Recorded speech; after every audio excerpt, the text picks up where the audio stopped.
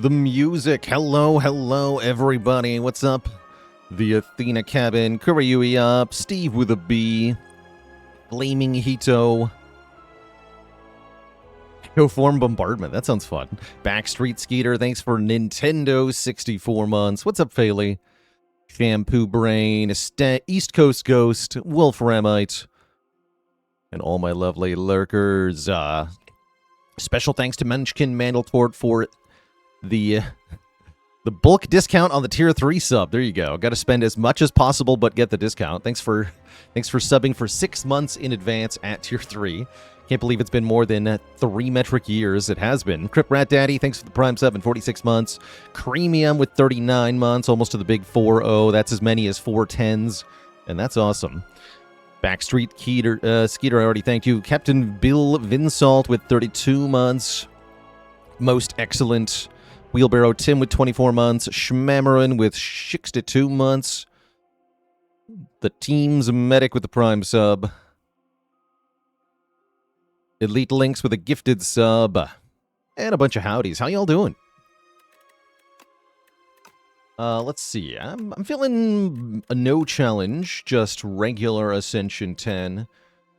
Currently we're on a 1 streak with the defect. That means we get to play Ironclad. I like Ironclad. Quiet Stream with the prime sub in 6 months. Boop the Button. Sleeps Cat's Money with 3 months in advance. Thank you. Tom pressing the button for 93. That's a huge number. As well as Barator with 2 years.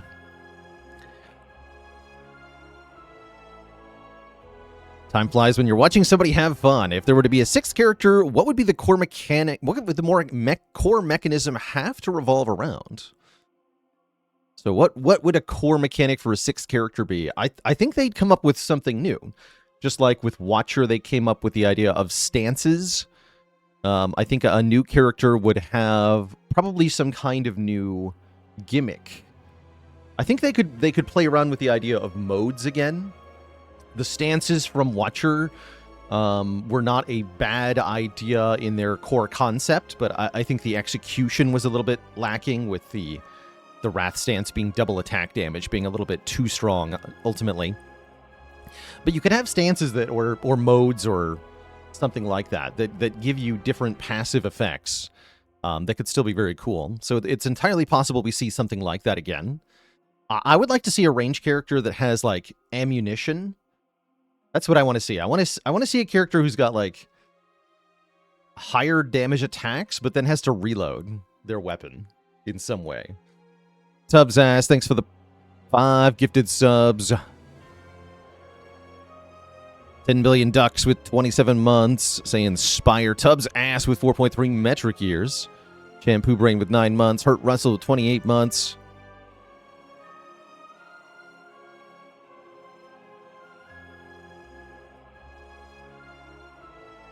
Yeah, kind of like a mana or ammo system. Though, thinking about it, actually, it's not that different from stars, right? You could think of stars as ammo if you just conceptualize it differently. So it wouldn't necessarily have to be that different from stars.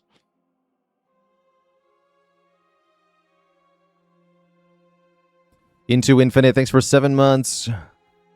Hello, welcome to Sleep Cat's Money. Been gotten hooked on my videos since we've been nursing a torn Achilles heel. Oof. 1, get better soon. 2, what video am I most proud of? That would probably be the double Necronomicon run.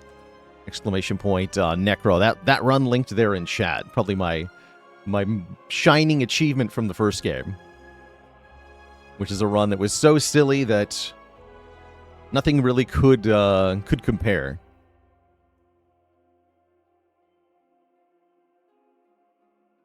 What do I think about the compact nerf? I think it was necessary. Yeah, I think it was necessary.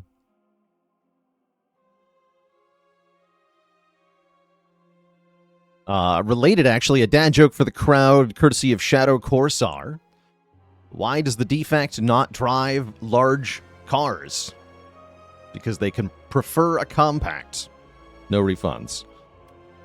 So, let's play some Clad here, shall we? And Menger Sponge with 100 bits. As well as Nico B. Robin with 22 months. Felix says, I have a silly shiv run the other day. Blade Dance floor 1, Phantom Blades floor 2, Knife Trap floor 4. And getting the Philosopher's Event into Monarch's Gaze led me to bringing test subject to minus 109 strength in phase 3. That's pretty funny. Manaz, thanks for 11 months as well. Would love to see a character that revolves around temporary card enchantments. Oh, that's a cool idea. Yeah, a character that can enchant their cards mid-combat. Most Sovereign Blades I've had... Oh, I was just thinking that we need to do a run where I get, like, way too many swords. It's actually not that hard to do with the right card combination. I think the most I've had is, like, 3 or 4. We haven't had a lot yet.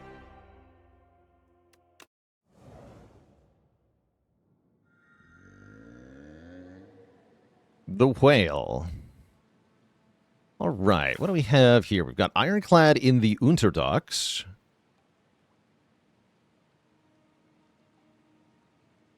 Could fight as many as 3 elites. See, it could be Crucible time. I'm actually not that excited about Crucible, though. Crucible on Clad feels a bit counterproductive. Clad is trying to get as many relics as possible, and this is putting you behind by 1 relic. The upfront boost in power is nice to smash through some early elites, but what if we could smash through early elites with a different starting option? What about the file holster here? I think that's a bit more exciting for me. We take the file holster, we hit this early shop, and then we try to just break through this first elite and do 3 elites total, so that we get 4 relics as acts. Tasty Flapjacks, thanks for the Prime sub at 11 months. That said, I wouldn't call you wrong for taking Silver Crucible. Not at all. The downside is actually a bit less, because we're hitting the shop in Act 1 before the chests. So we don't really miss that money. How's it going, Zote the Mightier? Good to have you. I'm going to go with File Holster. Pam to Dev, thanks for the Prime sub. Oh, we get an Entropic Brew? Instant payoff. Whoa, wait, that's absurd. Wait, that's so good. What do you mean? Is it ever Oyster? I feel like Oyster is actually not that bad on paper. My problem as a streamer with Oyster is that it's not fun or interesting enough for me to want to take it, usually. I think I strike twice here. This fight sucks.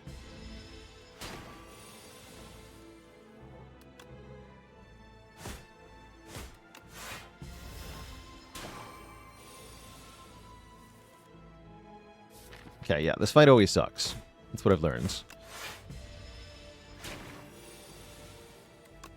Oh, I don't even kill it here. Okay, it's fine. Ready. We have Potions galore. Unrelenting is here. So is Whirlwind, though. Both of these are really good. I've actually really come to like Unrelenting as an early game card. Essentially, 14 damage for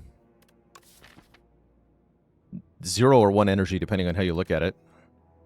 It's a very good card. The Free Bonk. Whirlwind is very nice for dealing with multi-enemy fights, especially with the energy potion, so that was worth noting as well.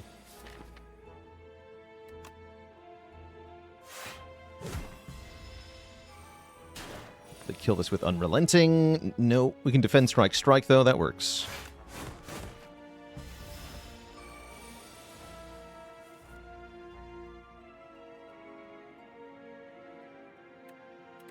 +8.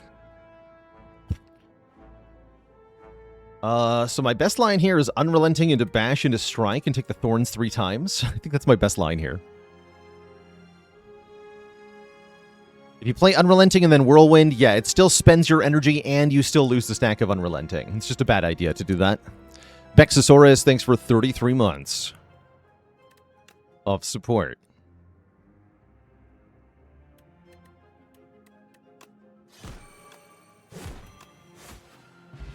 Ow. And we get another potion. Okay, interesting. Ooh, plus some really good cards here. Ashen Strike, Headbutt, and Flame Barrier. I think it's got to be Flame Barrier because we're in Underdocs and we do want a good block card.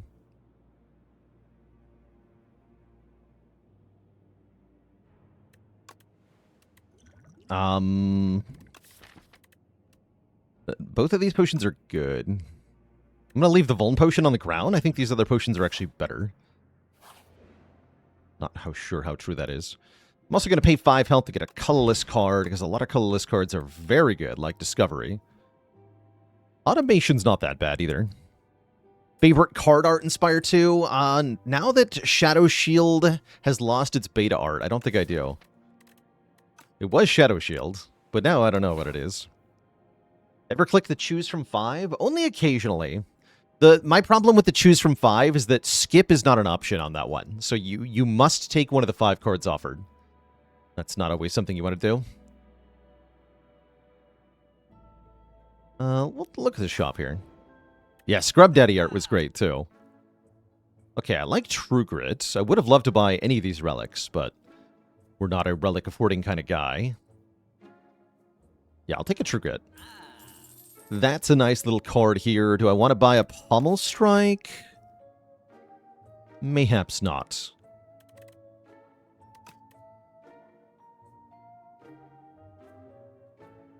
Favorite timeline art? I've actually haven't been spoiling myself on them. We looked at all the stick figure timeline arts, but I actually don't want to go back and look at the done ones until the game releases. Just so I'm saving just one tiny thing for the full release for myself. Make it a little bit more exciting. Do I need to do that? Absolutely not, but what I want to do. Like a little treat.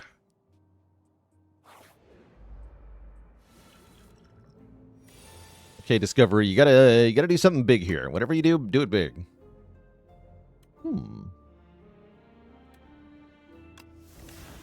Whoosh. All right, all that to play Flame Barrier that was already in my deck. Sounds good. Great.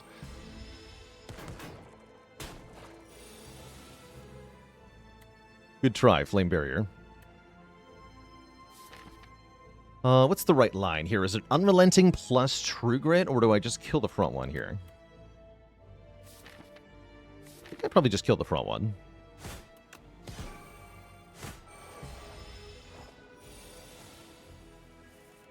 Yeah. Nice.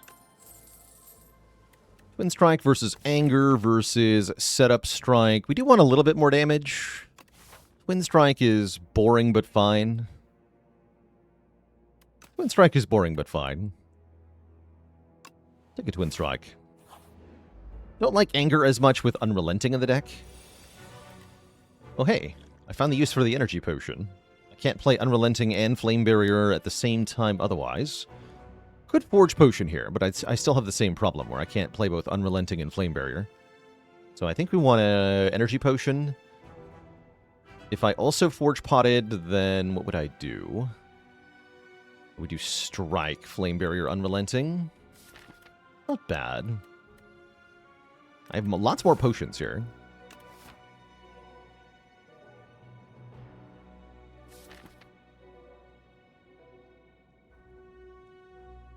Our Forge Pot's better on a later turn, though. Let's just go Flame Barrier, Defend, Unrelenting. Keep the free attack. Okay, so Forge Pot now or Forge Pot next turn? Looks like Forge Pot next turn.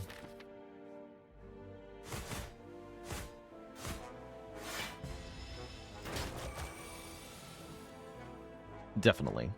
All right, Discovery, you got to be good here.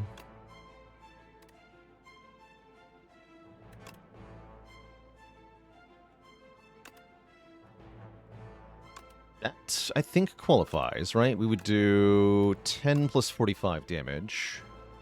That would stun it, right? Yeah, that stuns it, and then we can kill it. Okay, yes. Take the Fiendfire, Forge Pot. Bash, Fiendfire.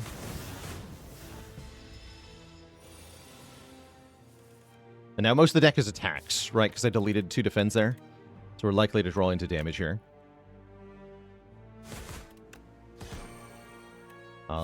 Full send. Oh. Good. Very good. Right, we defeat the Terror Eel. We score a Vambrace, doubling the block of the first block card each combat. That's great with Flame Barrier especially. And we score a Battle Trance, which is great too. Card draw.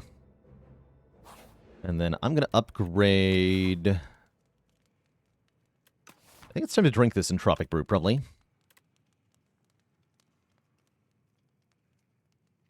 Don't think you can physically not take the first trance you see. It's always a good idea to take the first battle trance that you see. What's in here? Holy fire potions. Okay, cool. Discovery upgrade simply makes it not exhaust. That is cool in certain fights. I'm really leaning towards Flame Barrier upgrade. Make our block blockier here as we go into this fight or the Coral fight. Either way. Fire Potion goes pretty hard here, yeah? I Fire Pot this one. I block 7 damage right now. Like an Unrelenting and then bash the back one. Sounds pretty good to me. And I full block because I block for 10.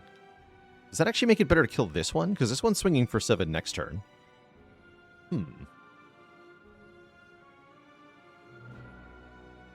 Yeah, that'll reduce the next turn damage substantially. Okay, yeah, I think we target this one, because this one does 5, then 7, then 1 by 3. This one's actually the one that does the most damage over the first 3 turns. I believe.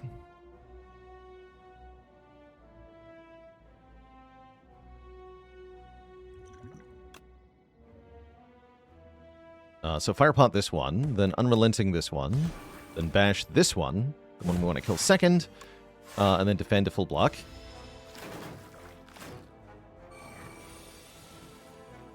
Now we have Flame Barrier. I'm also going to play Discovery into Unrelenting. Okay, really good turn. And I might as well strike this. Okay, maybe I should have struck this one. Doesn't matter too much. We do take 1. But I think that might be it.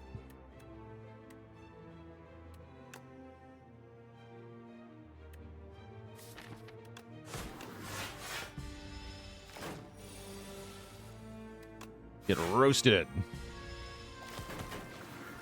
GG. So we're plus 5 health in that fight. That was nice. We score the Book of 5 Rings, which will heal me later, I guess. Gotta be really careful about that. Stomp is some much-needed area damage. We don't have area damage currently, and it's nice with Unrelenting. Yeah, so I'll take a Stomp. And Tarnisness, thank you so much for the Prime sub in 8 months of support. And I will take a Smooth Stone.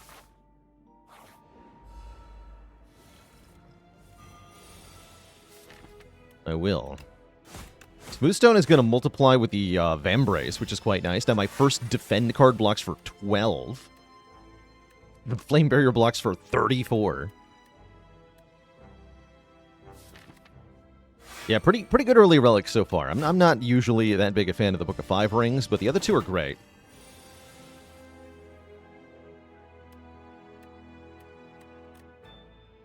No need to play Discovery here, right? Unrelenting into Bash into Twin Strike does 32 damage, so that'll just kill. Plus 6 health. Bloodwall would block for a ton as well. Body Slam looking not bad here. You know what? Yeah, I'm going to add this Body Slam. It's a little early for a Body Slam, but I see this paying off later in a big way.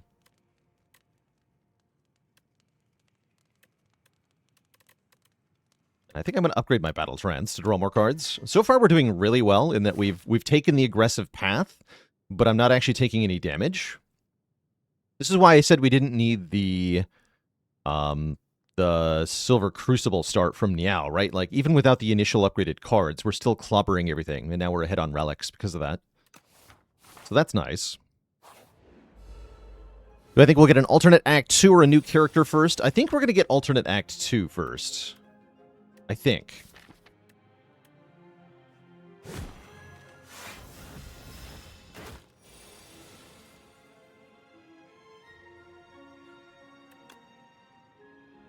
We go Strike, Unrelenting, strike, stomp. Nice. Taunt looks good. Right to alt act 4. Imagine if there was an alt act for it. That'd be cool. Golyo, thanks for 79 months. That's a lot of months. Pope Clement says, I often watch you on the phone during your lunch break at a pasta restaurant. Now you clave carbonara when you open the stream. Good. All is as it should be. And how's it going? Penny H, welcome. Thanks for being informative and chill. You're welcome.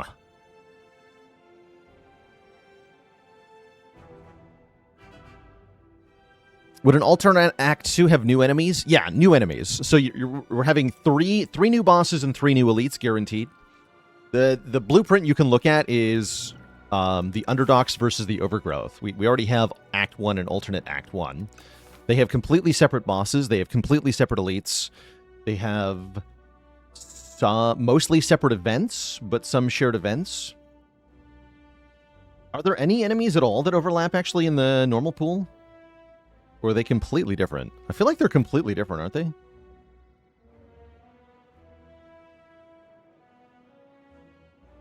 B says, yeah, they're all different. Okay, so we can expect that every enemy will be completely different.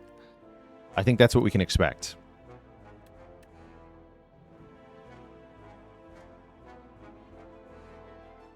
That's pretty cool, actually.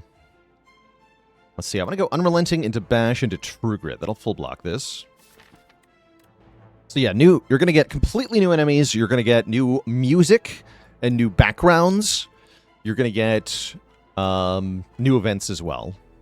So that's pretty cool. Now, when is this happening? Nobody knows. That's the only Megacrit has any inclination of how close they are to finishing Alt Act 2. I also expect that when Alt Act 2 initially releases, it probably won't be, finished. We may not have all the art, all the music, or whatnots, but we'll get to play with it. That'll be fun.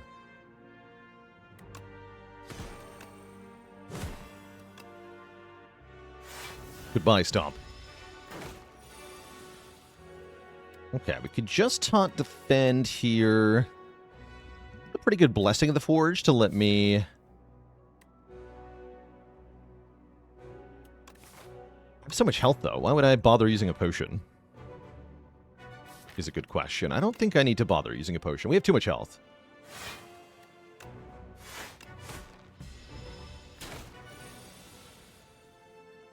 Flame Barrier. Body Slam. Again, no real need to Discovery here, because our turn is already essentially perfect.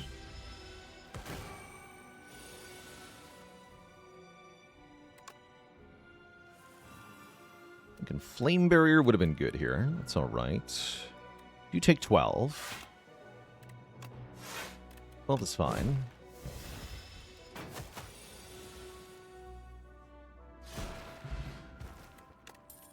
Get a Happy Flower and a Pyre. I'm taking a Pyre. That card's awesome. And it's just more energy per turn. Hell yeah. Definitely yes. I'm going to keep the Fire Potion over the Strength Potion? I think so. Don't plan on using the Strength Potion against Soulfish. Soulfish should be very easy if I just upgrade the Pyre. There is this fight. I hadn't considered this fight.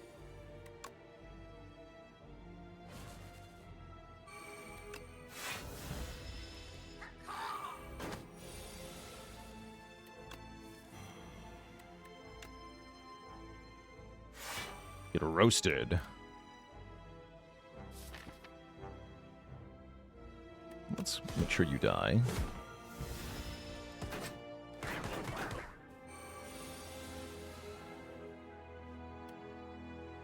Bonk. Absolutely demolished.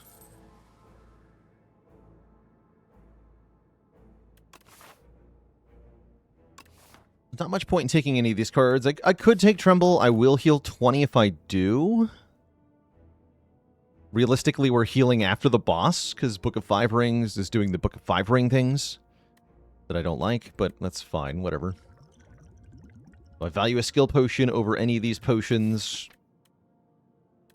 I don't think I do. How's it going, Sus Rodent? Welcome. All right, we'll just upgrade the Pyre. I cannot believe this card exists still. It's kind of an obscene card, right? Like, what the hell? How is this allowed?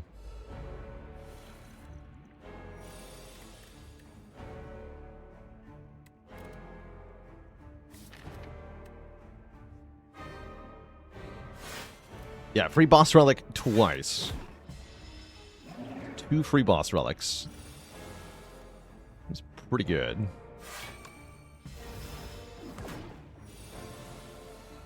Nice. Bonk. Simply bonk the fish.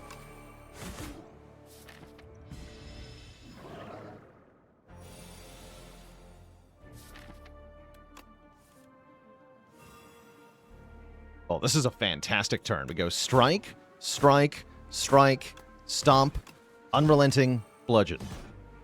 The power. Every attack gets played. It's too good.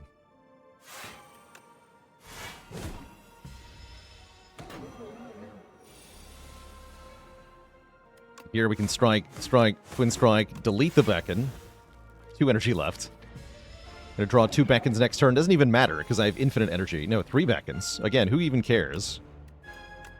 Whatever. Hit points, don't need them. Ow.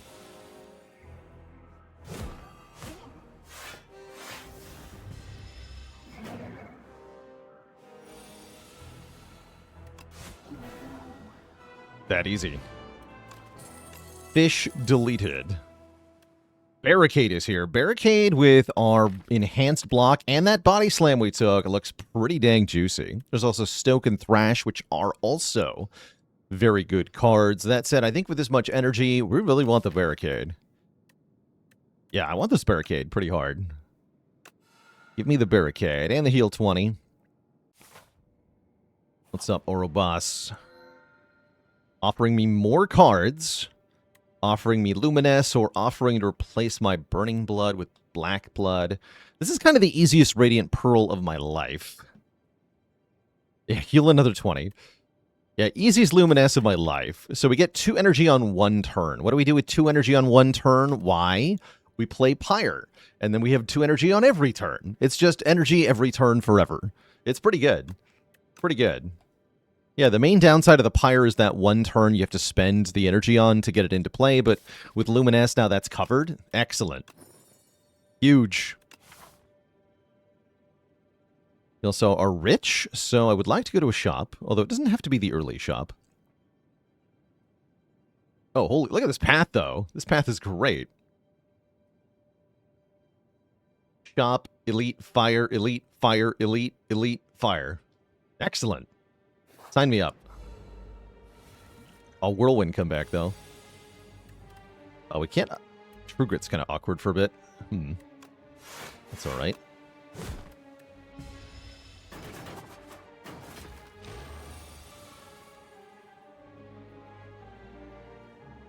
Nope.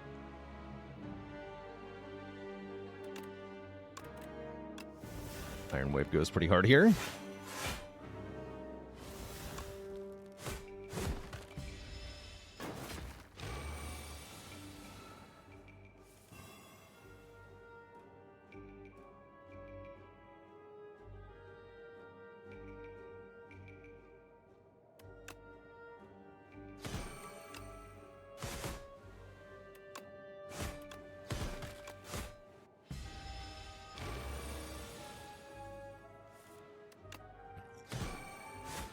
Yeah, that went quite well. Now we're at full HP. We're offered a pillage that I don't think I want. I don't think I want. Skip these. Do take the blood potion over the cure-all. And skip this first shop. Hit an event here. Oh, Colorful Philosophers before you is a rather epic sight. The most important question at hand is, which color is truly the best? I am a blue enjoyer, for sure. You know what I'd like is Subroutine. Give me Subroutine. Or Frost. Frost Orbs would be good, too. Defect Comment's a very good blocks. Hologram is obscene here. A lot of good defect cards. What do you got? Defect. Show me the hologram. Yeah, hologram. Or Uproar Plus. There it is. Subroutine. Oh my god. Okay, hold on. And the rare? Is probably Rainbow? No, it's probably none of these, actually. But yeah, Subroutine and hologram is definitely happening. Get in here, hologram. Get in here, Subroutine. I don't think I want Rainbow.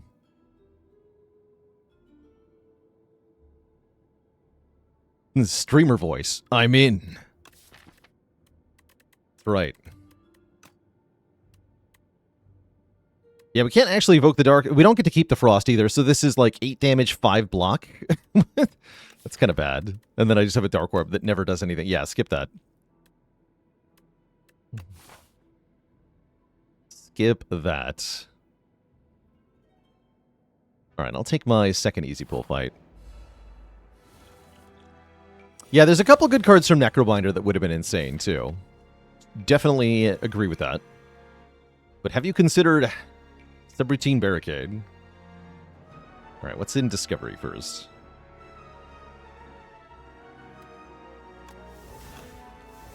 Frickin' Mangle hype? Buffed Mangle would be good here.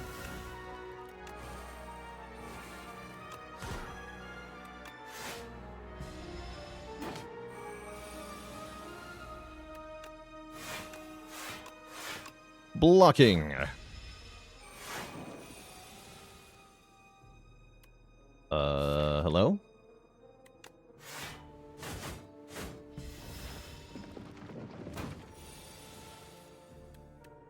Isn't the turn I wanted?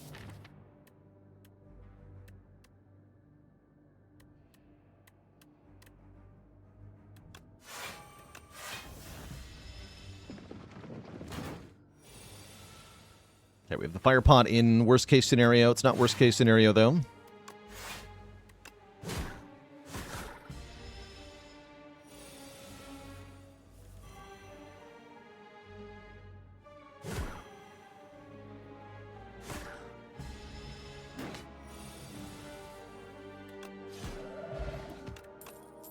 Nice.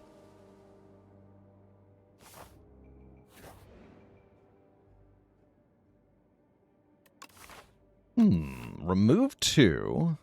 What about Enlightenments? Reduce the cost of all cards in your hand to 1. It's actually not that bad, right? Could take the Enlightenments. I'm also kind of down to just remove 2 strikes here, actually. I am not opposed to that at all. Does make the shop suddenly a lot worse, but that's not that bad. Can't afford a 3-strike removes. Actually, no, I can't. I'll have 110 left. Yeah, we could remove a 3rd strike. I'm into it. What's up, Zen Weaver? So what could we have bought? We could have bought Bag of Prep. That would have been nice. Yeah, that would have been very nice. Should have removed only 1, probably. But removing 3 is really fun. Have you considered remove 3? In my Barricade deck. That's almost as good as Bag of Prep, right? That's 3 less cards I don't have to draw in the first place. That's kind of like Bag of Prep. But it's not at all like Bag of Prep. At the same time. This is a good-looking Forge Potion. We get to do a lot this turn if I Forge Pot. Yeah, let's Forge Pot here. We upgrade the block from the Taunt by, like, 2? We increase the Vuln. We do more damage with Unrelenting. We get to play the Strike. And we upgrade the Luminous as well. Go Body Slam, then Strike, then Unrelenting. Keep the free attack into this turn. Which I can use on Hologrammed Unrelenting. Wait a second. Infinite. Hologram Unrelenting is kind of overpowered, right? Wait, that's absurd. What do you mean? But also, ow. I can also just block, right? If I just hologram taunt.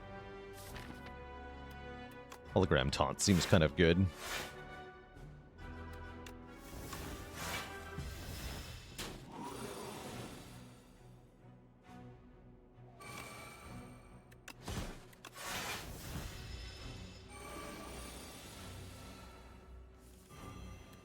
Get roasted.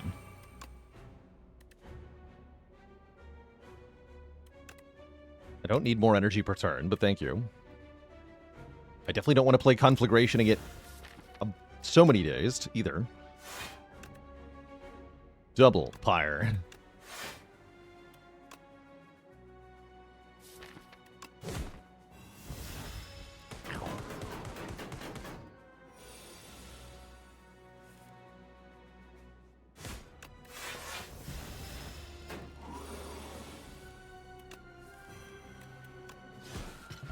Cool. Get a bag of marbles. And possibly an armaments, which I do like, because it can upgrade our Luminous. Take an armaments. What's up, Tom Tom? Had a Sovereign Blade run with Enlightenment pluses, an Heirloom Hammer. So you'd have 3 copies of a 1-cost card. That's pretty cool. Why is Pyre more hyped than Berserk was? Very simple answer. 2 energy per turn. It's really that simple. Pyre gives twice as much energy as Berserk did. There's also the lack of an upfront downside like Berserk had with that Vuln. The Vuln was super annoying on the Berserk too, but really it's about the 2 energy instead of 1. That's the big reason. Let's upgrade that Arma. Ooh, Bronze Scales. Now we get the coveted combination of Bronze Scales plus Flame Barrier. This hasn't happened yet for me, but I'm still hoping for the day we get Reflect plus Bronze Scales plus Flame Barrier so we can do triple reflected damage on 1 turn. Is there any other do damage when the enemy hit you types effects in this game? I don't think so, right?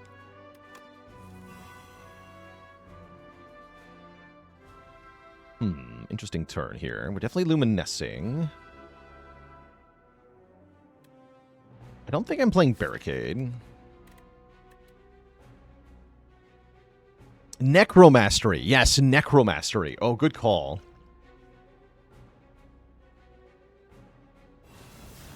Yeah, Necromastery definitely counts. So if I play this, I'm not playing Barricade, huh? Kind of annoying. Just striking twice, or what? Lack of Barricade may have been a mistake.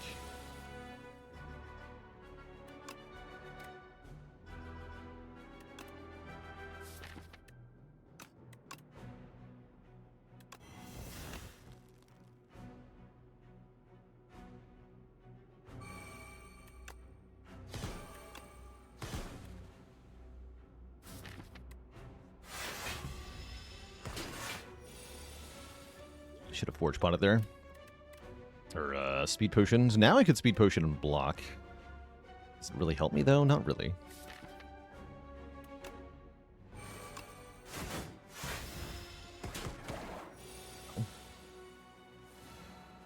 Ooh. It's not good.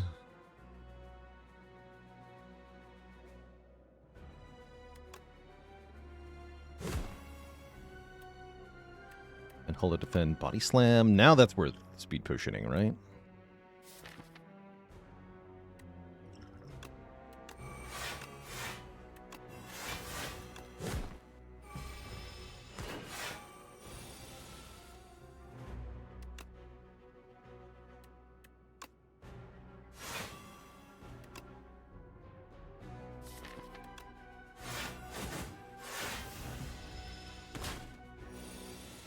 Alright, we're almost done. I think we got it now, yeah? Yeah, I think so. Yeah. Okay, that was spooky, but not too bad. Now we have a fairy in a bottle. We have a boat thingy. And I can take another taunt if I want. Mega with the Prime sub in 47 months. I do want another taunt, actually.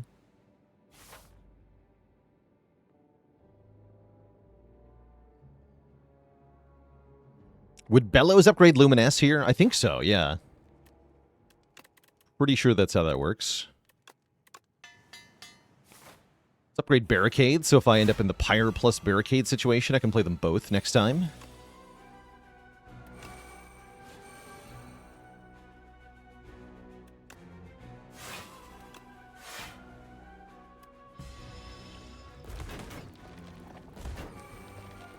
Okay, we full block Decamillipede turn 1. Got our Pyre in play. That's a start. Is it good enough, though? I don't know. Oh, hello. Barricade, but cheaper. I mean, might as well, right? Unless I want this Headbutt. Headbutt is good, actually. I'll take the Headbutt. The Doublecade.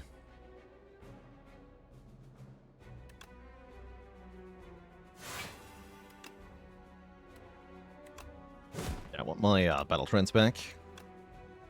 27. Okay, so you'll die to Thorns. That's fine.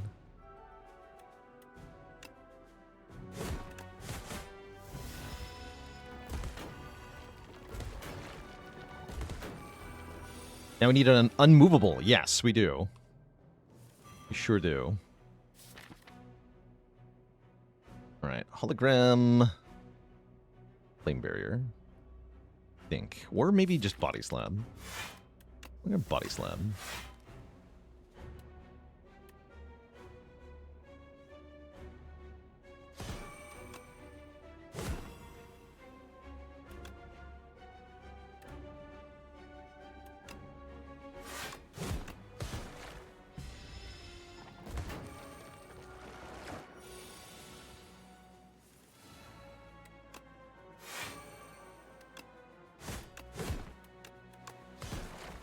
Beautiful.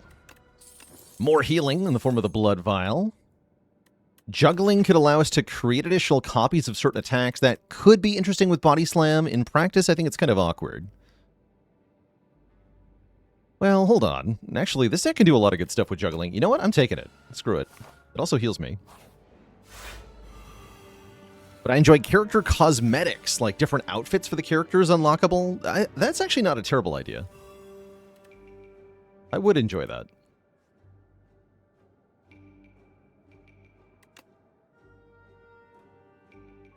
Discovery first.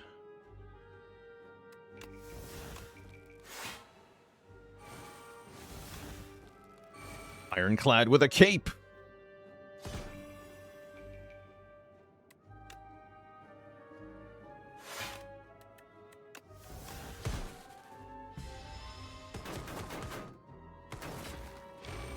Yeah, especially since multiplayer is an option and you can see the other players in multiplayer, that'd be quite fun.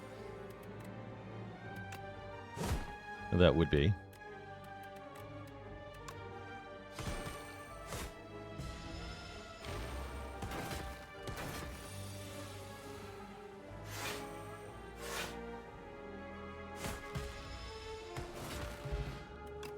Death to bugs. Alright, our last elite is going to be the Dorito again. This didn't go well last time. Surely this time will be better. Mile.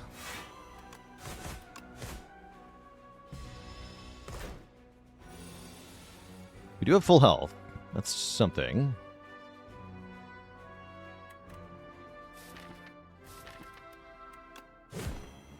What else do we have is a good question.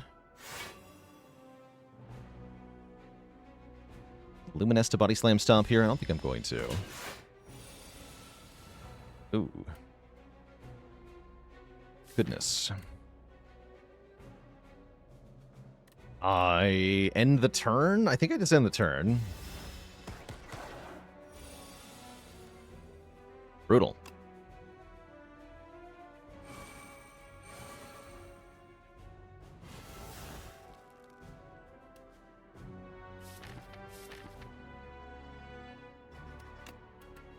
Is Hologram Unrelenting? I think so. Gotta push damage here.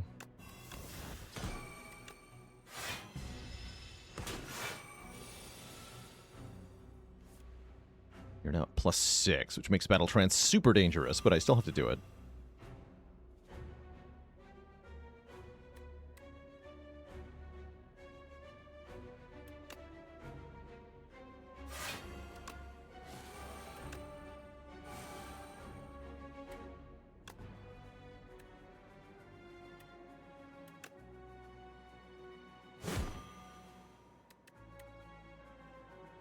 I guess I better play defend, save a little bit of health. Getting critically low, though. We gotta win and fast, or else.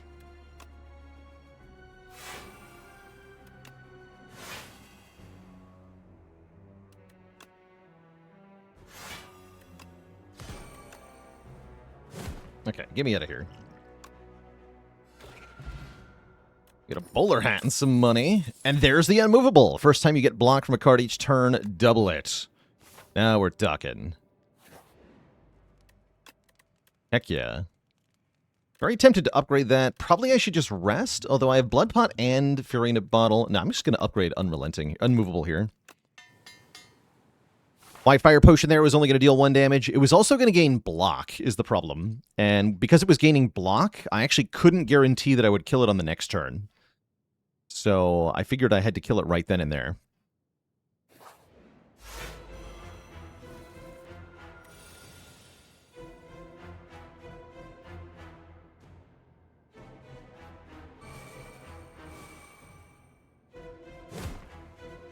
Alright, we take 10 damage on turn 1. Not ideal, but we get down an important power there. I don't think we used a block card either, so I still have a double... Yeah, it's solely block. Look at this! Look at the block on this card. What on earth?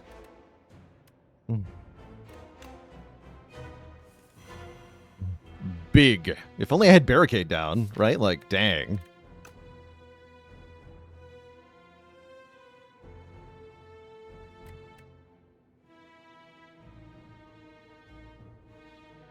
So what's happening here is that Vambrace is doubling the amount of block, and Unmovable is also doubling the amount of blocks. That's times 4. And this is a Flame Barrier Plus, which is 16 block, plus 1 for Smoothstone, 17 block. 17 times 4 equals 68. Big. Yeah, even the hologram blocks for 16. Unupgraded hologram blocks for 16 here. Pretty funny as well. I think I Discovery first. Second Wind. No, I'll take my free Bludgeon, thanks. We go Subroutine. Taunt this one. Play the free Bonk. End the turn. Pyre and Barricade are easier to play. There's Barricade.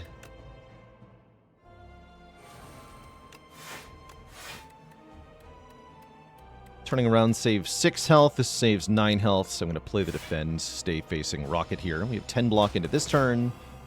We could die here. Well, yeah, we could quote-unquote die. Bottom deck Pyre is kind of annoying. I think I just throw the Luminess away. That feels bad. Because I got to play the True Grit here, so it might get deleted anyway. Might as well guaranteed delete a card I want to delete.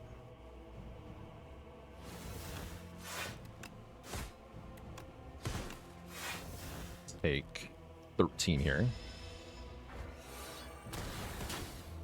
Ouch.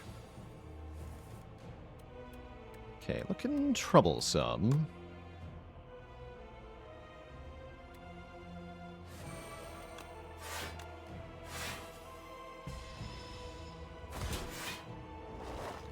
Definitely taking too long to get our powers down, but now with the powers down, we are pretty good. Well, I say that as I die. Dying is bad here.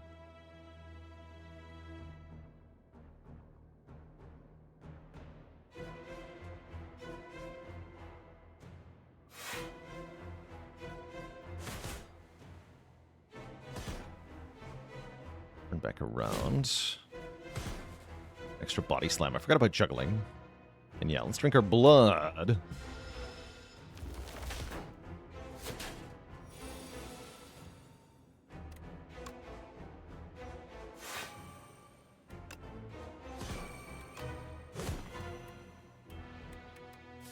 Get rid of my block cards.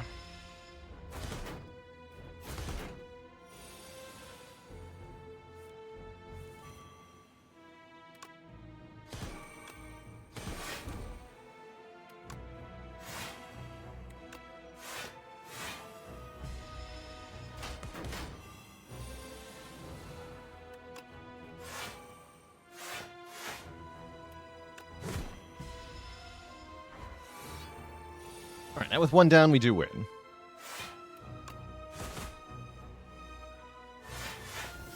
Nice.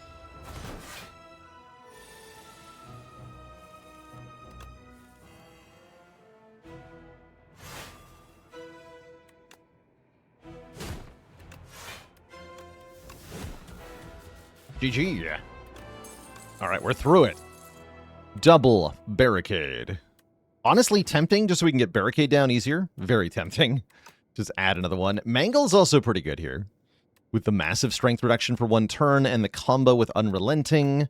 I'm actually pretty happy with Mangle. So we'll take a Mangle, and we'll say hi to Tanks here, who offers to make my powers more expensive. Or we could add a Whistle, which recently got buffed to be a 1 cost, or rather, a 1 cost cheaper, so now it's 2 cost.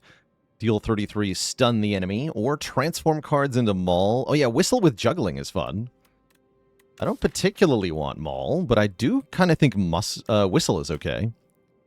Is Demon Form still bad after the buff? Yes. Yeah, mostly. It's not useless, but it is kind of bad.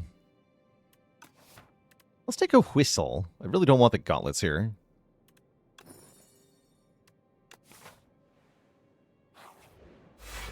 Although the subroutine can kind of counteract the gauntlets. I don't think I want to Arma this Bash. I would rather keep the Vambrace active.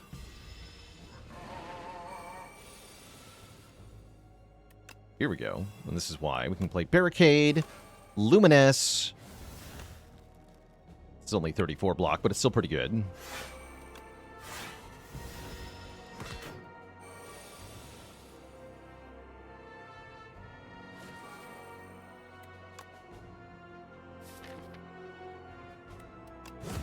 Okay, next turn we kind of have to Whistle it. Great. Don't have Juggling down, though. Sad.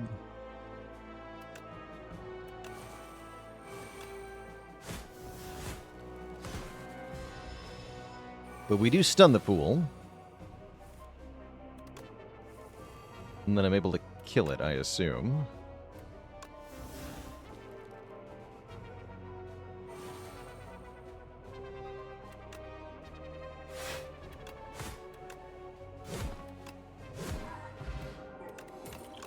Great. What Ascension is the biggest spike in difficulty compared to other ones? It's Ascension 9. The Ascension that makes all the enemies do more damage is a huge jump up. So I think A9 is probably the biggest toughness increase.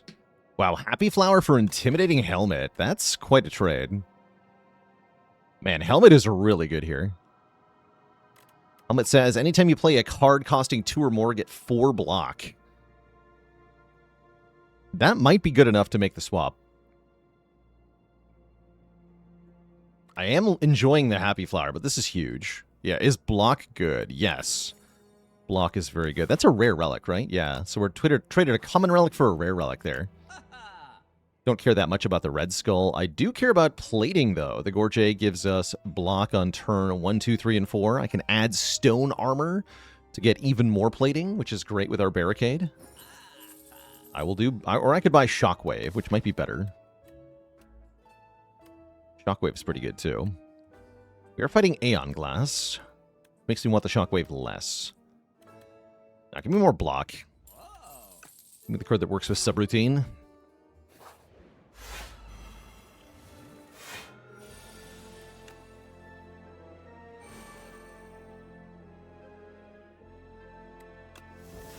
$24 block.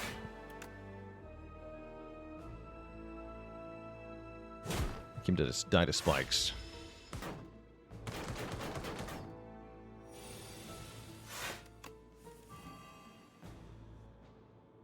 So this gives me 4 block for playing it. This would give me 4 block for playing it. Pretty hype. Not gonna play Barricade though.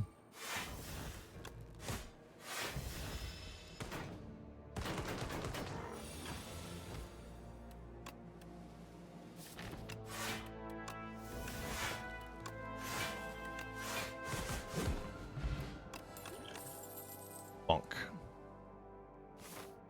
Unmovable Plus carried you through A10 yesterday. It's a really good card. Yeah, it's a very good card. Bonkalicious. Guess I'm fighting this elite. We are currently wrecking face in the best way.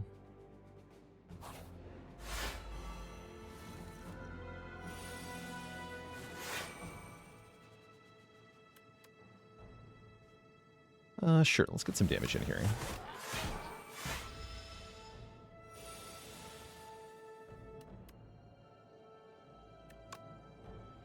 This now blocks for 38, which is so much.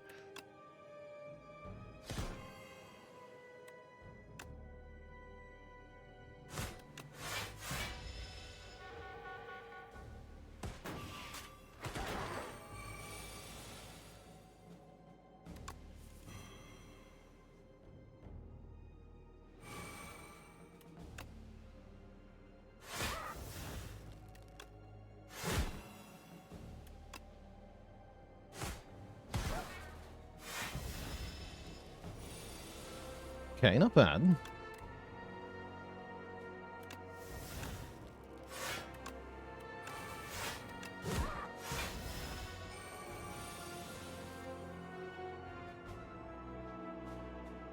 We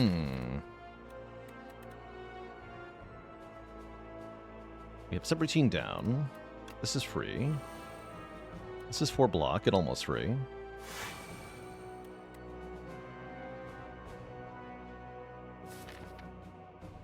Unrelenting will let me kill this one. Okay, let's hollow Unrelenting here.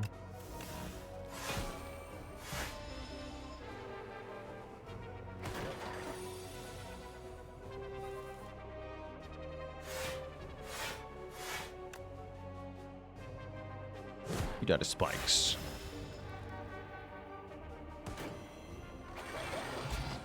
I might have had a kill on a previous turn there. Totally possible. Totally possible. Alright, who it is? Mecha Knight. We are allowed to stun on turn 1, which is actually kind of tempting.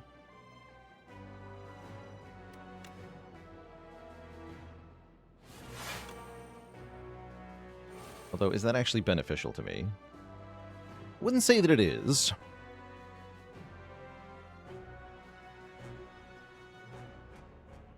Yeah, Artifact doesn't work here. Stunned. But yeah, was that actually worth it? Not really.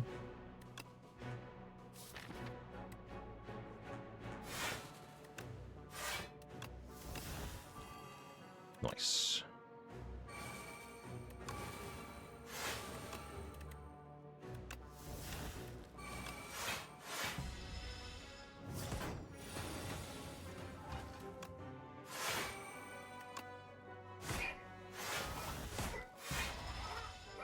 Blocking.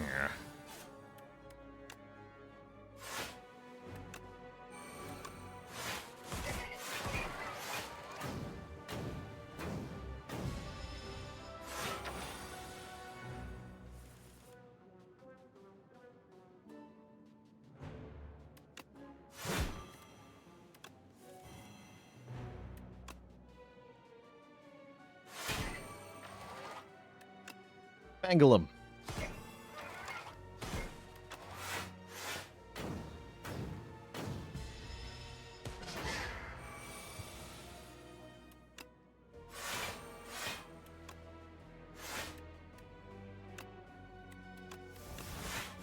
We're one body slam away. There it is.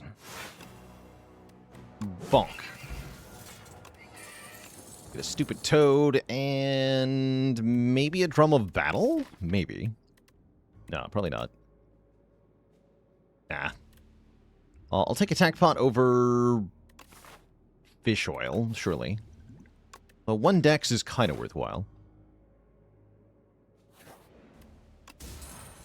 We'll also take the Venerable Tea set, giving us energy on turn 1 after visiting a rest site. We'll fight the Bug Knight. Frog Knight, whatever you are.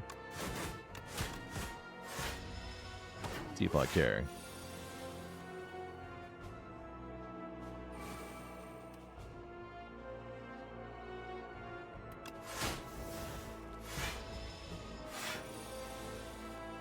There we are.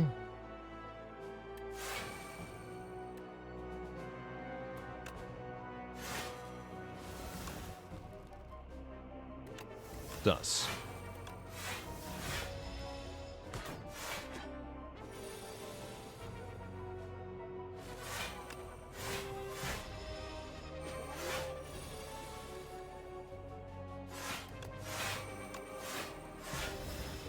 Yeah, at this point we can just kind of outblock almost anything.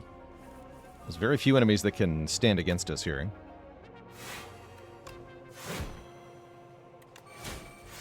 Damage kind of only comes from Body Slam, though, so damage is a little bit lacking.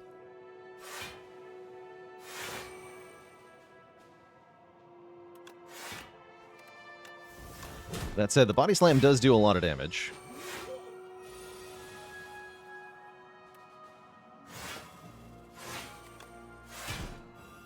Death by Thorns. The tongue. The tongue. Great. Do I want to fight two elites? I'm half tempted. We have enough money that the shop is kind of worthwhile. I could remove another strike at the shop, which is not bad. That is not bad. Give me Soul's Power. You know you want to. What, if anything, am I looking for to feel super comfortable into Aeon Glass? I think we're good. Another copy. I should have grabbed the other copy of Body Slam, maybe. I don't feel like we're missing much, though.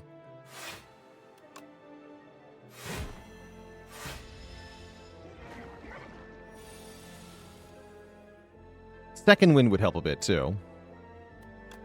Yeah, Second Wind's totally acceptable.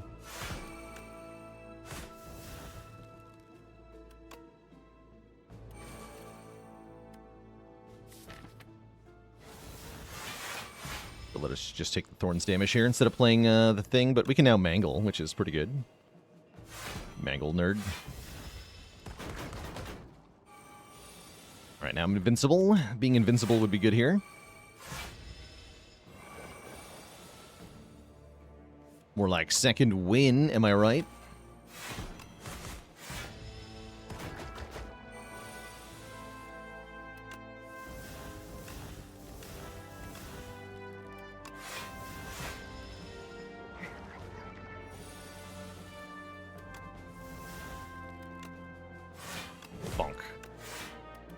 Again. Ooh, Havoc Plus. Yes, I'm into that. Okay, there's Second Wind. I guess I'll buy that. Impatience is kind of interesting. Better potion is maybe better. Gambler's Brew Second Wind sounds pretty good. Yeah, Gambler's Brew Second Wind sounds pretty good. Let's swap the attack pot for a Gambler's Brew. These are acceptable things.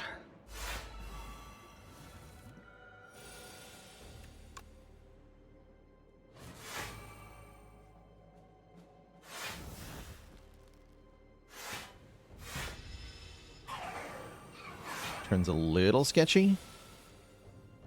Oh, I can desync them? Wait, is this genius? This might be genius. I think this is genius.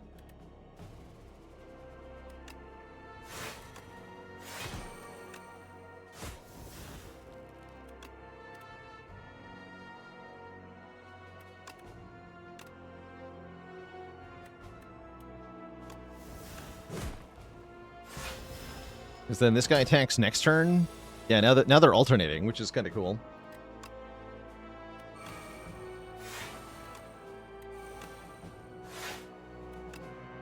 Yeah.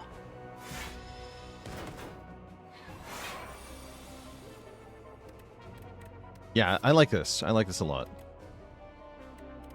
What I don't like is that I'm still not blocking very well, because my dex is gone, but that's alright.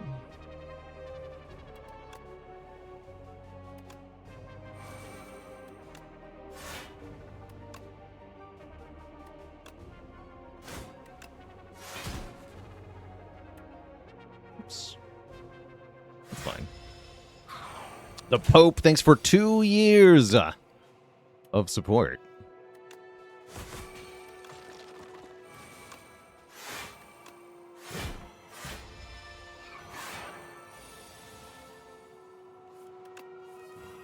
Mangled idiot.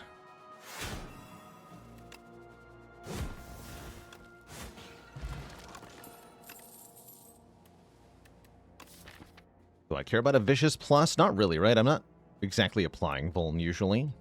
Wait, I know I have 2 taunts, right? No, never mind. Give me that. I'm dumb.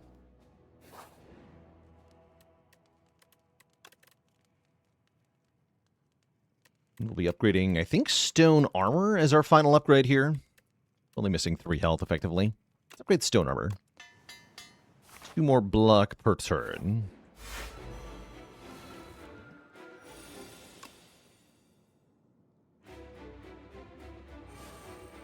There's the 68 block. No barricade, though. I think we just mangle it. Here on turn 1. No skills played whatsoever. Is the way to go here. Phase 1 of this fight's actually kind of horrifying.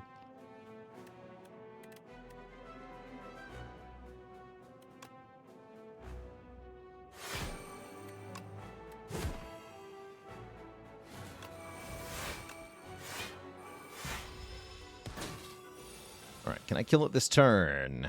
Looks like a hell no. Although I could hologram mangle again. Somewhat tempting.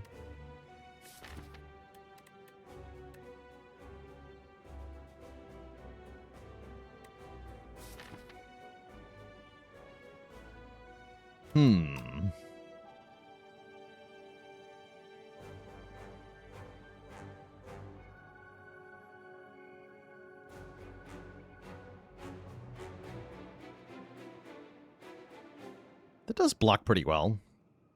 I could play the subroutine and the juggling, too. Don't take that much.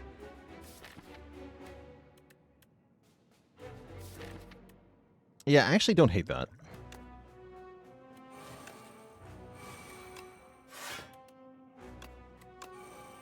Very good damage. Yeah, we only take about a dozen damage. We can regen potion that back, too. We have more time to set up our powers here. Perfect.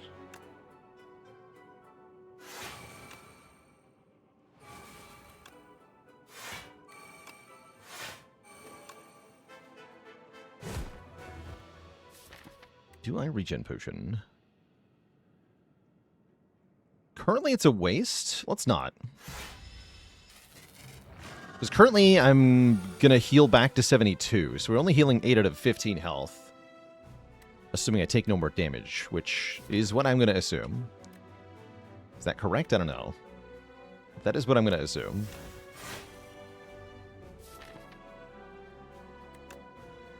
Havoc the Whistle. Nice.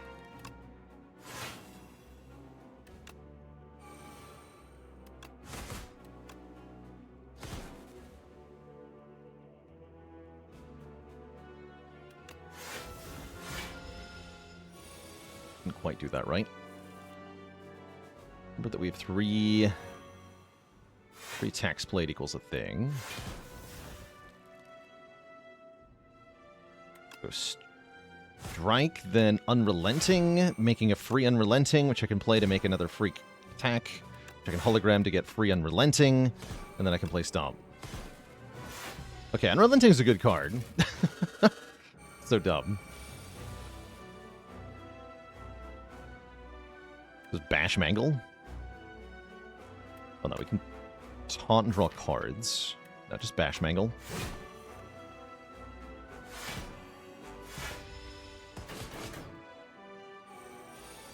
Then Body Slam is Super Giga. Better to taunt first. I think it might be. Perfect. Go Strike. Stomp. Body Slam. Body Slam. Thanks to juggling. GG. Who's up next? The Aeon Glass. So yeah, it would have been a waste to use the regen potion.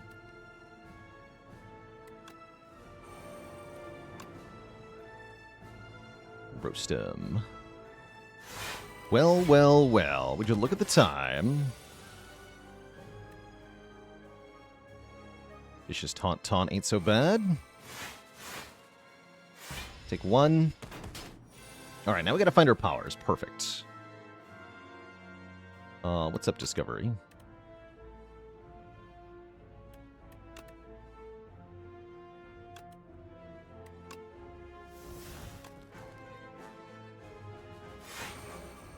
Could second win that Wither. That means losing Luminous, which is annoying.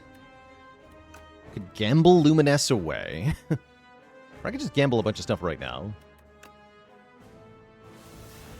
Let's gamble 4 cards now, yeah? Perfect. Great. Okay, that helps.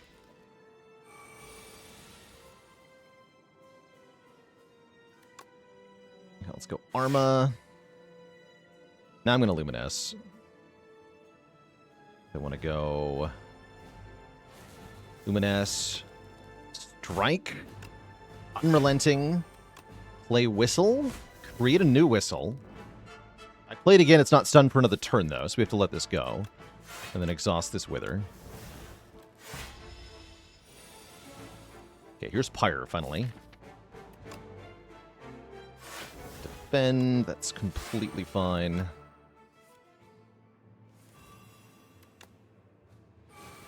Delete these Withers. Body Slam. Okay, looking like we're very strong here. Here's Whistle again.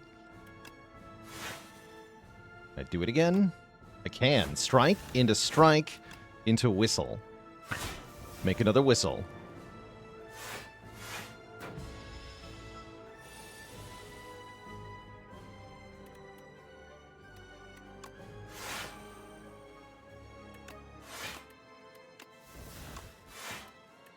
Get rid of these stupid Withers.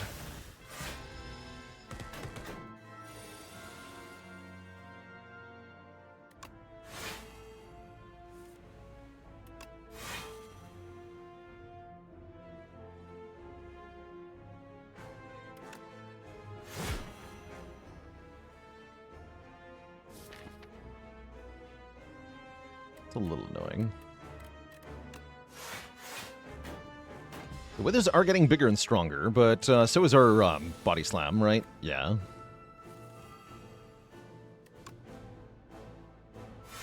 Perfect. Same trick as before.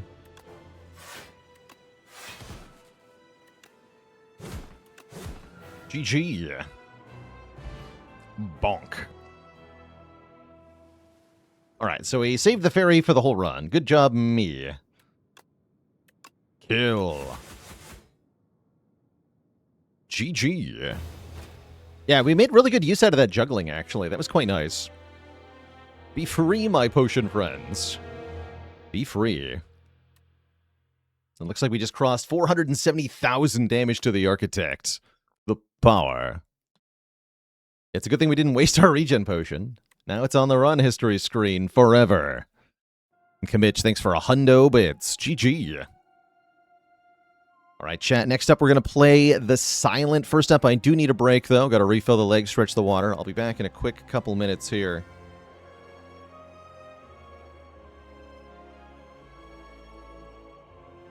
For some more Speyer. BRB.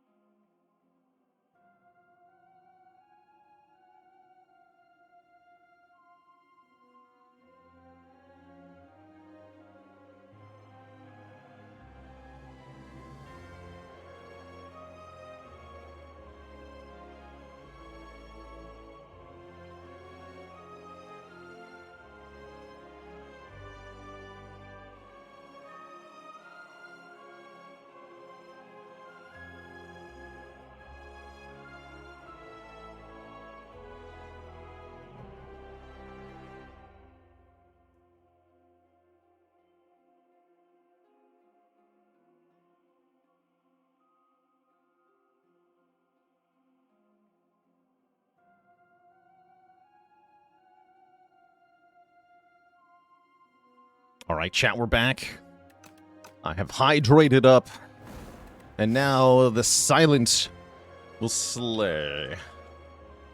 Click the title. I might as well.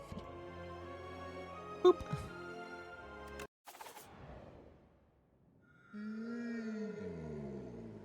Guilty. 1 ambergris. So what does ambergris let you do? It lets you go max elites even if you really shouldn't do that. And that's kind of cool, right? That's kind of cool. So if I want to take this 4 elite path, we could try it with the ambergris.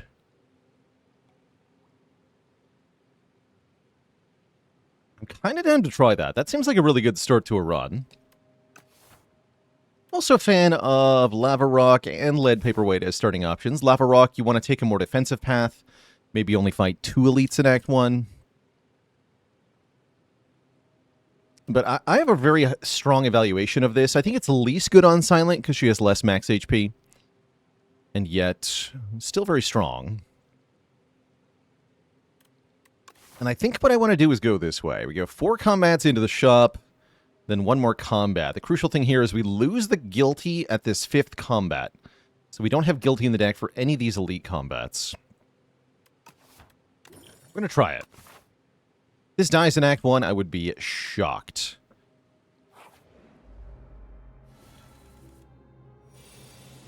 Do Overgrowth elites make Poison hard to start? I wouldn't say so. I think Poison is very good against Burdanis. Turn 1's not very good. Yeah, I think Poison's really good against the bird, and it's not bad against the Frog Parasite, because if you kill it with Poison, you get a free turn against the minions.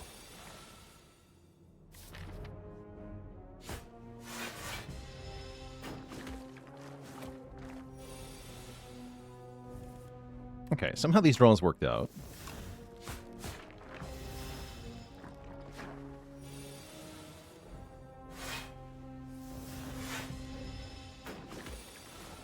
Yeah, draws worked out really well here.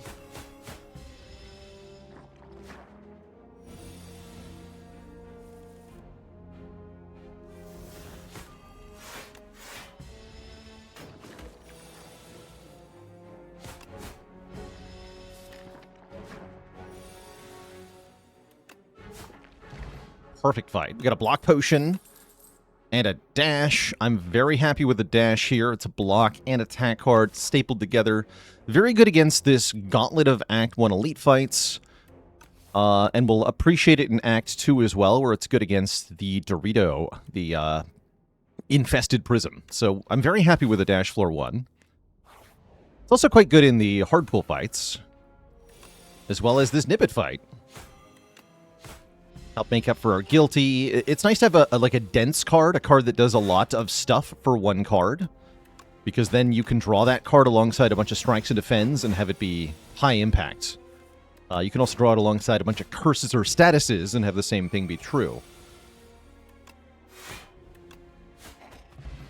Perfect, the Nibbit fight. 2 perfect fights in a row is pretty good. We are offered Deadly Poison alongside Untouchable and Deflect, and I think I'd take it. I rank this as one of the worst poison cards, but it's the only damage card we're being offered, so probably I want it.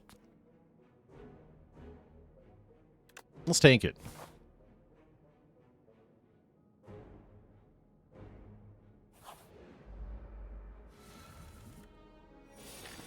How do I feel about a potion chance mod for content creation? Just like displaying the potion chance on screen? I think that could be a nice little thing to do, actually. I block potioning here? Might do it. Saves 5? No, block pot for 5 is insane, right? I might get another potion, though. I'm gonna take 5.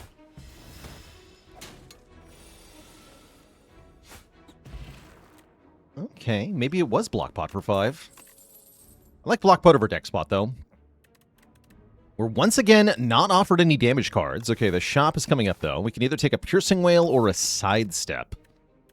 Thinking about Piercing Wail is most helpful in the next fight. Sidestep's not bad, but I don't really have cards that can take advantage of it currently. I do like this card a lot. And I think you can take this card in Act 1. But I want the whale. Okay. Yeah, and this is why I wanted whale, because this fight, this guy attacks 8 times or whatever. I want to kill the Axe Raider first. Almost. Can't quite kill him here. I can kill him with the poison, though. Ever take 0-cost cards just for the statue? I don't usually. I would take shivs if I had gotten offered any. Also known as the Stinky Boys.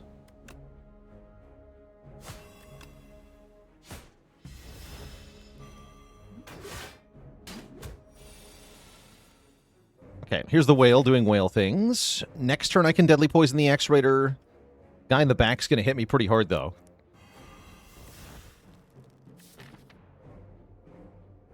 Yeah, next turn's gonna hurt a lot, unfortunately. Next turn's our block potion turn.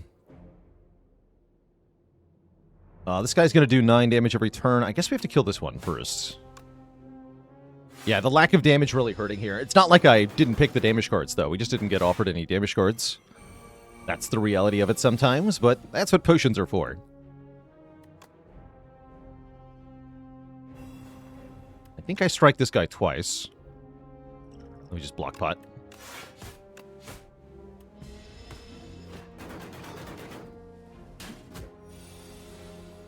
So normally, right? Normally getting a fight like this that hurts a lot would kind of ruin our chances of fighting these 4 elites and surviving. But because we have Ambergris, I think we just get to do whatever the hell we want.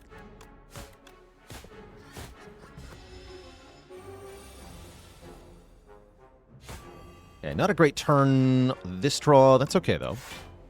Getting the poison down is important. We're also suffering from this guilty, which we're going to get rid of shortly here.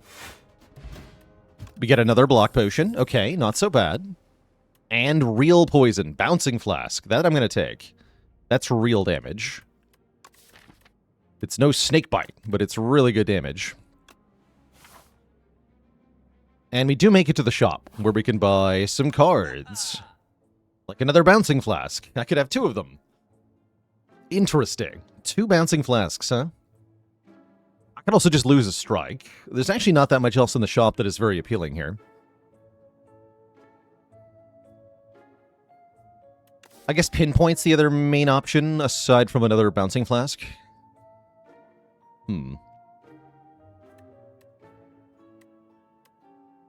Why is Snakebite better than Bouncing Flask? I'm mostly memeing, actually. Bouncing Flask is more poison, so it's arguably better. Snakebite is less poison, but it retains, and you can target the poison, so it is better in some situations, but usually I do prefer the Flask. But yeah, I'm just memeing. Just memeing. Man, Remove a Strike is so strong here, is it not? I mean, is it? Feels like it sets us up really well.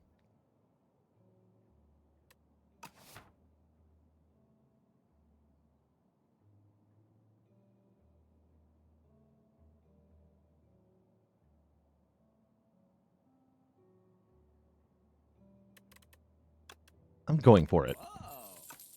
This might be a terrible idea, but I think it isn't.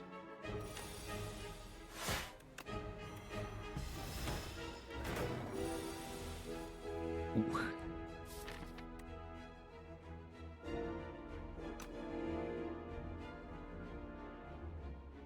I could use the block potion to play the Bouncing Flask here, or I can triple defend. If I triple defend, though, we're not really killing this enemy, which seems bad. Yeah, I think it's block potion time. Let's just do this. Piercing Whale blocks this multi-hit. And then hopefully it's doing the debuff turn now. Yeah, there it is. Okay, I'm pretty happy with that. We lose the guilty. There it is. Get in here. All right, imagine buying a second Bouncing Flask. Imagine. Baloney Hunter 77 with the Prime sub. Welcome to the Koozie Sub Club.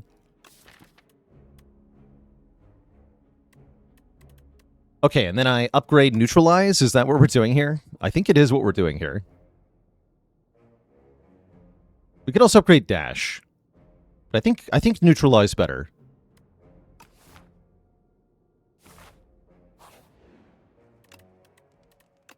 I'm kind of hoping to see the statue first. Maybe bird. Yeah, it's this thing. Okay, this thing's a problem. At least we have piercing well.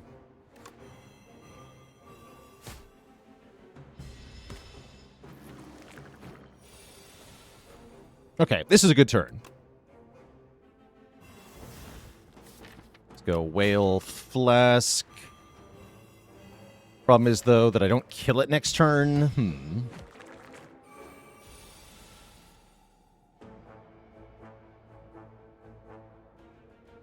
So maybe I have to use the ambergris here for the extra turn.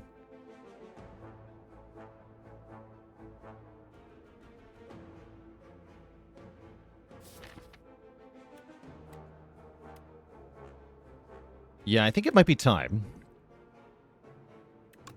Let's do it.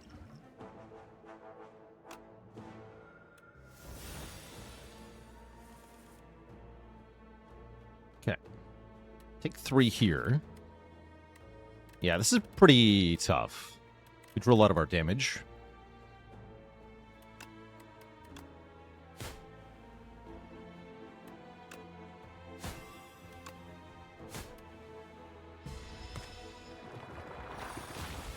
Poison doesn't trigger for the extra turn? No, because poison triggers on the enemy's turn. They didn't take a turn. Why would they take damage?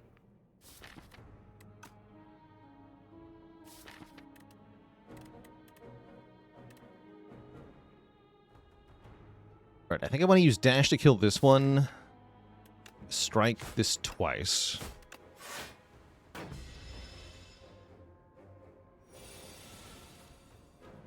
Okay, we have to skip Bouncing Flask. I'm not in love with. Yeah, Flask is quite bad in multi-enemy fights. That's right. Snakebite, unironically, would have been better here. That's okay.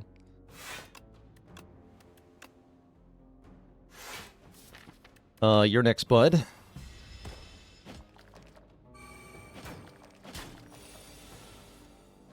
Okay, good. I think? No, this is terrible. This is going to hurt a lot.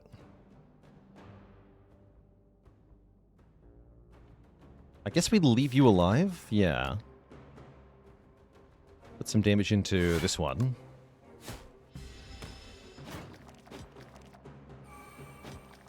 Then one strike can kill this one. Prevent 11? Yeah, perfect. Okay, not too bad. Yeah, not too bad at all. Then next turn, this one dies to strike, and the full Bouncing Flask will hit this one. Yeah, you can see the potion was the right call. Even with the extra turn, this fight's kind of devastating.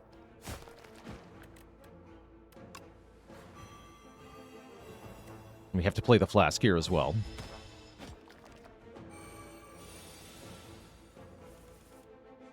Okay. We're free. Still have 47 health. We have a Centennial Puzzle. Shadow Meld is a thing. Double your block gain this turn. Tempting. Good upgrade, too. Yes, you know what? I'll take the rare. We get Whetstone upgrading Dash. Okay, so we do get the Dash Plus. Elite number 2. Bird.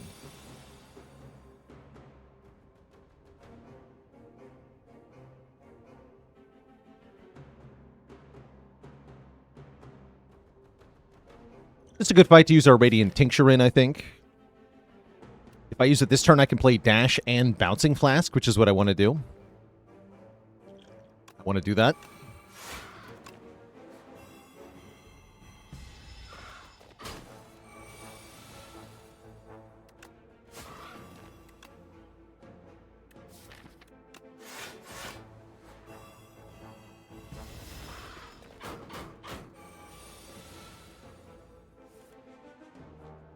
This looks pretty free as well. I blocked for 36.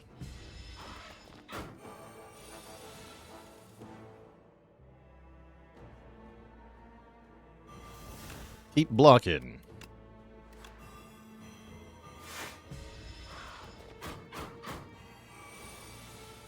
All right, we do know it's the statue next. Statue could be trouble. Bag of marbles will help, though. Snakebite is here. Or we could take a fumes. Or an acrobatics. I like adding more poison to the poison deck.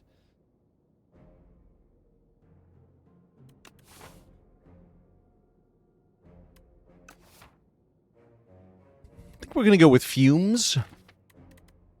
Let's go with fumes. They're both viable, though. Deck's getting very expensive. It is. Oh, hey. This is the perfect time to take 2 potions, huh? A wee bit of gold, refill the potions, fight 2 more elites. Sounds perfect.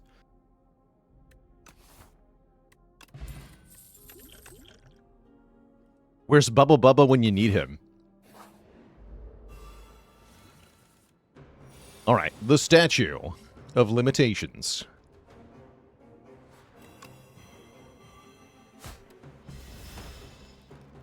With our big poison cards, this shouldn't be too bad. Yeah, this looks pretty good overall. We drew Neutralize on the right turn also. Pretty good, actually. Yeah, pretty good. Taking only 8 here? I'm okay with that.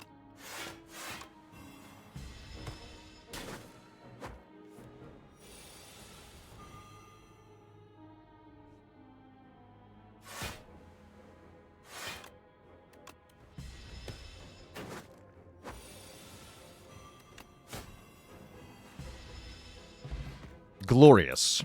Now we have a Vambrace, doubling the block on the first card each combat. Abrasive is here, but so is Echoing Slash. And I don't have much in the way of ways to discard Abrasive. We're also weak to multi-enemy fights. I really like that Echoing Slash is an uncommon now. Get in here. Welcome.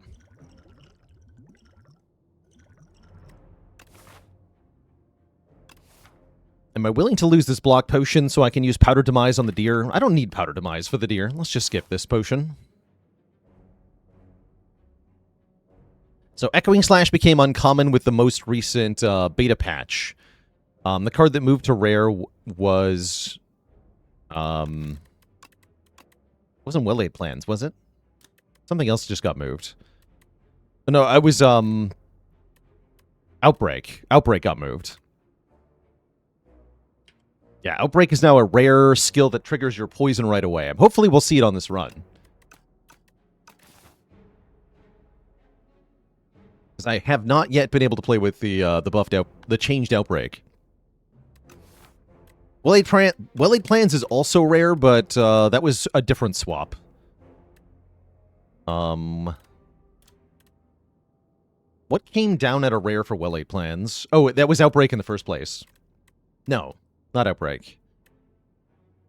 Something else. Oh, it was...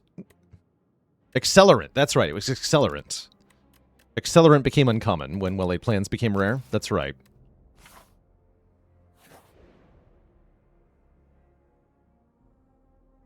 Was Acronaut the better pick over Fumes? I mean, Acro's not a good Act 1 card. Full stop. That's the core problem. Is Acro's just not a good card in Act 1. Bird. Delicious bird. Good breakfast.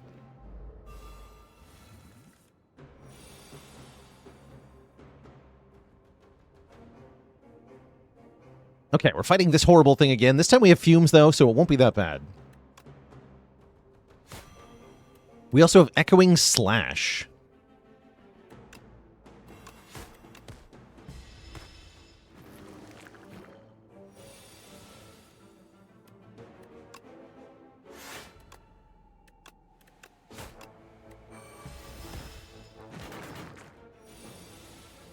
Yeah, this should be a lot smoother. Tremendously so.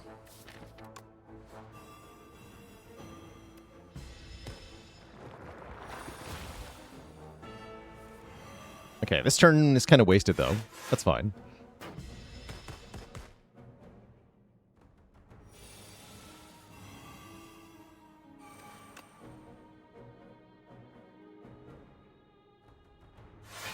It's not as bad as it might seem.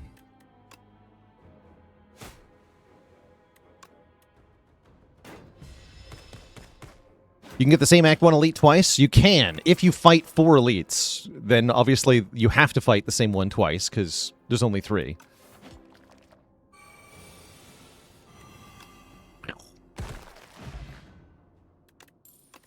Alright, we got a Planisphere healing us in event rooms. We're offered another dash. A second dash is not a bad idea, actually. We are kind of weak against the Dorito in next act, and this will patch up that weakness substantially, allowing me to fight lots of elites next act. I kind of like that. Also going to lose the Shackling Potion, replace it with a Skill Pot. We do have a ton of 2-cost cards, but that only gives me more options.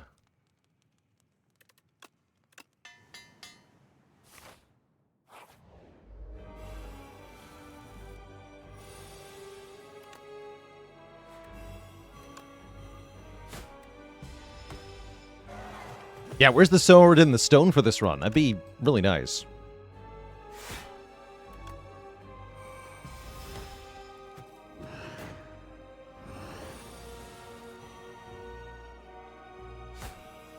Okay, mostly we just want to keep stacking the poison here.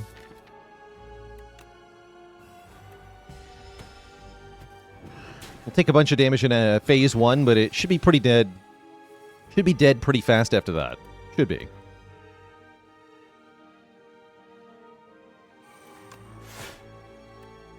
84. Okay, next turn it's going to get stunned. So here's our turn to put as much poison down as possible, hopefully getting a flask. Perfect. Flask plus deadly.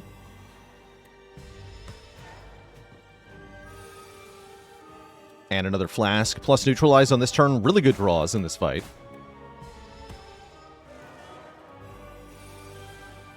Dash is here to block completely. We actually take no damage on the ringing turn. That's quite rare. And then we win. Yeah, really good draw in this fight. GG.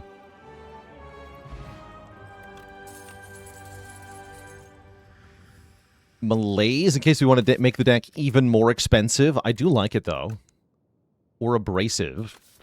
Don't think the Corrosive Wave is any good here. Malaise further solves the Dorito, which is worth doing.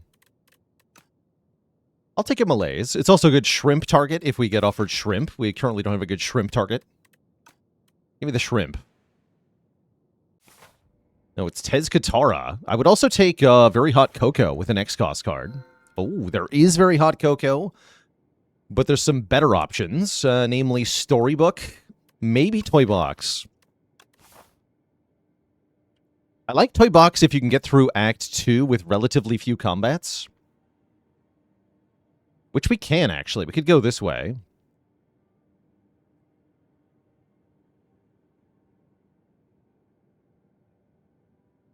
It's only 6 combats for the act. Good shop, too. We want this sequence of nodes anyway. Realistically. We kind of want this path regardless, actually. But less combats is also good for Storybook, right? Storybook's just kind of incredible here, letting us draw more cards, get more energy. Hell yeah. We take the Brightest Flame because it's really good. Do I still want this exact path? I could take a bit more combats early on, but I do actually kind of like this path.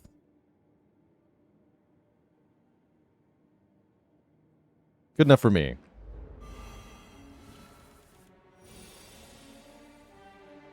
Japanthers with a Prime sub in 3 months. Thoughts on the new Expertise? I like it, actually.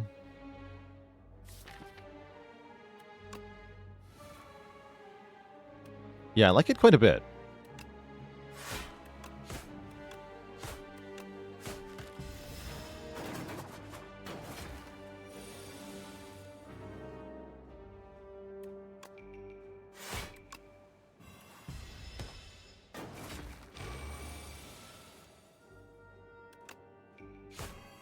Alright, so I can go defend Fumes, and it always dies next turn. That's the safest thing. Actually, I can Echoing Slash it next turn, even better.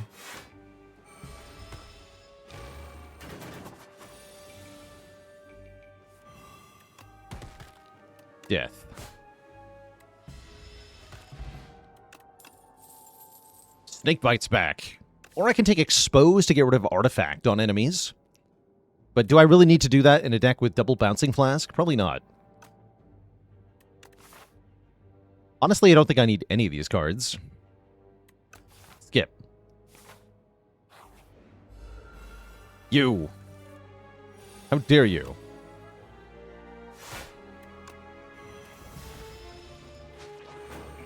Taking my dash plus, unacceptable.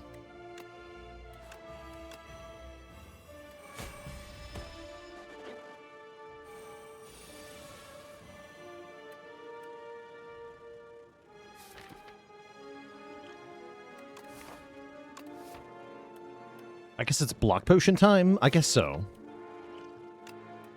But I can strike twice.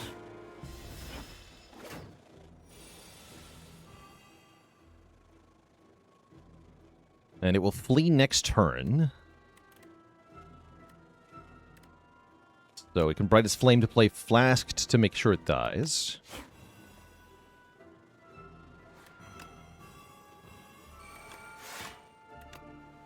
Perfect. Can he steal Brightest Flame? He can. I believe he deprioritizes ancient cards, prioritizes uncommon cards. So it's really low on his priority list, but he can steal it. You're more likely to have Brightest Flame targeted by the stupid bridge event.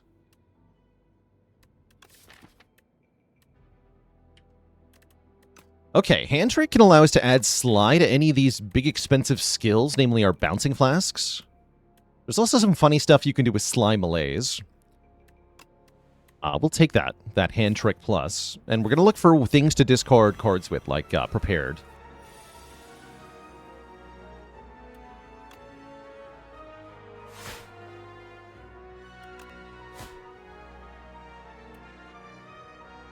Yeah, we actually take damage to this opening draw. That's kind of schnasty. But it's good to draw more cards because I'm looking for one specific card, and namely Echoing Slash. This fight's pretty scary, right? But with Echoing Slash, we have nothing to fear. Because I can do this. Wow. And I can probably also click on a backflip. Backflip's pretty nice. It says card draw on it. Crunchy. Oh, look who it is. The Doll Room. What would I like here? I don't think I actually want Bing Bong this time. Daughter of the Wind is decent for a little bit of... It's only a little bit of block. Mr. Struggles is actually pretty good too. Let's pay 5 health to look at 2. And those are the 2 we're getting offered. Mr. Struggles versus Daughter of the Wind. It might actually just be Mr. Struggles here, although block is pretty tempting.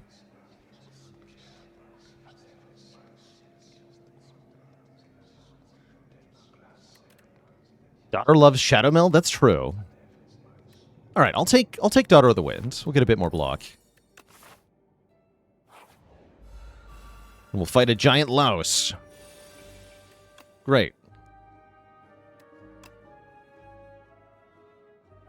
I can backflip to Bouncing Flask here. I would like to get the poison started. I really would.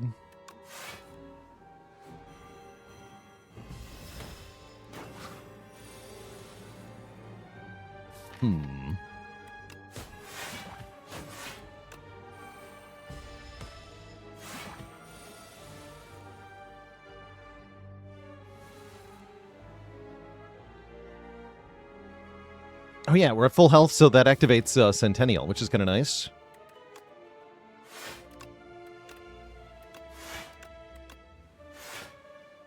Cool, I get to full block. That's good.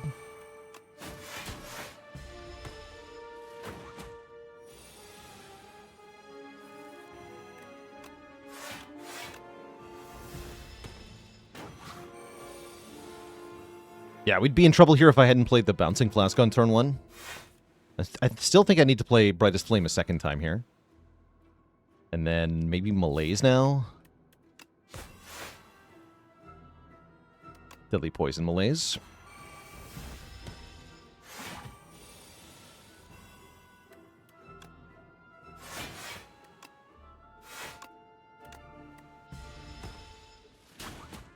Have a slow fight.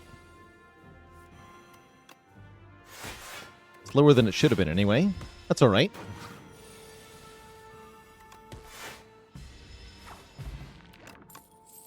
After Image. That is a power that says block more.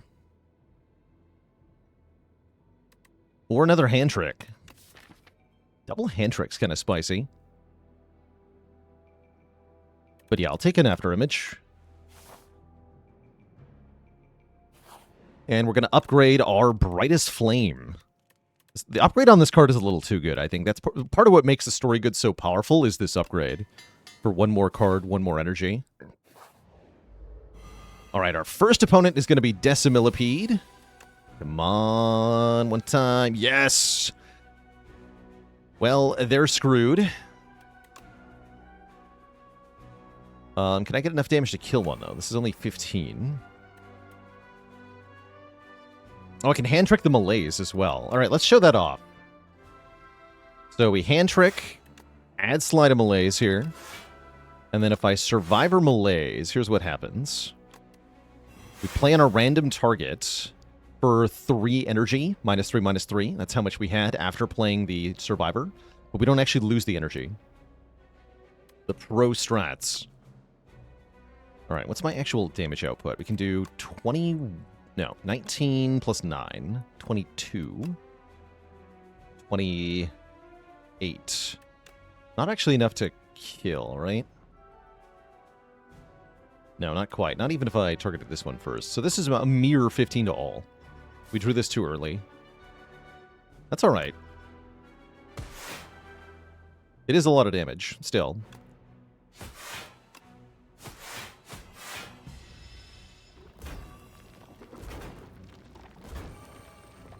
Could have tried to use a skill potion to do something. It'd be pretty hard to make it work the way we wanted to, though. We're not going to worry about it.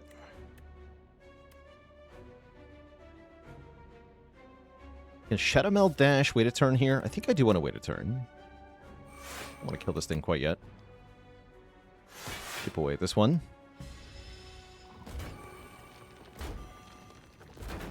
We have 2 dashes. Yes, we do. Fine Van, thanks so much for the Prime sub in 2 months.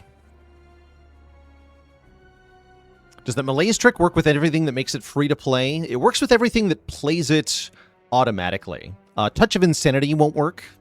You can't actually make an X-Cost card cost 0, but you can play it indirectly, like with Cascade or Havoc or something like that. Distilled Chaos. Now might be Skill Potion time. I was hoping I would draw the Whale. Alright, what do you got, Skill Potion? Acrobatics. Yes. Alright, there's Piercing Whale. Perfect.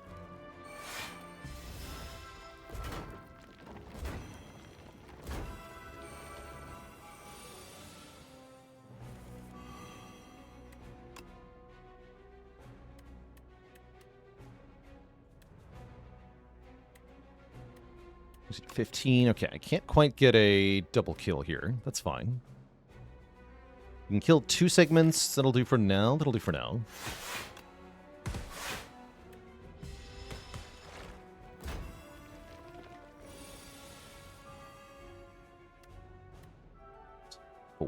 This is not enough damage because I'm weakened.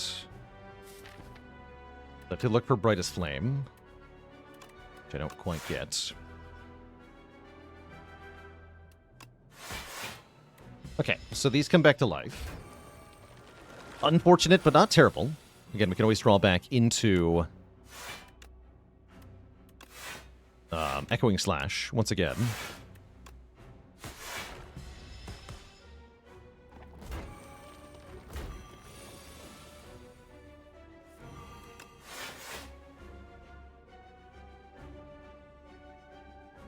I will use this one more time.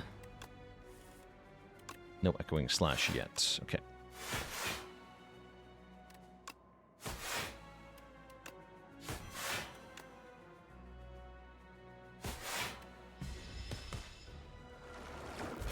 Now I'm not weakened, so if I draw Echoing Slash, we win on the spot. Great. GG. We do get a touch of insanity, and we get an old coin giving us 300 bucks, which is great because there's a shop coming up very soon. And I could take a backstab, but I don't really want to.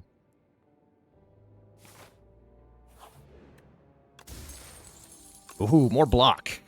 Everybody loves more block. Now, what I want to do is upgrade my damage capabilities by upgrading poison. Actually, maybe it's malaise first.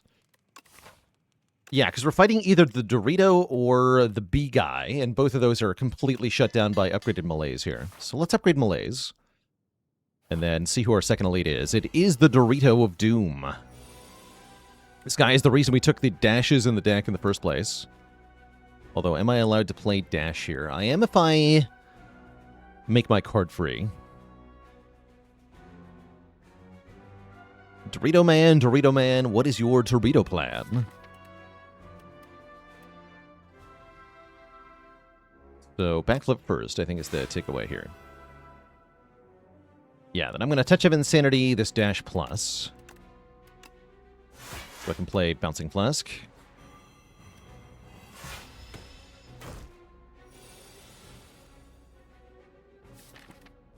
Okay, that's a little concerning.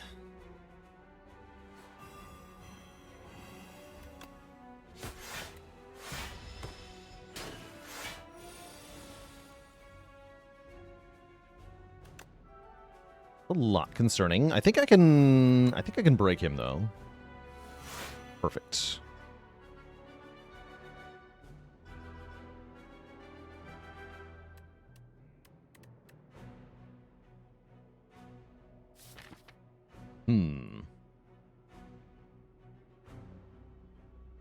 Just play the malaise is probably the safest play here. Probably. But I could play other stuff.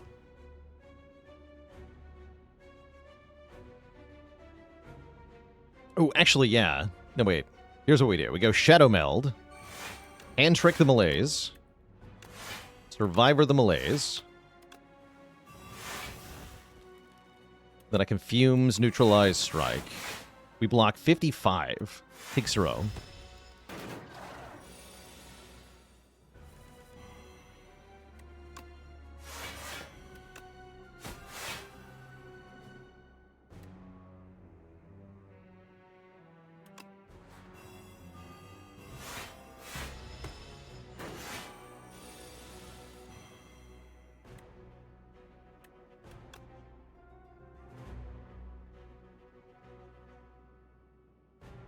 Why aren't you dead yet?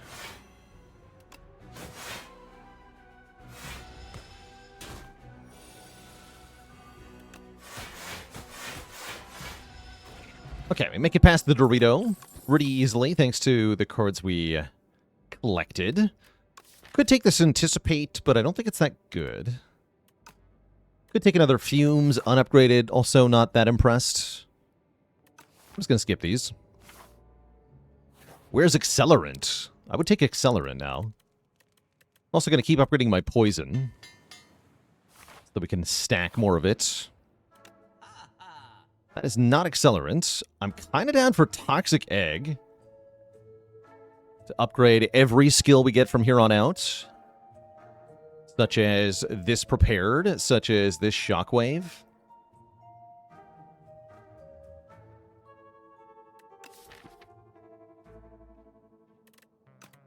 Yeah, I'm going to buy Toxic Egg for 300 bucks, then buy Prepared, then buy Shockwave, then buy Footwork, and I can still remove a Strike or buy Warpaint.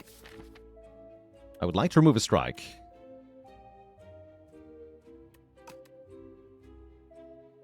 Awesome. Awesome shop. Thank you, Old Coin.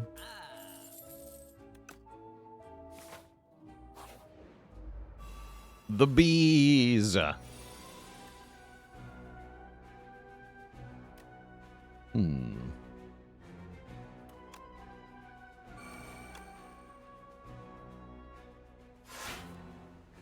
Just after Image, I guess. Shadow Meld doubles the block from Cloak Clasp as well, by the way.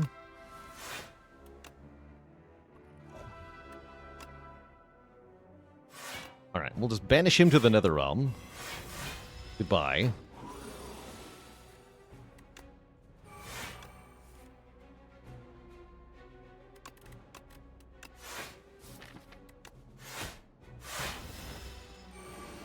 The Shadowmeld double Orichalcum. Yes. Yes, it does.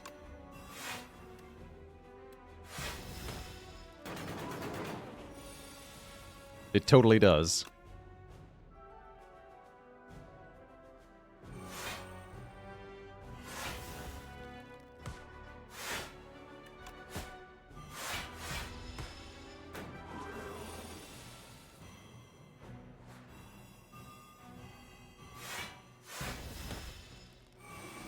Still 0.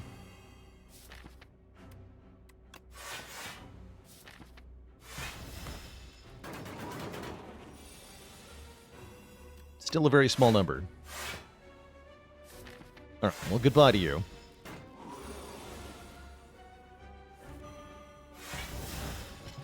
GG. We get the meal tickets, rewarding us for shops next act. We get a calculated gamble plus, thanks to Toxic Egg. Yes.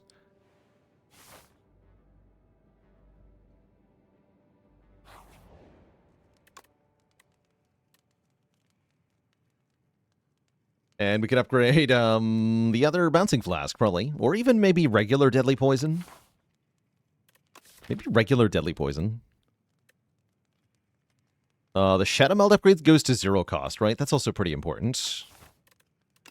Yeah, this is a yeah, that's a really good upgrade. Let's upgrade Shadowmeld.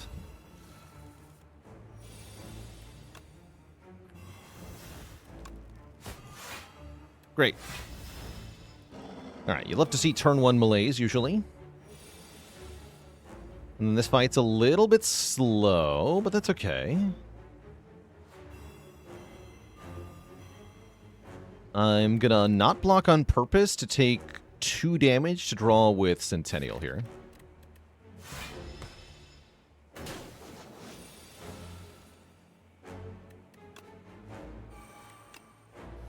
We'll play precisely 1 time the brightest flame in this fight. Should only need it 1 time. 28 block. Seems pretty good.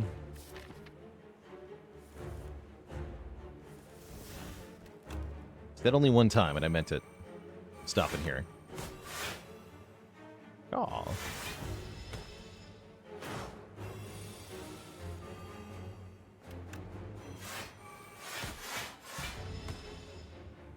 Thing should barely be able to hurt us.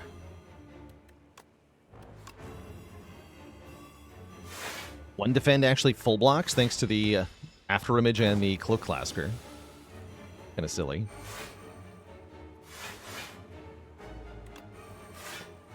Get away from me.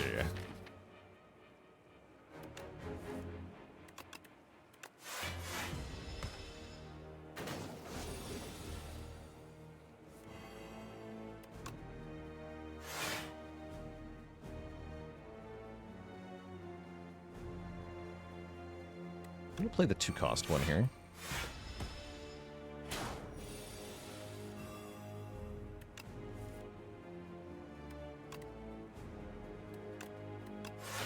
Just keeping our distance, stacking more poison. Almost over.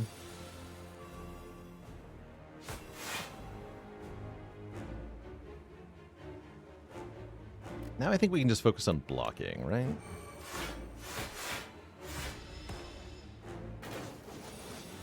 Yeah, here we just have to block.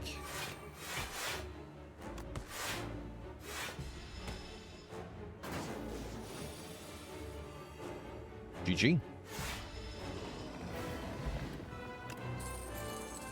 We are through. We're offered Master Planner, Fan and Knife, Storm of Steel.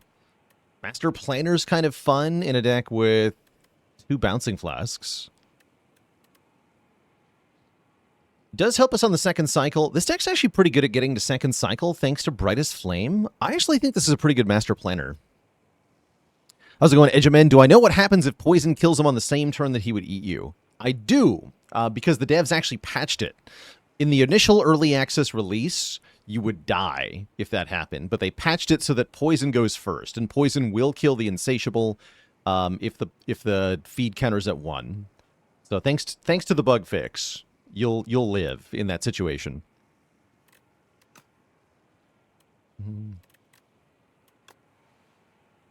But yeah, I remember reading the patch note where that changed, so it's definitely the good way now.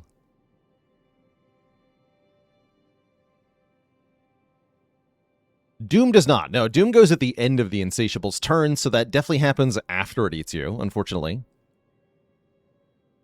Oh, look at those shops. Wow. That's like the perfect shop placement for Act 3, currently, I think. I'm into that. And we have Meal Ticket, too. What upgrades do I actually need, if anything? The Master Planner upgrade is a big one. We want to upgrade Master Planner. Do we get offered Apotheosis? No, we get offered Scarf. Scarf's very good here. I'm actually okay with Looming Fruit, for once. Maybe I show off Fruit winning a run? I'm kind of into that. Fruit Bright as Flame seems like a natural combination. Antler for more energy is quite nice, especially since the dazed aren't that bad. Brightest Fruit.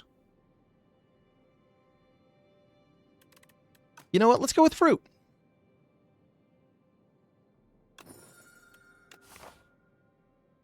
I think Fruit is actually solid here.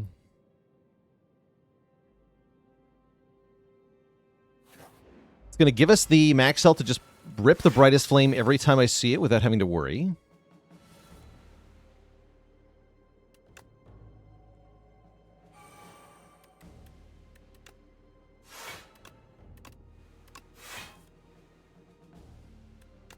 Sort of a layer of safety, too. I can survive with this Shockwave. I think I just want to malaise this nerd, though. I'm going to play Fumes first. Do 0 damage. Now we're pretty safe here.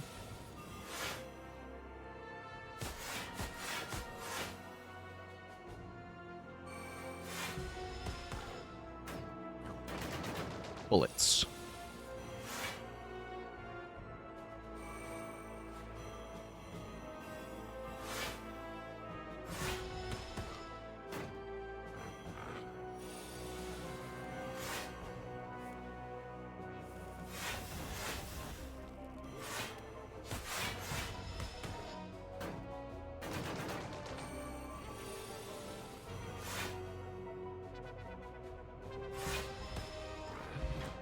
Easy.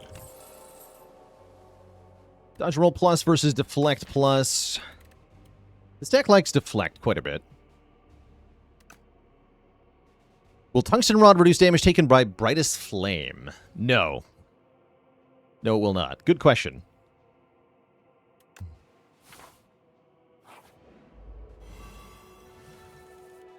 Ooh. Fire Pot good here.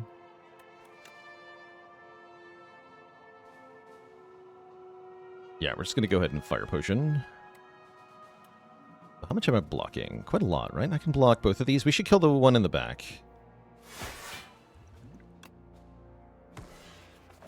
Great.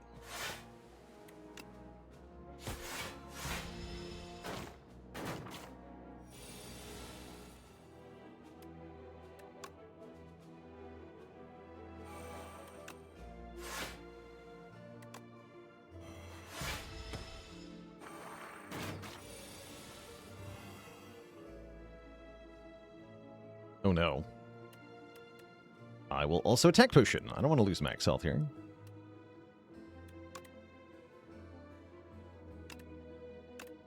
These are all bad. Even worse.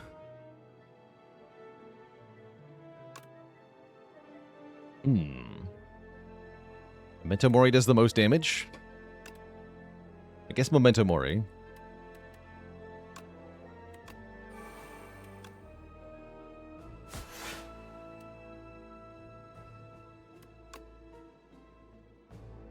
And I guess I'm playing Bouncing Flask. We get to find out if this one dies. Yeah. Okay, cool. Okay, that's actually not too bad. We only take 2 damage. Lose 2 max health. Not happy about that, of course, but not too bad. Like potions.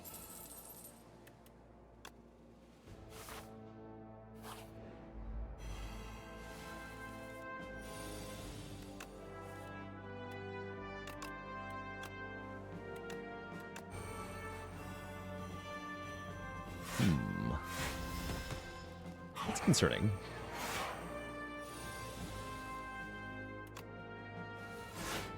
Less concerning.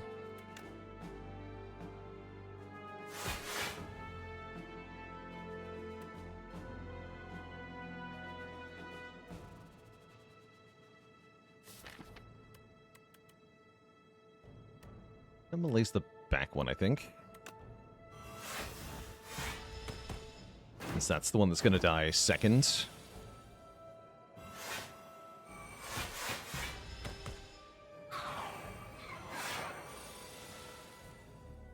Okay, Shadow Meld, very helpful here. I was just 12 block, what the hell? I have minus infinite dex, and I still block for a lot. Impressive. Alright, we can go Whale then Fumes. Seems good.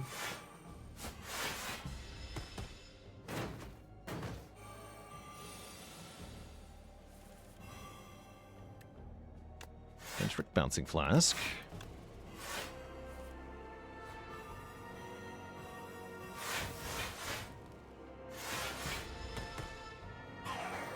This turn's Giga Scary.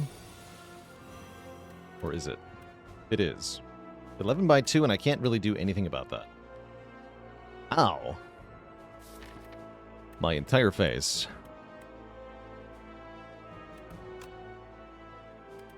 Welp.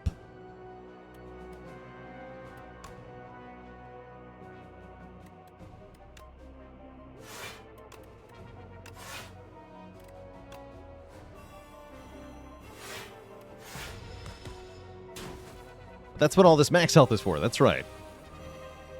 That's what it's all for.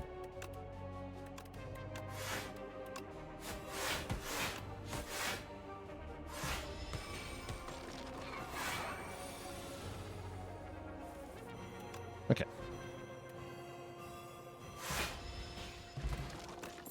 You get a power potion, Reflex Plus. Welcome. Need more prepareds, but yeah, I'm taking that for sure.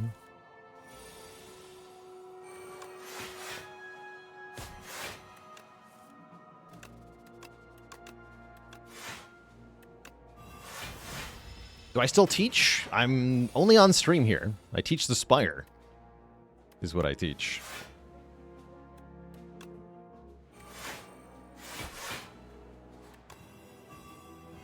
Chat is my pupils.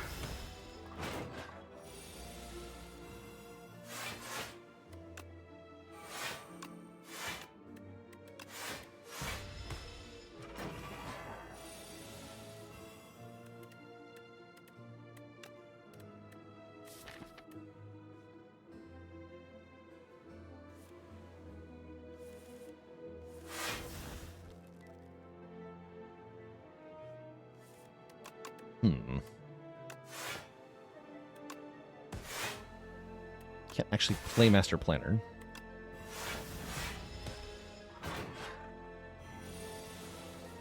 Oh well.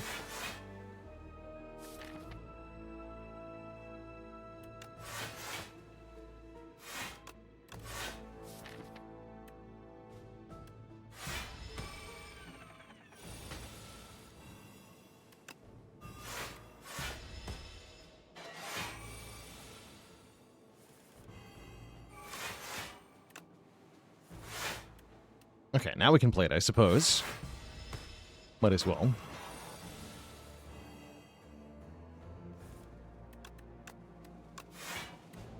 To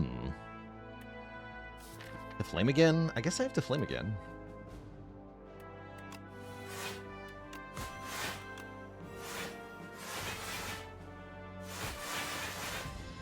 Let's add slide all those cards. Here we are. We also need more ways to discard. Tools the trade would be amazing, but acrobatics or more calc gambles or anything like that would be good too.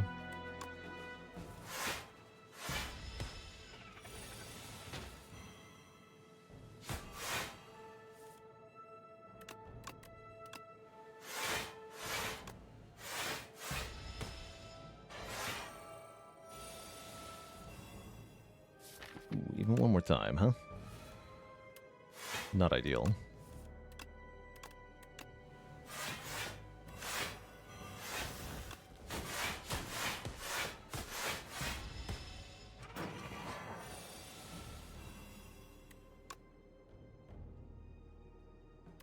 Why are your numbers so big, though? Hello? Okay.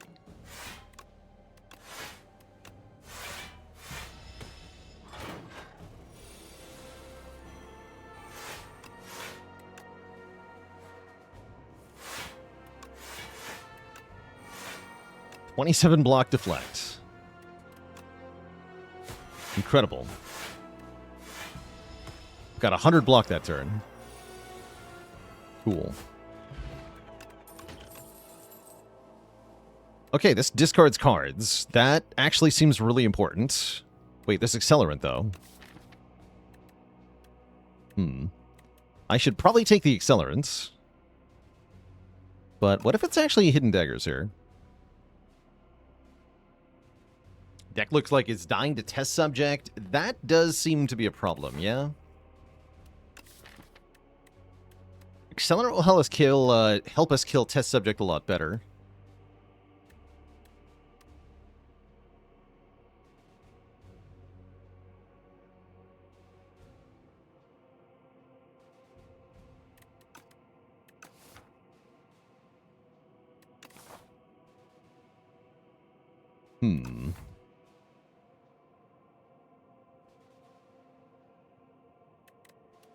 I really need more ways to discard stuff. I'm really torn here.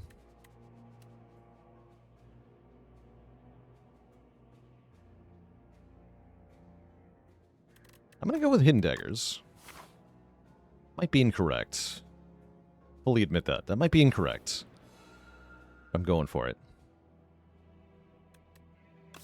What do we think is correct here? Lose health, gain money, or get a relic and a one-time curse. The curse will slow us down further against test subjects.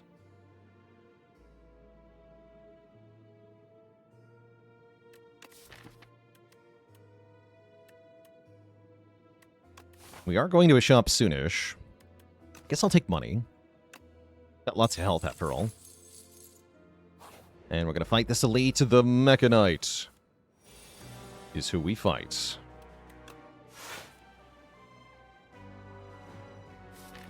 Hard to afford our deck. We're also having trouble in this fight, yeah?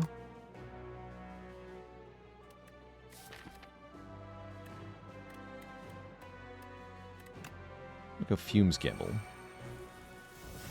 Ooh, that was not good. Unfortunate. I was hoping we'd hit Shadow Meld or Brightest Flame or something. We got nothing.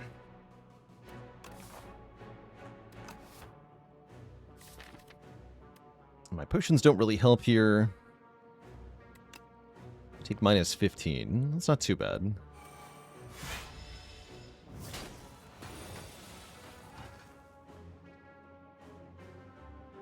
Okay, I can do some stuff here.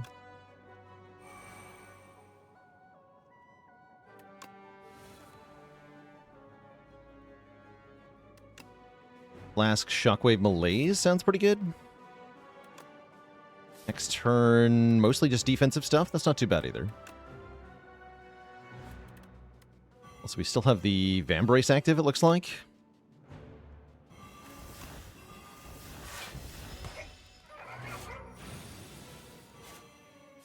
Oh yeah, we're not even actually on the attack turn yet. I guess just guaranteed draw those next turn?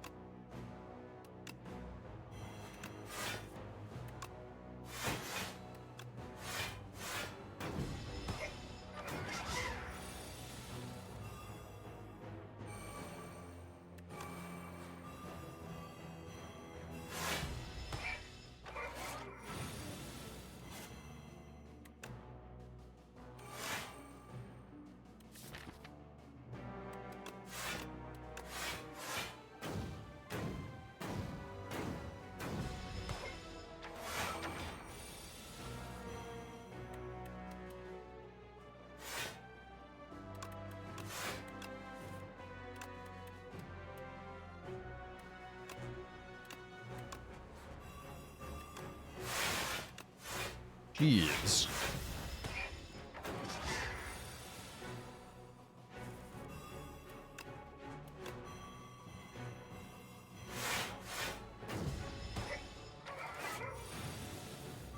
Okay.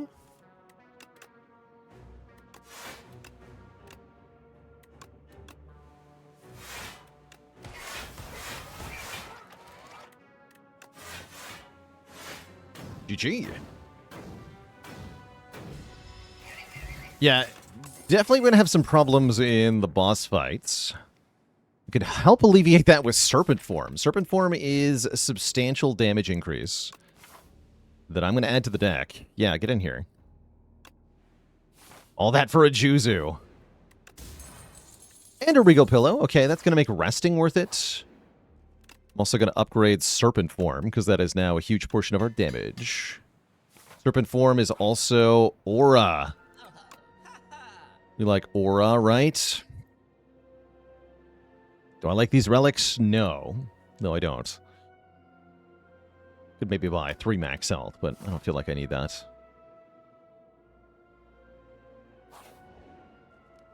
I can upgrade one more time. Let's upgrade Master Planner as well. No fake Snecko Eye. It's a little tempting with some of the cards we have, but there's certain cards we really need to be 0 costs. So I'm not going to risk making those 3 costs. Our high cost cards are cards we really only need to play like 1 or 2 times. The low cost cards need to be played all the time. Let's go Serpent Form in this fight. Tempting, right?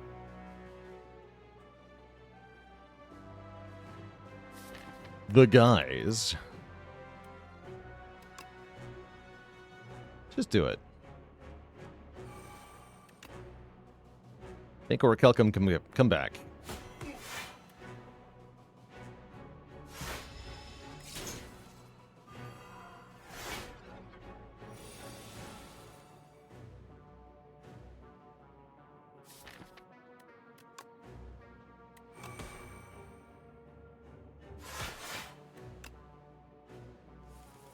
Like fumes there.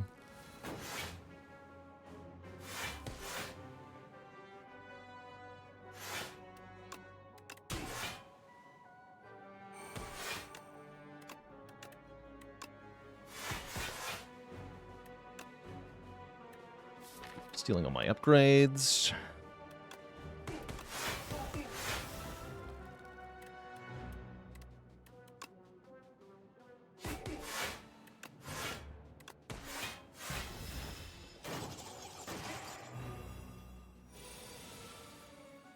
Why have you done this? Well, this is bad. Oh, I have no damage mitigation here. Ugh.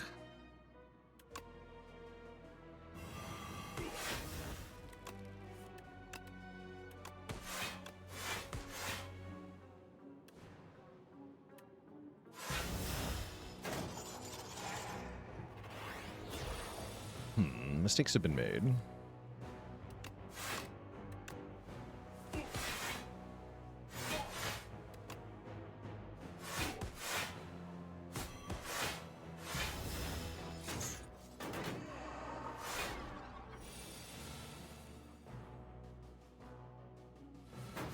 There we go.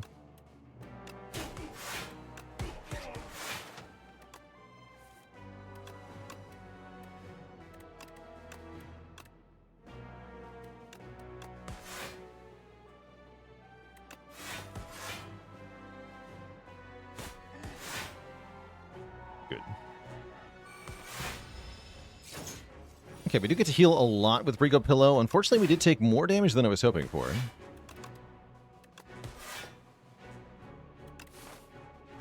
I would also like more draw on turn 1 of the next fight. I'm going to wait 1 turn for Pendulum here. Get a Droplet of Precognition. Acrobatics Plus. Okay, I'm going to discard the Fish Oil here. Take the Droplet of Precognition. That's actually quite important. You get a heal here. You can buy another Shadow Meld Plus. We can buy Burning Sticks, which will give us another copy of Malaise. That's kind of cool. Or Calculated Gamble. Equilibrium's not bad. Nothing else is that exciting here, though. Styx Equilibrium sounds pretty good.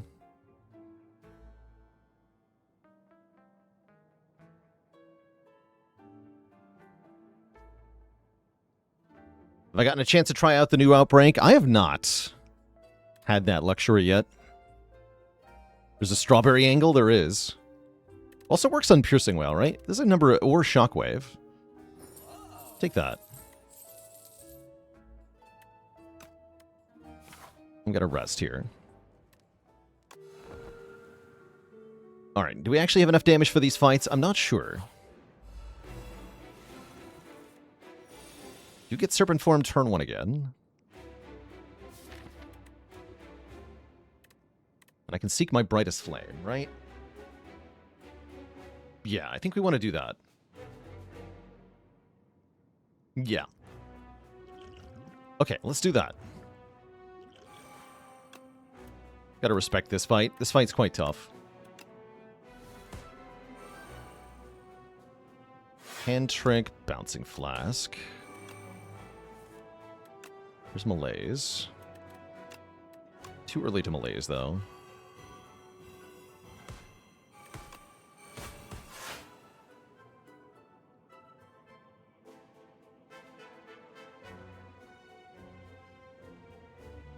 This is Strike and Deadly Poison.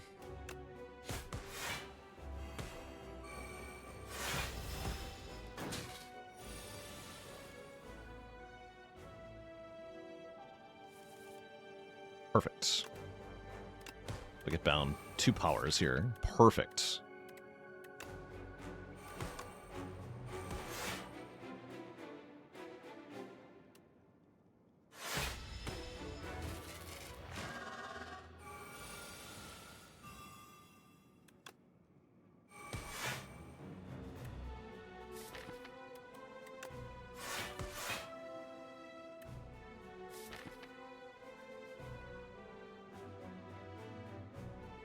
I think we just Shockwave, so it's weak next turn. We'll get to play Master Planner then. No footwork. It's kind of awkward.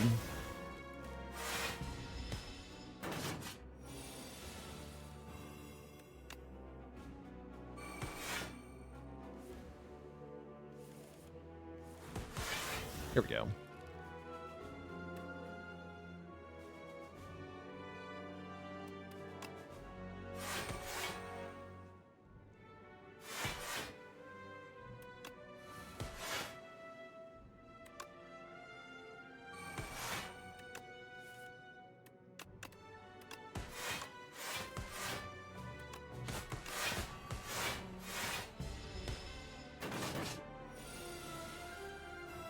There's the Malaise. Feels like it's too late for Malaise, though, is it not?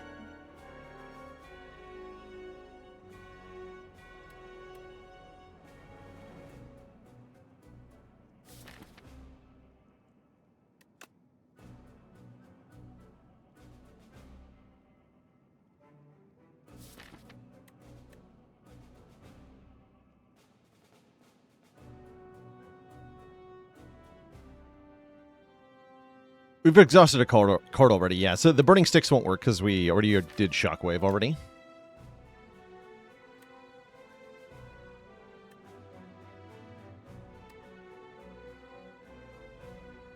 Just need to block for a lot here. Make backflip Sly, I guess. Whatever. Let's do 40 damage. I can play Strike here. No, Echoing Slash is slightly better. Keep Malaise for phase 3. Although, do I kill on this turn is a really important question. The answer looks like it's yes.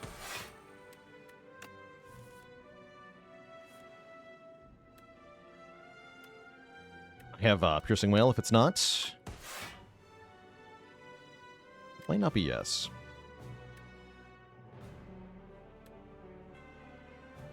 Okay, I'll just use the Whale. Make my life easier.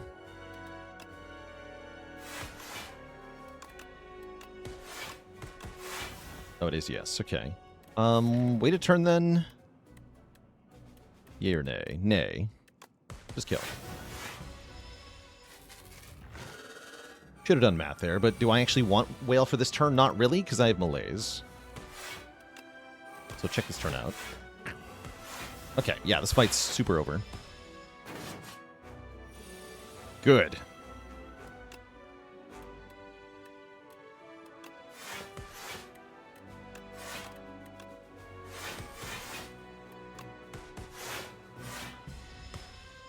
Although this phase will last quite a while.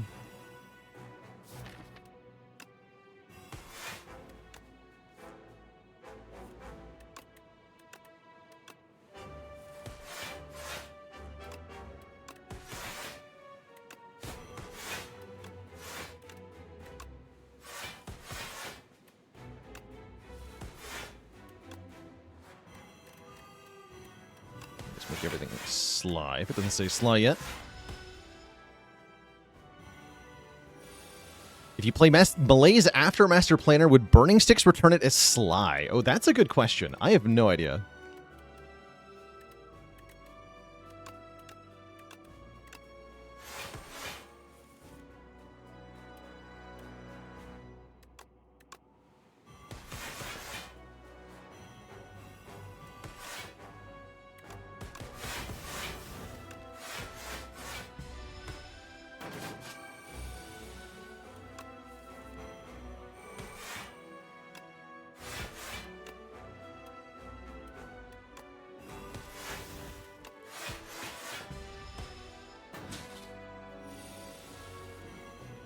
Okay, we don't need to play Brightest Flame anymore, I don't think. Discard these.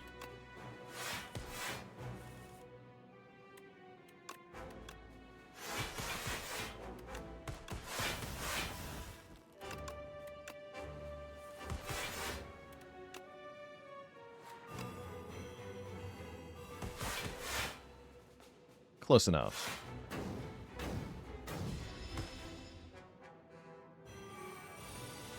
Any reason not to play Brightest Flame? I guess there really isn't, huh? I don't know. What if I have to play it 84 times against Aeon Glass? Yeah, no, I guess there's not any reason not to. GG. Alright, we are fighting the Aeon Glass as our second boss here.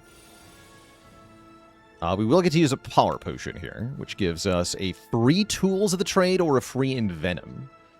I think this is a pretty good Tools of the Trade. Yeah, I'll take the Tools.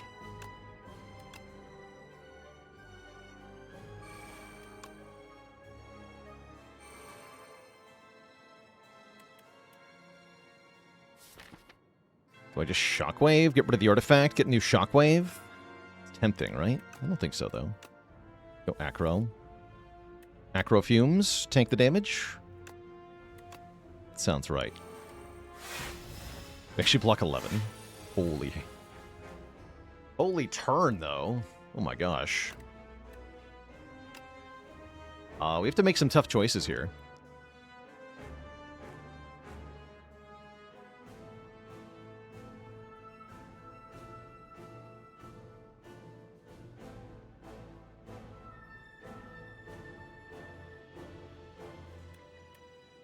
That's right, we still have Vambrace active, so this deflect blocks for a lot.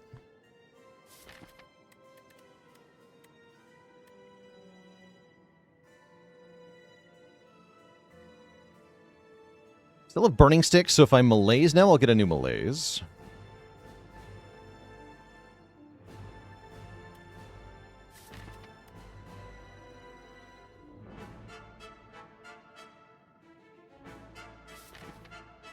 I think I want Master Planner down first.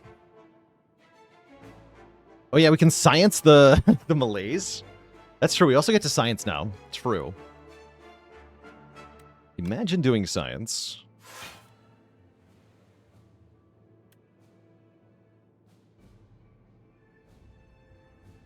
That's so deadly, then Malaise, so we get the minus strength.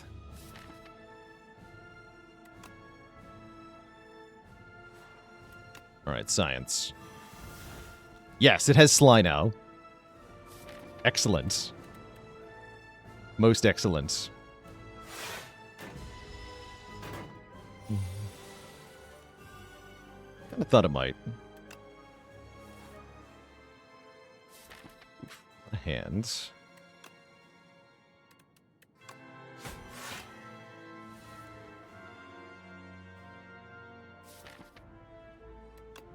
After image, then gamble this hand, I think.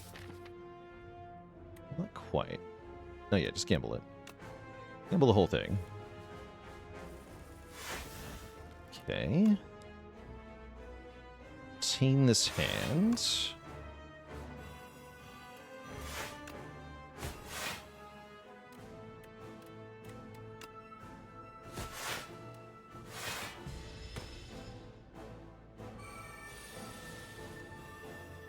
Okay, now it is time. Oh, one, I'm going to discard Malaise here. Although, wait, I can actually do better. Hold on.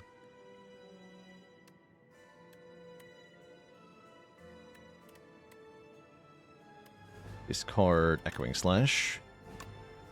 Yeah, let's go Shadow Meld. Brightest Flame. Discard Malaise now.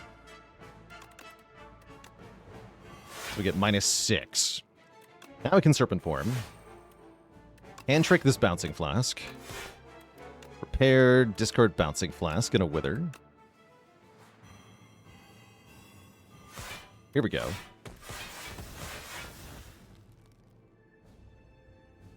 I can play more cards to do more damage, but that just gets me more Withers. I am going to wait.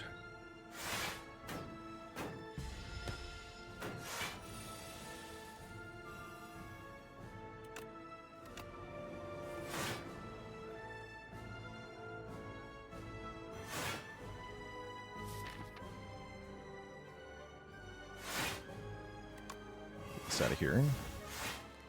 Still doing damage pretty slowly, though, is the thing. We're about to get up to +2 Withers, which are not very fun.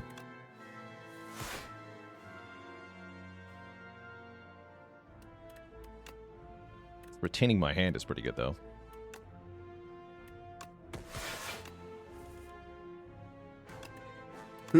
Yeah, they're becoming a problem, as you can see. Make another one now. Yeah, this is not ideal.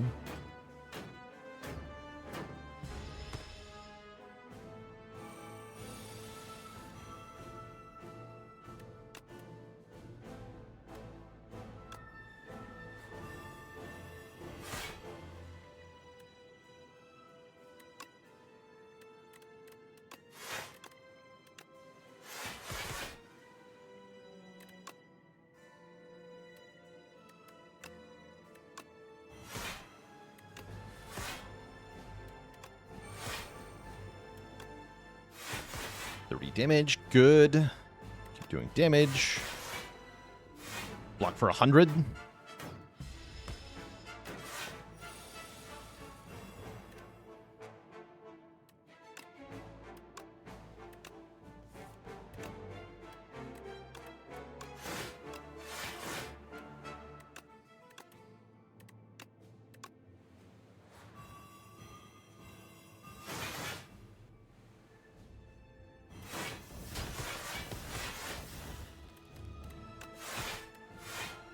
I think we got it.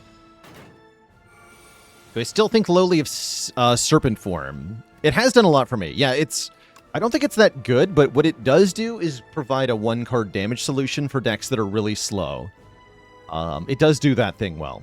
That's the one thing it does well. Now, I mostly would have preferred, like, Accelerant or something. We did see an Accelerant, I know, but I really wanted to get the Hidden Blades, which have worked out really well. GG. We win. But yeah, it's a nice one-card solve for the boss fight. So it does have a good role. GG. Yeah, the Hidden Blades did plenty, so I'm not sad about the Hidden Blades versus Accelerant pick at all. I think we would have struggled with just Accelerant as our damage. Yeah, similar to the use case for Demon Form, which I also don't think is that good. But yeah, it definitely worked here. Definitely worked here. GG.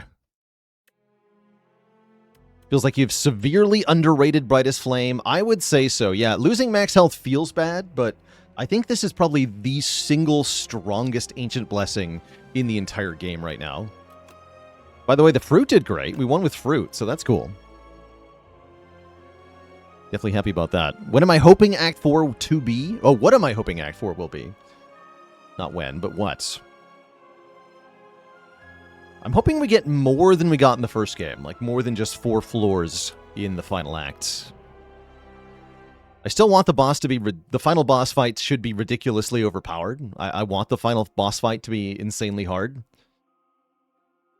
That's my personal hope.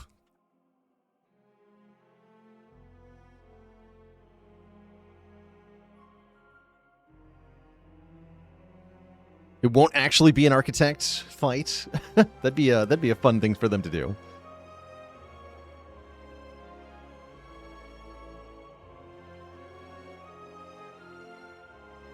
I imagine there still will be some kind of quest for the unlocking. I don't know that we're going to get the same 3 keys in the same way. Probably something new. Don't know what that means, though.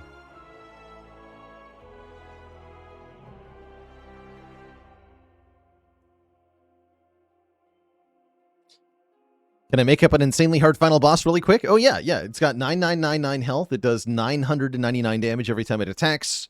And that's all it does. There you go. Enjoy. Enjoy your very hard boss fight. Yeah, there's an important difference here between something being hard and something being well designed, right? You can just make a big number, and that's hard. But in order to actually be an interesting fight, it does have to have more nuance than that.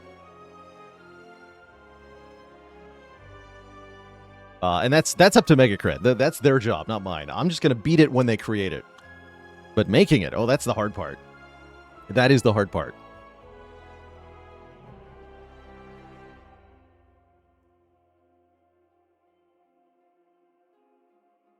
Immediately set your max health to 0. I don't secretly work for Megacrit. Not currently. I do not currently secretly work for Megacrit.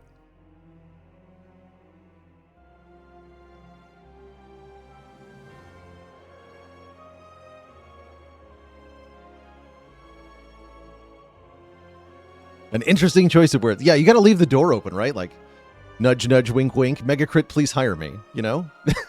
Please? I'm just saying I'm willing. Come on. Make it happen. All right, chat. I'll be back in a few minutes here. Going to take a quick break, refill the legs, stretch the water. When I return, it's going to be Regent time. BRB.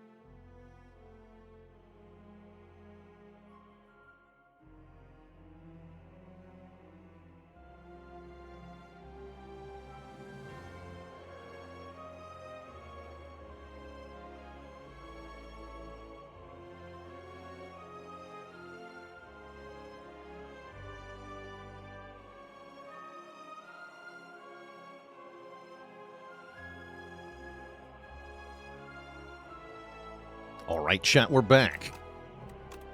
It is time for Starman, the king of space, to venture forth into the Spire.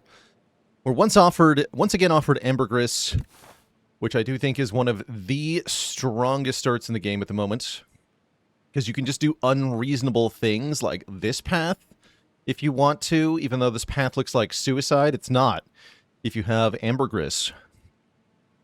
So you can just kind of do whatever, which is really sweet. What else we got? We could do Fire, Elite Fire, Elite Fire. That's a pretty good path as well, actually. No shop, though. That is also tempting. In this case, you lose the curse after the first Elite fight. There's also Booming Conch. Conch, kind of strong, as the name might imply. Strong Conch. Let's just try another Ambergris start, though. I feel like it's still just kind of impossible to lose with this in Act 1, but maybe I'm wrong.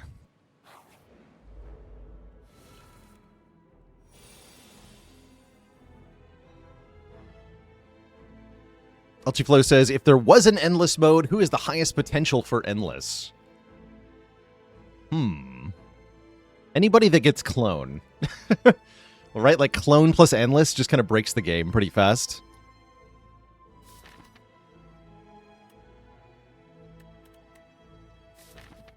How much damage is this? 18 plus 8. 26. So I can kill this thing. Looks better to kill the front one, though, yeah? Take 3.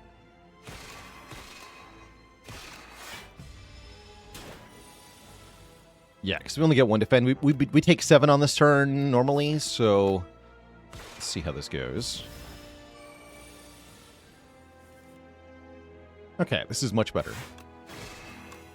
Yeah, that was definitely the right targeting there. Punch. I also like Gamma Blast quite a bit.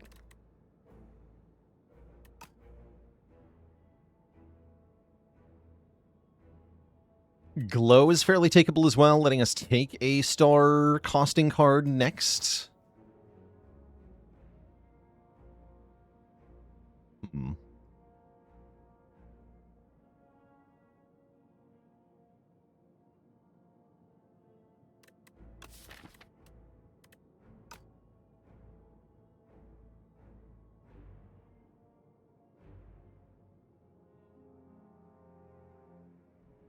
How's it going, Brim?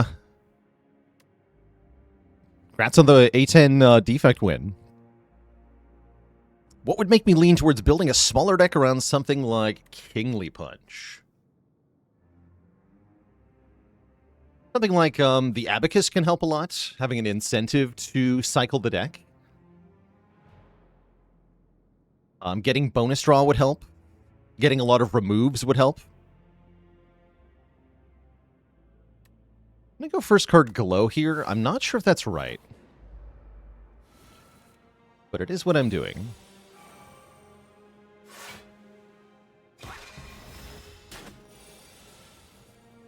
Get kicked by the punk.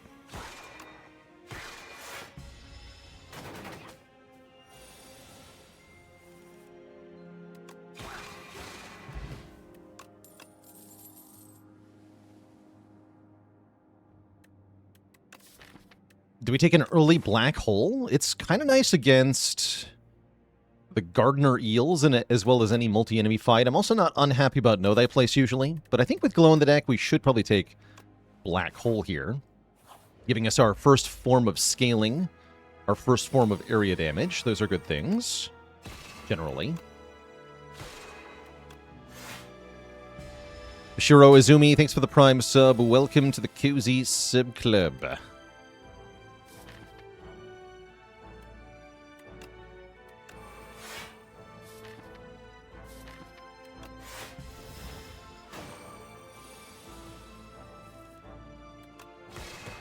Nice. Okay, that was good. That was a good fight.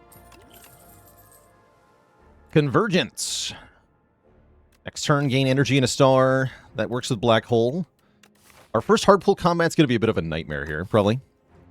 Gira, thanks for the Prime sub in 3 months. Spear is another way to spend some stars. Spear might be better for the next fight. It's so mediocre, though. Still might be what I have to take.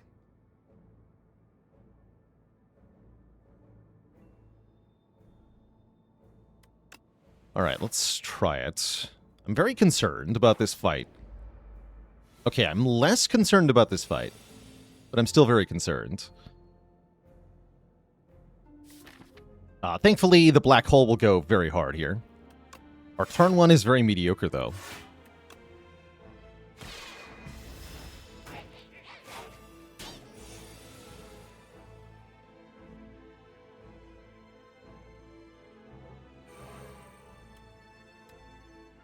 Okay, so I'm going to do 6 area damage.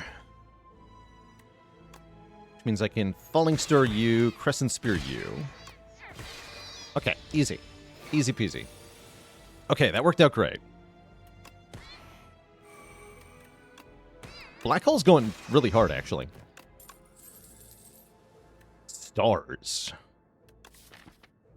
Realistically, we need Cosmic Indifference or something here. I need a card with output at the moment. And block output here in Underdogs is good, so even though this is not a good block card at the moment, it is a block card. I'll take it. I'll take it. And our event turns out to be a fight, which is arguably a good thing, because now we get to remove the guilty before the elite fight. The bad news is we're fighting double cultists, which is pretty scary.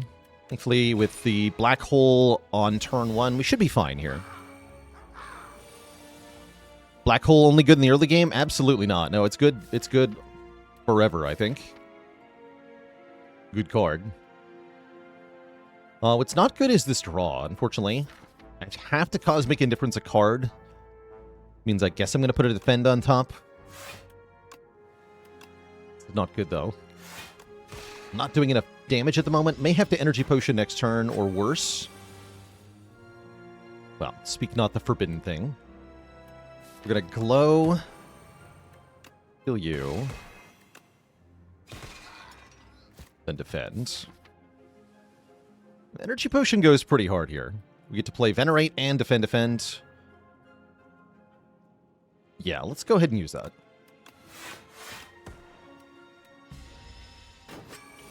I don't want to be unable to play Falling Star if we draw back into it, yeah.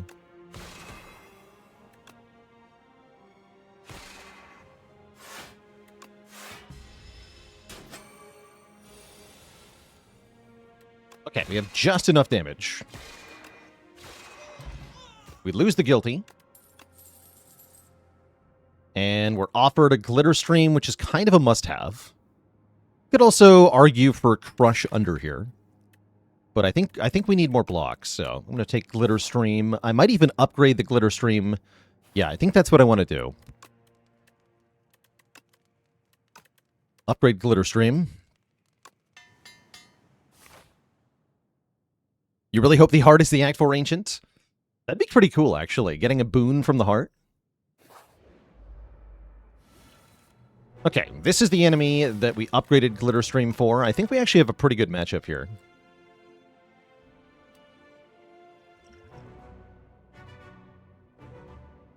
Ambergris is especially good in this fight, in particular, as it will allow us to reset the damage cap on this enemy. I think I'm going to Glow here.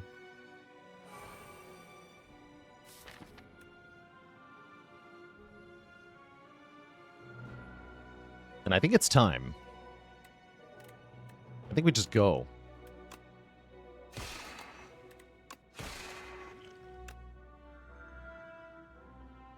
Almost perfect healing there. We get a new turn. And now the damage cap is reset. So I can go Black Star, Falling Star, Glitter Stream. I might need to Glitter Stream, Cosmic Indifference Glitter Stream, actually, looking at this draw.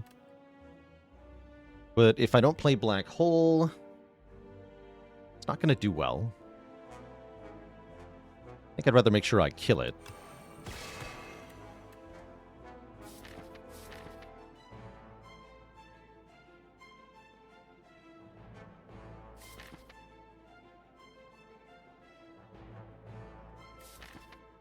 I could just pull Falling Star then and look to do that.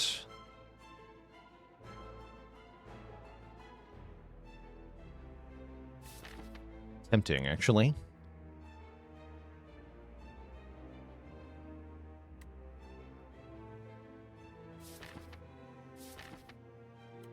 Yeah, I think I'm going to go fast in this fight. We're going to Cosmic Indifference Falling Star. And I'm going to strike it.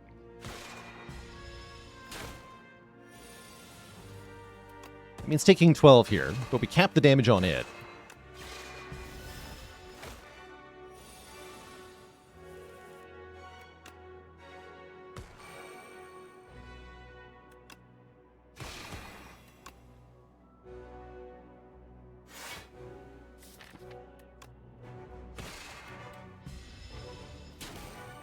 Crucially allowing us to kill here. Although I could have blocked pretty well. We score a Regal Pillow and an I Am Invincible, which goes pretty well with Cosmic Indifference. I could take Celestial Might or Begone. Begone for Soulfish, actually very tempting. Yeah, actually, maybe I just want Begone for the Soulfish. Let's do that.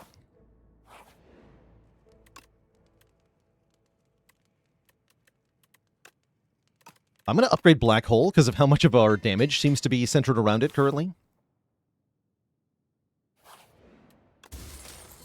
We're going to get a mailbox. Okay, Rest Deck.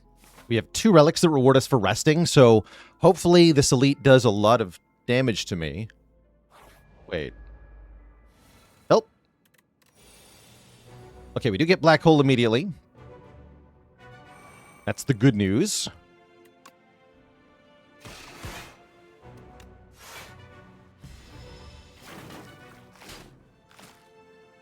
The bad news is my face.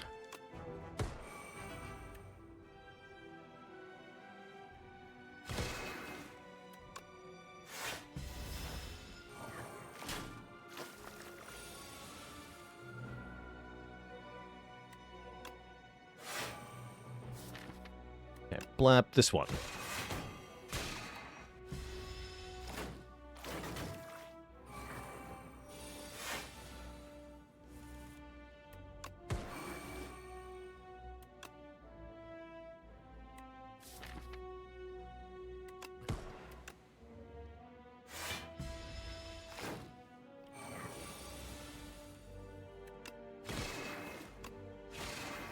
Okay, that went actually quite well. We get a white star.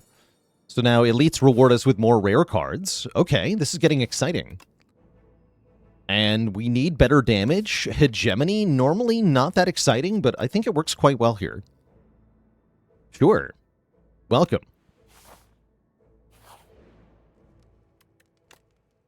Feels like we can upgrade yet again here. Although resting is very tempting.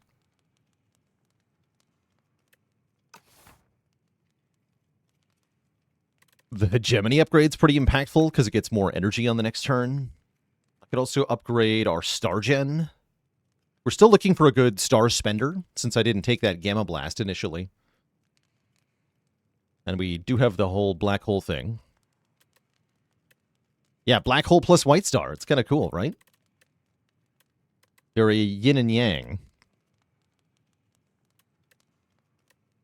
Spear plus for the Eel. I feel like Hegemony plus is at least as good. Let's do that. J Guy, thanks for the Prime sub and 6-7 months of support. Appreciate ya.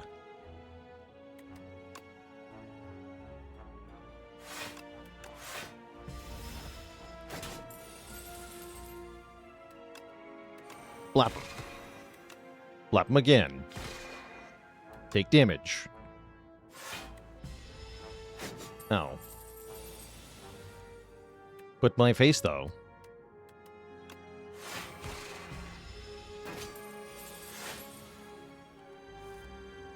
Okay, here we can Hegemonize plus Glow. Perfect.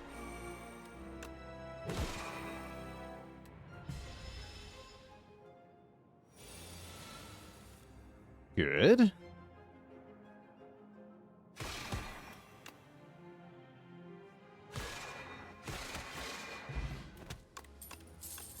Get our money back. Solar Strike is okay with Black Hole. It's not really necessary, though. None of this feels particularly necessary.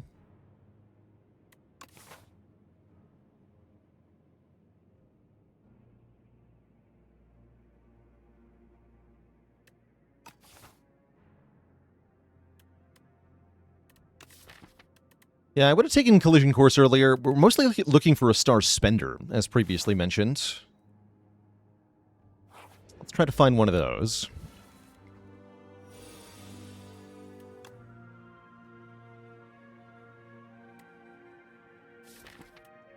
Draw the star cards on turn 1, huh? It's a little spooky. Can't just kill this guy with 3 strikes, though. That'd be nice. Or Hegemony. Or Hegemony. Perfect.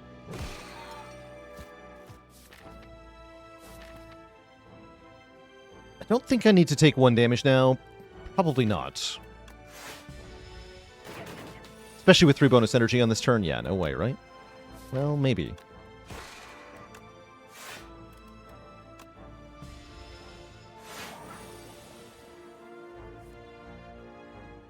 Okay, looking pretty good.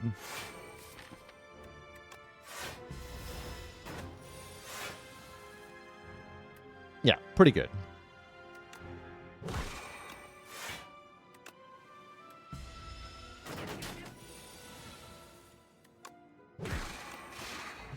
All right. Oh, here we go. Wow. I asked for Star Spenders, and the game gives me this. Gamble versus Stardust versus Particle Wall. Particle Wall is probably the biggest one to go for here, as it works with Black Hole in a delightful way. Stardust is nice payoff, though.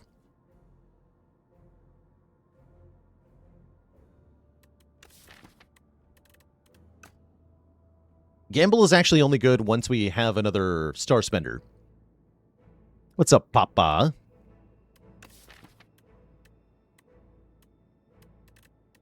Games today have been really good. Silent crushed it with double Bouncing Flask Act 1 start. That was fun. That was also an Ambergris start.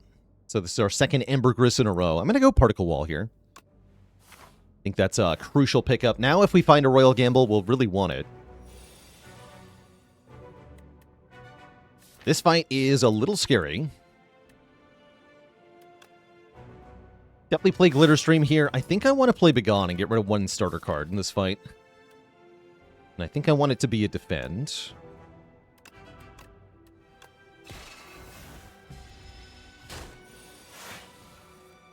Okay, here's our Black Hole.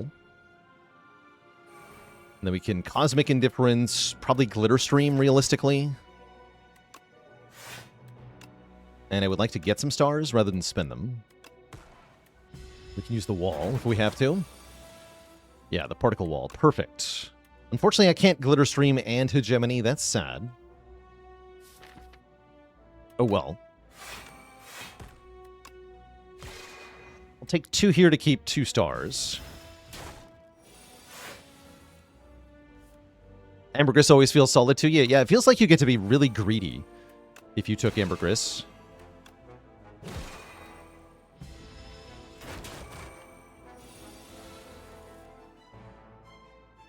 Delightfully greedy.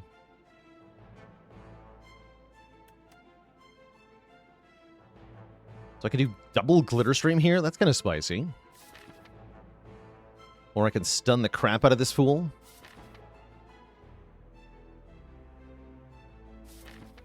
I think it's better to wait a turn here. Go Glitterstream, Cosmic Indifference. Begone defend. Glitterstream again. Lose the Vigor. And I can give it back the Vigor if I want to, which I am tempted to.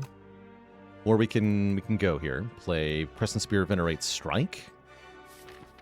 Not exceptional.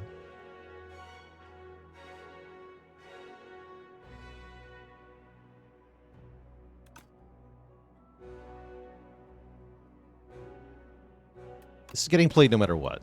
This is simply a question of, do I delay another turn here? I think the answer might be yes.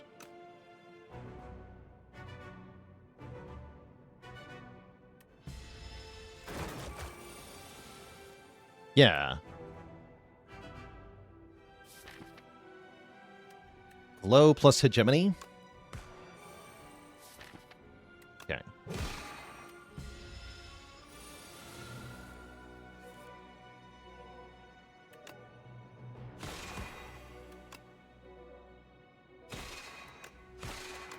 Play everything. Put this on top. Looks like we just kill, yeah? Don't even need to use the potion. Cool. Very good. We get a block potion and a strawberry. Am I, in fact, resting at this fire? I'm not sure. Pillar of Creation's here. Shining Strike is here. It's actually kind of good with Black Hole Particle Wall. Actually, wait. Shining Strike's insane. Smith. Or I could just go Pillar of Creation Arsenal, and we just kind of change directions here. I'm not even convinced that's actually good from this position, though.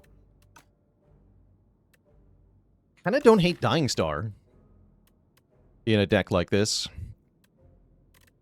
No, I don't hate it at all, actually. I'm going to go Shining Strike, Dying Star. Going to really lean into stars here. And once again, we're in a position where we could be at the end of Act 1 having upgraded at every fire and fighting as many elites as possible because we took Ambergris. It's a pretty good start. You just get the best path in Act 1 every time. Seems very nice.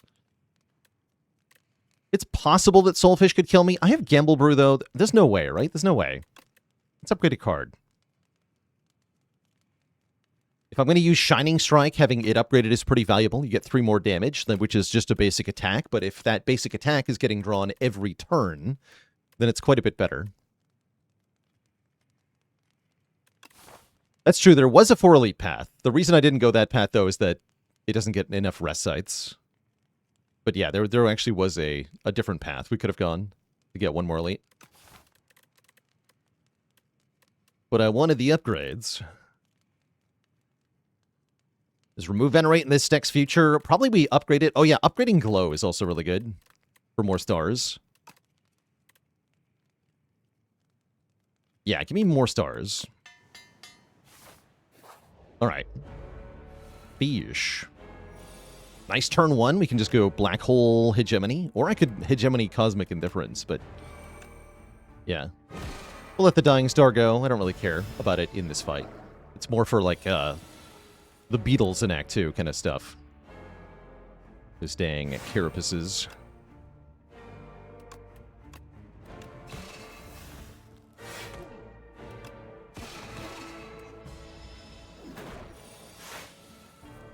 Okay, there's our Shining Strike. I am planning on playing this essentially every turn.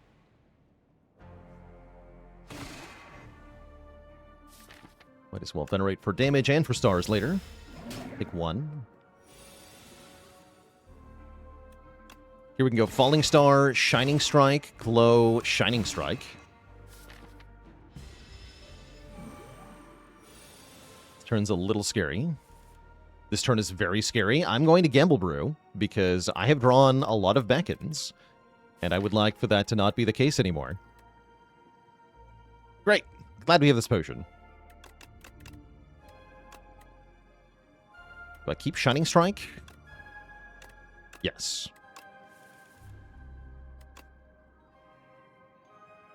Do I play it, though? Probably I just play Glow.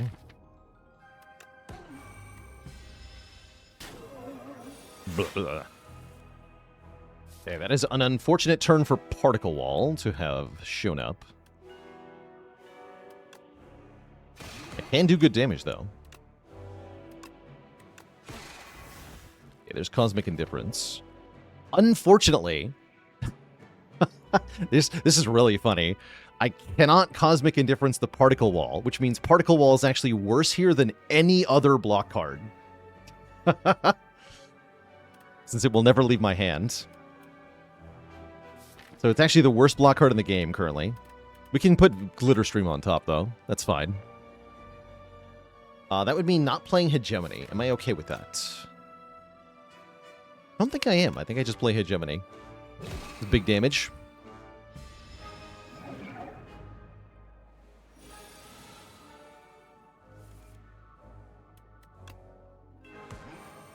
Yes, big damage. I see. Wait, I'm not killing, am I? Not quite. Very close, though.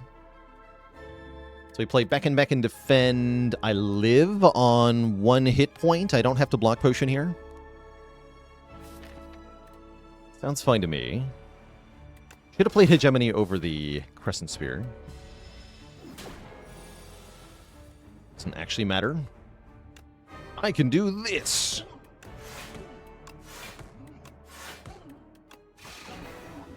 GG. Okay, we get to keep 1 potion. And we get a Big Bang. Or decisions, but I think I'm clicking on Big Bang here. Sealed Throne would be good here. Yeah, Sealed Throne Particle Wall with Black Hole would be amazing. Clone would also be fine. Unfortunately, we get neither of those things. We get Yummy Cookie, Toasty Mittens, or the Toy Box. I am not opposed to...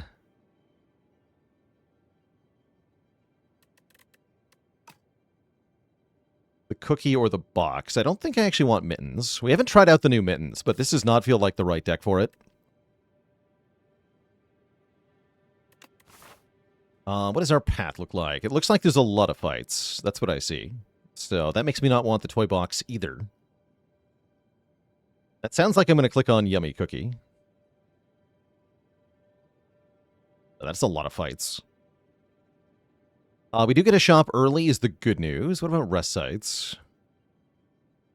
I'd like to be able to rest after fighting an elite to... Okay, yeah, this is pretty good. To get more potions. We are pretty well set up for elite fighting in Act 2 here, so I don't feel like I should have to skip elite fighting. The Dorito will hurt, but not so badly that we can't just win and then rest. So yeah, we upgrade, I think, 4 cards here. My upgrades are going to be what? Particle Wall, Shining Strike, Venerate, Cosmic Indifference? Maybe get Big Bang to be an 8? If I make Big Bang an 8, it's actually less likely to activate Black Hole. I don't think I want Big Bang to be an 8.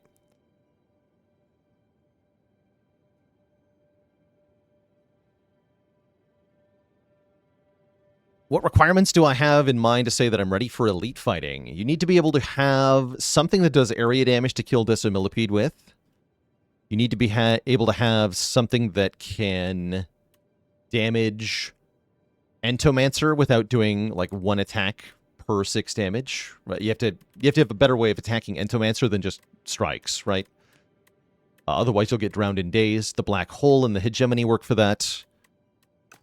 Against the Dorito, you need to have some way to block that doesn't involve playing a skill. We have Dying Star, and we have potions. So I think we have kind of the basics. Anyway, yeah, we're going to upgrade 4 here. Let's do Shining Strike, Particle Wall, Cosmic Indifference, Crescent Spear. Let's do these. Just make our basic stuff a bit better so that normal fights go better. And let's get to a shop here.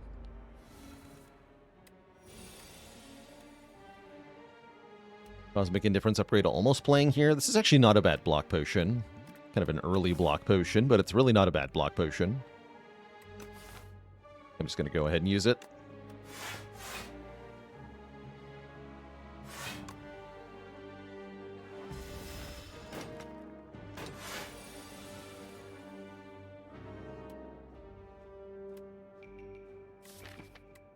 You are annoying.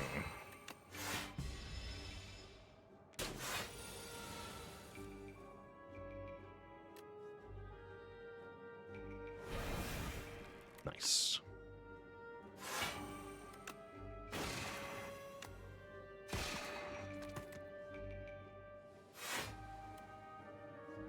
Destroy the blade.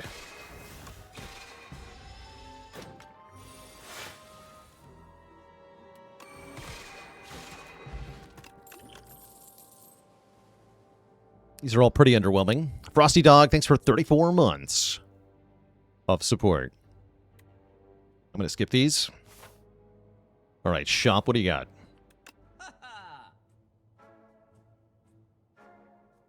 Okay, there's some stuff here. Bulwark is here. Convergence is here. Child of the Stars is not bad with what we're doing. Seems like a good Child of the Stars. We could buy some random skill upgrades, which would be guaranteed block, pretty much. Could upgrade Bagon or Big Bang, actually.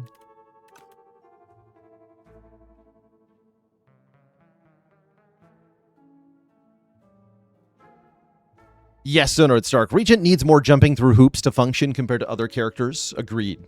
But then when you do jump through the hoops, the numbers you make are so big compared to the other characters. Kind of makes him the most Watcher-like of the characters, in that he can do some extremely overpowered things with the right combinations. Kind of vulnerable to drawing his deck upside down, though, and just falling over and dying. Second Crescent Spear is, well, it would be better than the first. The first is upgraded, though, which makes it still better.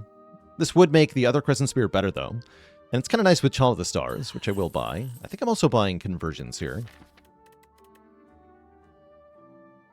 Yeah, Convergence to keep Particle Wall in hand is actually obscene, now that I think about it. Card Remove is also very good here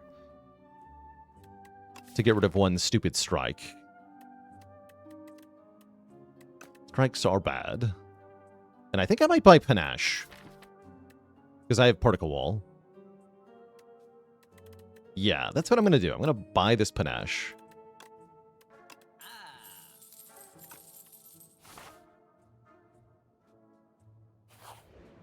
What fun.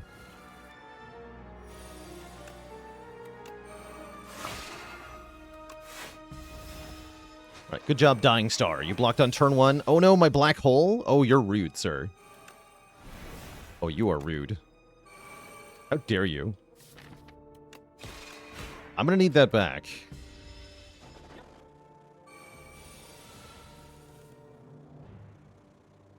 Or else.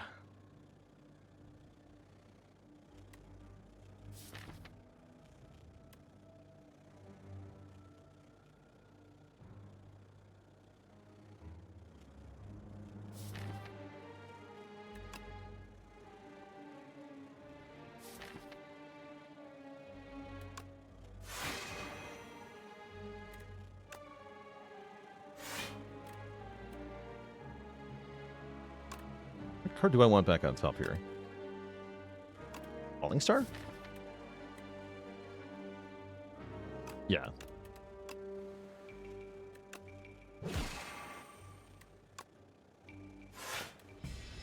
Three times to knock it out of the air.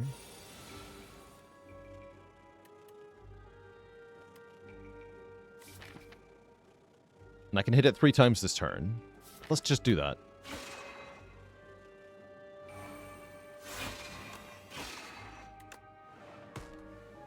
Panache. Okay, great.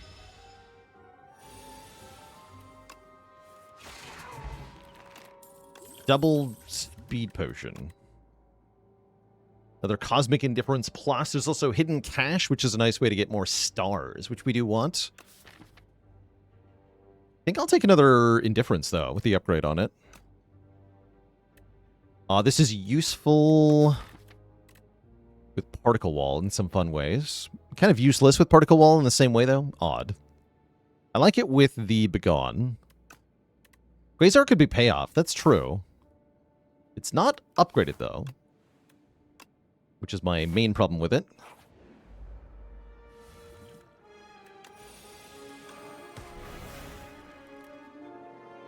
Send it.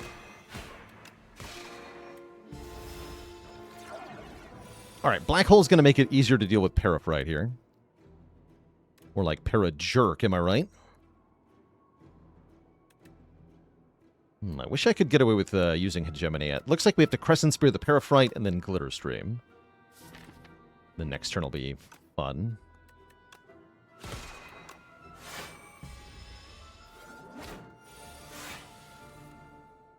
Great.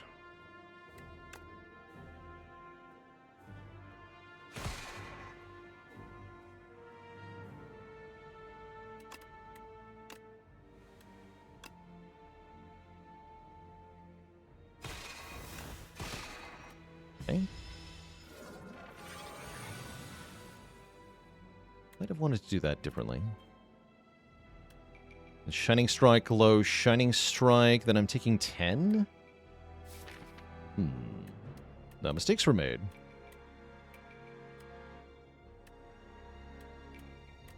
Yeah, mistakes were made here. I can Speed Potion to block 20. Double Speed Potion to block 30? I might as well, right? And I might as well. What else am I going to do with Double Speed Potion? Nothing. Answer's nothing. And I can just Convergence.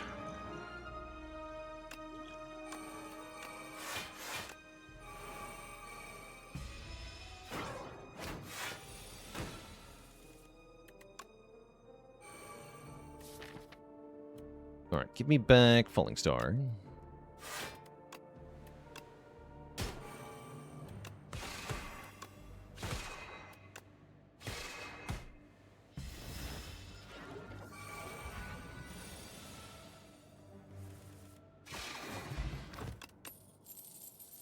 Plus.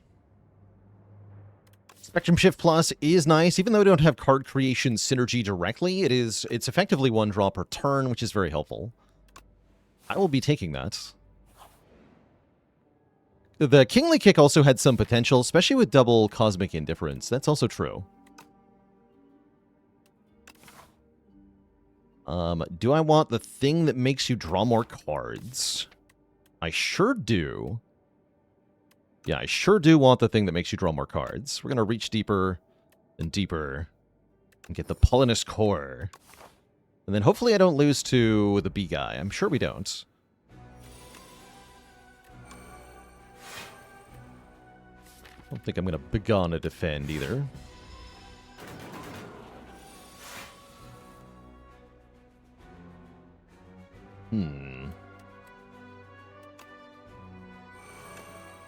Card draw is inconvenient.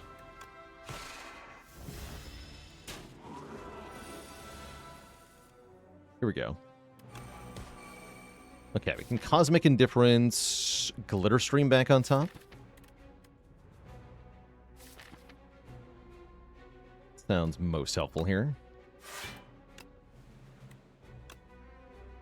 I'm not going to do 6 damage. They've fallen behind a bit here. This turn is great, though. This turn is very good. It's a bit of a shame I don't have unlimited energy here.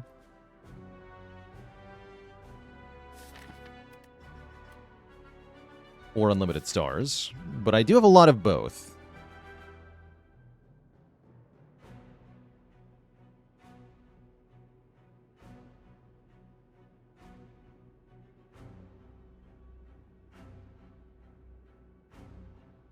I'm thinking what I want to do is play Child of the Stars. Then Cosmic Indifference, Convergence. Use the Big Bang to draw Convergence, and then we can retain Particle Wall.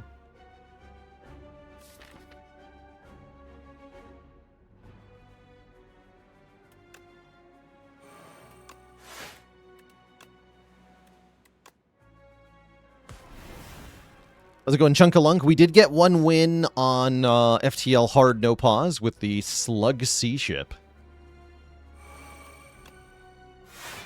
Quite fun. Oh, the panache going off there. That was fun. And I really want to Spectrum Shift as well. Let's get Spectrum Shift down. Here we go.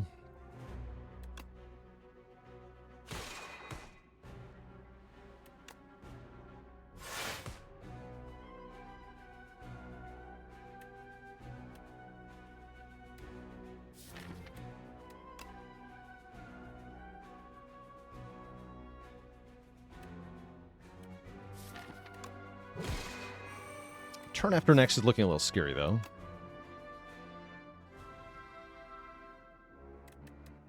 I can Crescent Spear instead of Particle Walling. That sounds great. Take a little bit of damage here.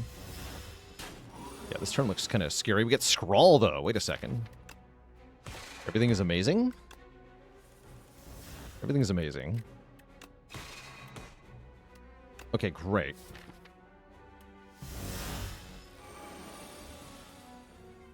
GG. We get Beetlejuice and a letter opener. Foregone Conclusion is like Seek. That's a very good card. I'll probably take that. Do we want Sword Sage Arsenal or Neutron Aegis? Probably not. Don't think so. Although Arsenal is a little tempting. It's not really how I'm doing damage at the moment. We're doing like indirect power damage currently with Panache Black Hole. I'm going to skip these.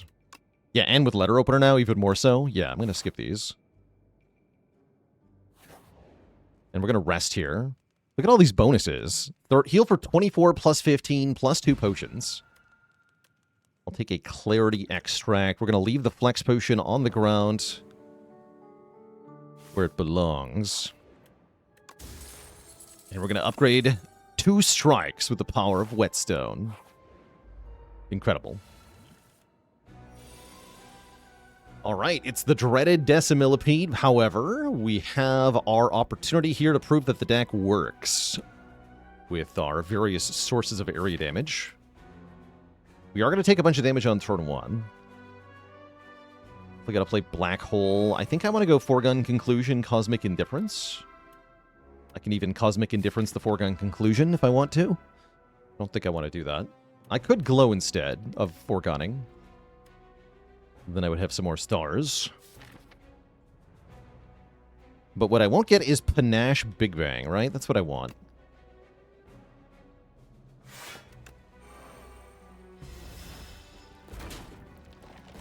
Ouch.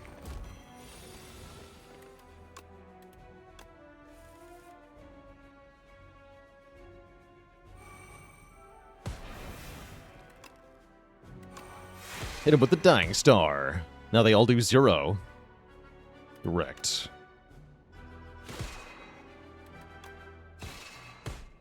And there's the Panache. What is an amazing turn. Look at that. So much area damage. No damage taken. Now we just kill them. With the power of Particle Wall.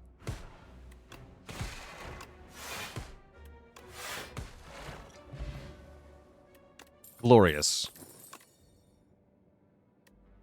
Gamma Blast is a little tempting. How do we feel about these? That I'm invincible is definitely viable. Let's take that. Since we do have 2 Cosmic Indifferences, that can make those block for a lot. We know this is the Jerk. I think I want these current potions for that fight. Firepot's nice, but not quite good enough. That does make me want Gamma Blast, because it's an attack that reduces enemy damage, right? Yeah, give me that.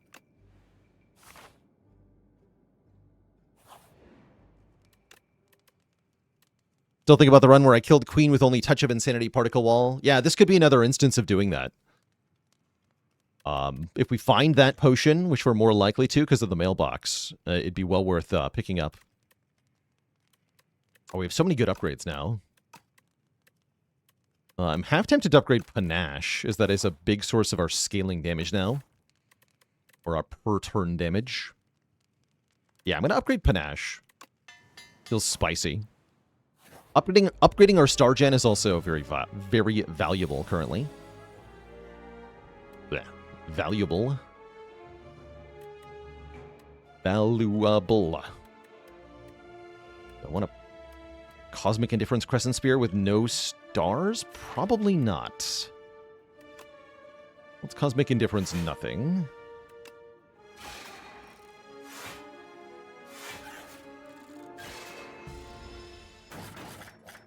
We do draw 7. Cool.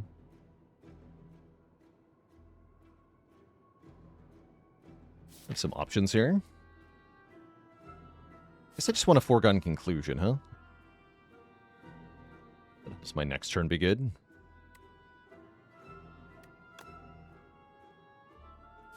I get to put a card back on top.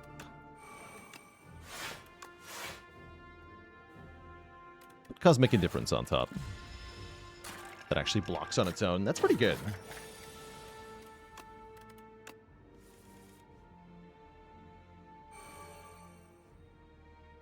Yeah, Cosmic Indifference alone can full block now. Exciting.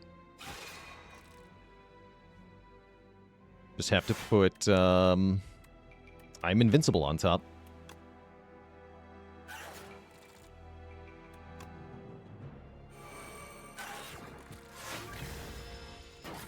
The Panache. That was cool. Cool fight. Let's get draw on turn 1 of the next fight.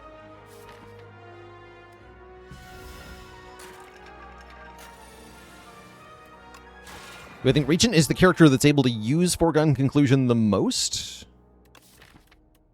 I think on defect, it would also be very insane. Honestly, any character would love it. It is Seek, right? You get to take anything from the draw pile, which makes it very powerful. Okay, hey, look, Dying Star. This is the fight I said Dying Star was for. Excellent. I can even put it back on top. How fun. Oh, check this out. Okay. Yes, Dying Star, then Cosmic Indifference, the Dying Star, then Foregone Conclusion, so that I can get stars to play the Dying Star again. Easy game.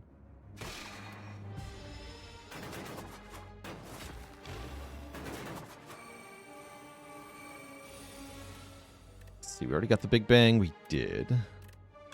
With the Shining Strike and the Black Hole.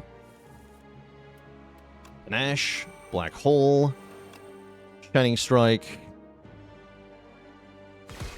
Dying Star. Glorious. Orbit is here for the energy refund. We love Orbit.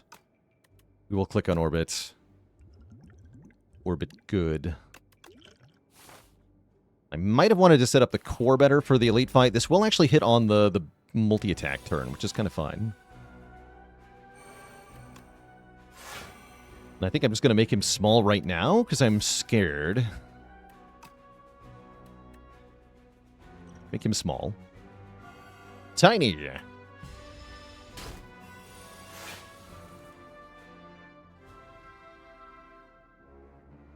Okay, good. Have Black Hole already. Okay, good.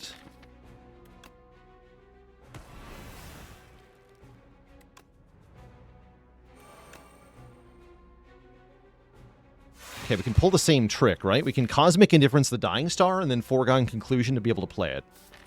Badass, actually.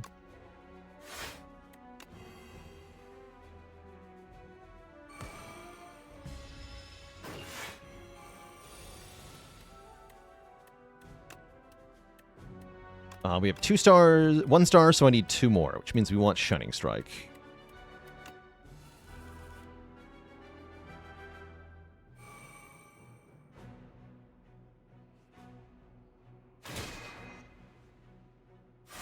And I can actually play Convergence.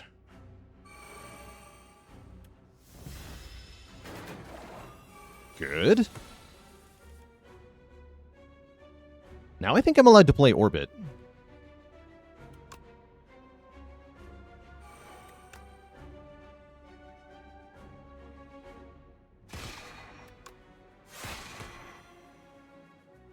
Good.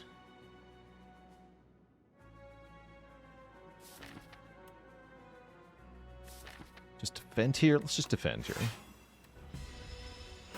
Okay, this is going pretty well. He has become big again. That part is scary. Why are you big?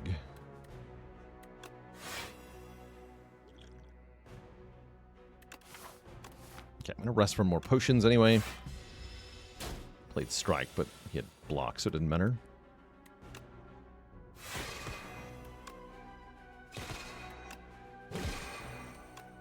Bolas is really nice with our thingamajig here.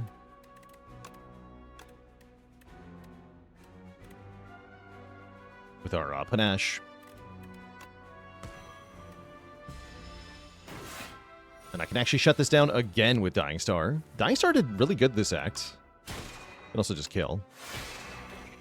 GG. We get a Smooth Stone. Another Child of Stars if we want it. 7 stars if we want it. I'm not sure I want it. Royalties might just be good. Although we're fighting the boss. I kind of don't want these, honestly. Maybe Arsenal. I'm still not liking Arsenal much.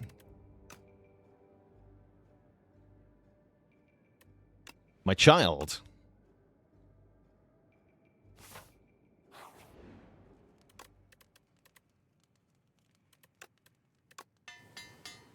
Said I was resting for potions, and I lied. I was upgrading Orbit. As you do. Wow, what a stinky turn 1, unfortunately. I can Cosmic Indifference the Foregone Conclusion if I want to. That's kind of fun. Let's go ahead and do that. Man, that would have been a good upgrade too, actually. Play that for 5 damage.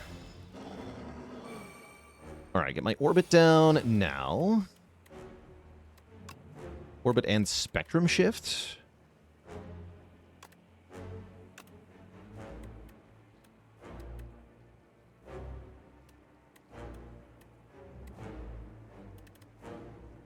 No, I think I need the Big Bang now.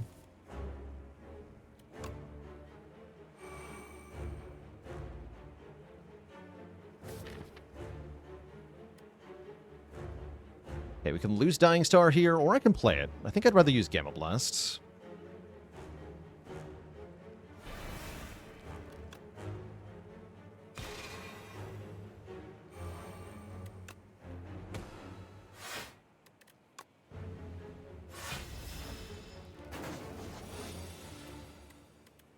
Okay, now we get Spectrum Shift and Black Hole down.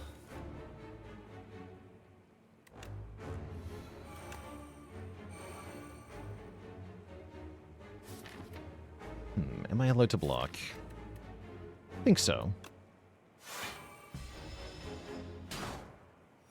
A little slow here. It's part of the concern, though.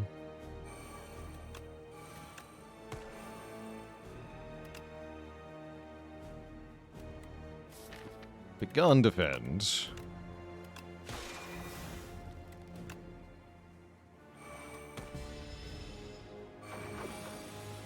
Yeah, we have to be very careful of the escape counter here.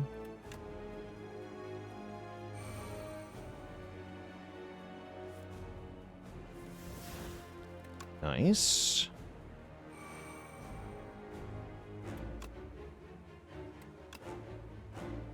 A double convergence here.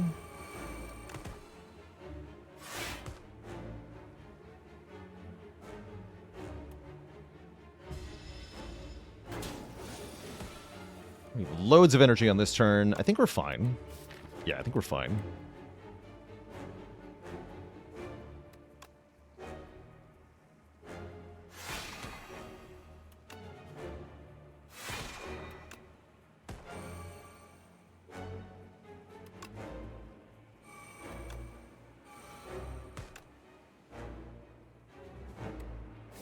Secret Tech can fetch lots of things. Foregone Conclusion especially nice. I'm still retaining. Maybe Foregone Conclusion.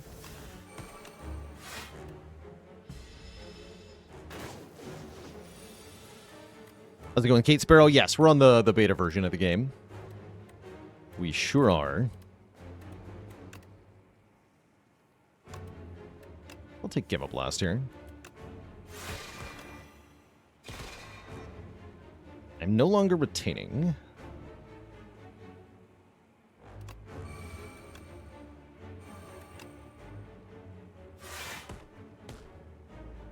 Let's just Venerate. Sounds good to me. Alright, damage coming in nice and steady here.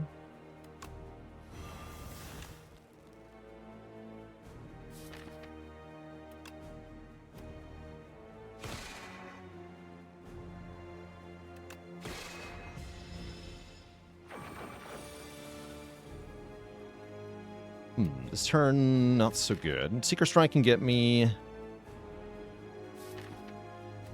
Cosmic Indifference, though, which does help, or Fasten, which is kind of helping.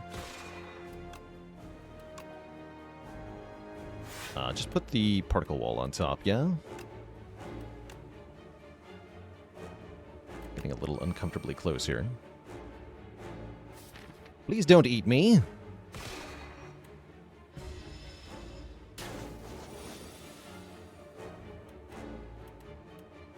Oh yeah, I also could have put I Am Invincible on top. That's true. I was thinking about next turn, but that would have been a reasonable choice.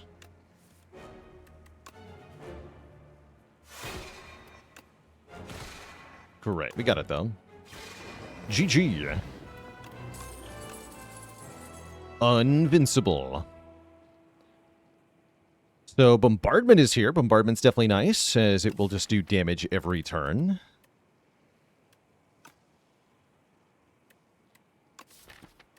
Don't hate Monarch's Gaze either, actually, at this point. I am willing to consider Monarch's Gaze.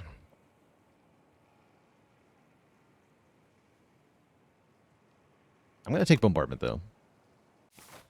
It's Tonks. Start your turn, add a random attack to your hand that's free to play this turn. I love that here. There's also Warhammer or Spiked Gauntlets, which I don't love. Arsenal, come back. Yeah, now I want Arsenal. Now I definitely want Arsenal. We do get to fight at least one more elite fight, though, so we can look for Arsenal from the guaranteed rare rewards that we're going to get. That doesn't sound too bad. Although if I want to go to a shop, my path has to be quite compromised. I guess that's fine. We can do an early shop and or a late shop. But does Arsenal want me? That's the question.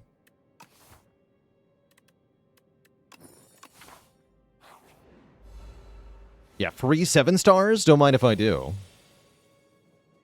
Don't mind if I do.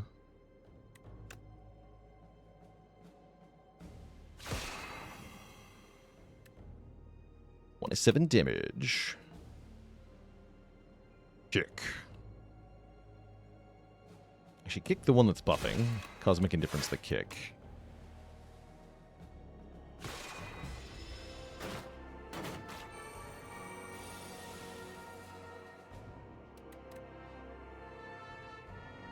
Eek.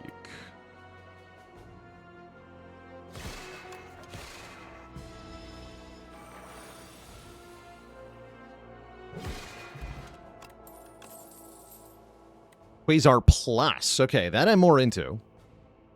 Bulwark's not terrible here either. Give me Quasar. Gonna skip the Thorn Spot. Would have been nice in this fight, though. Heirloom Hammer has nothing to copy. Oh well. We get to Convergence with Particle Wall. You'll love to see it.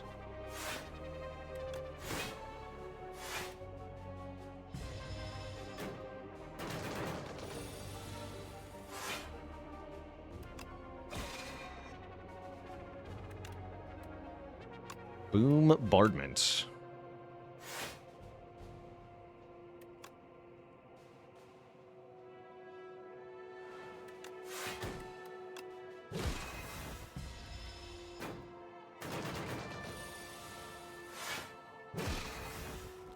Free Comet.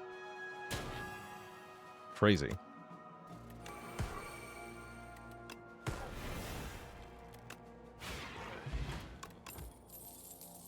I will consider another glow. I will take another glow. Tent is here. Another copy of Black Hole is here. Black Hole is definitely good. Potion Belt's pretty strong. Especially because I have the mailbox. Actually, Potion Belt's better than Tent. I'm okay if we just rest at every rest site from here. Yes, definitely give me Potion Belt. Hold on to more potions. Definitely give me Black Hole. We could have bought Alchemize. Not that I feel like I need it. I might just buy a Power Potion. That's a nice thing to have for the final gauntlet of bosses. There is the potential to go to another shop. Actually, there's a guarantee of another shop with the path I intend to go on, so saving some money is not bad either. But I will buy this power potion. Potion deck. We'll save the last. I could buy one more potion or one more card here, but I'd like to have enough to buy something at this shop. We'll see what that ends up potentially being. Orbit Panache. Nice. Free Devastate. Also kind of insane.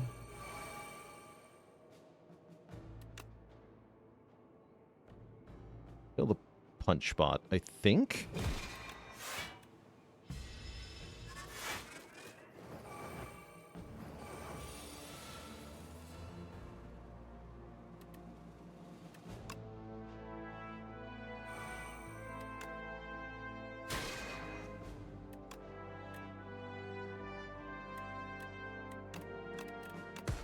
If I just make more cards. More. The damage.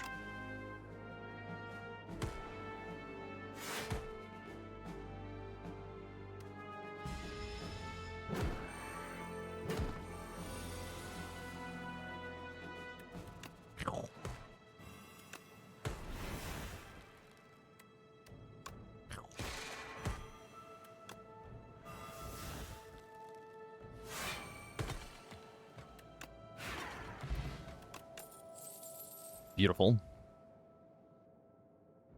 Does Particle Wall plus Touch Infinite work against Aeon Glass? Yes, it does. It returns to the hand before the Wither is created. So yes, that will just work.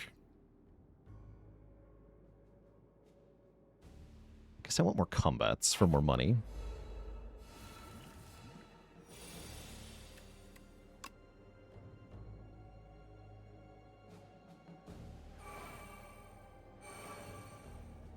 Do I want a Cosmic Indifference, the foregone conclusion again? I don't think I do. I think I just want a Gamma Blast, yeah? Gamma Blast, Lunar Blast. I could still Cosmic Indifference, the foregone conclusion, if I do that.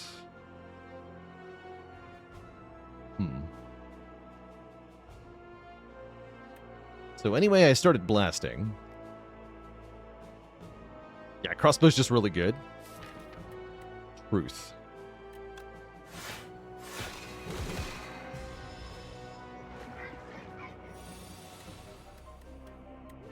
Alright, he'd do the attack.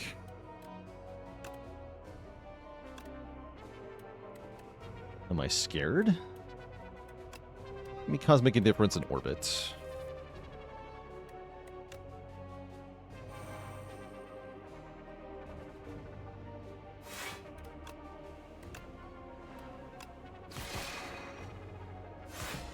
I like that activates Letter Opener, the I Am Invincible. It's good stuff. Do I have to skip Bombardment here to play Spectrum Shift Glow Glow? I think I do.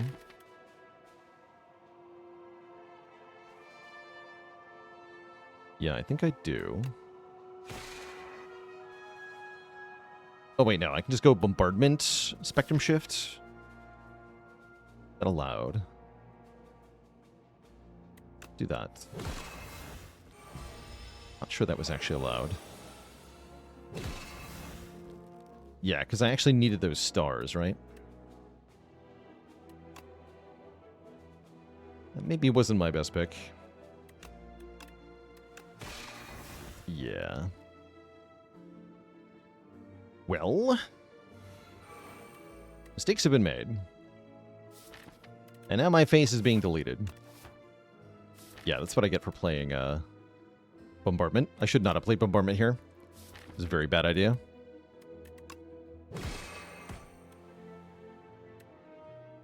Welp. Okay, the good news is drawing 2 more cards actually wouldn't have helped me at all. I just didn't have anything to block with. So, hooray!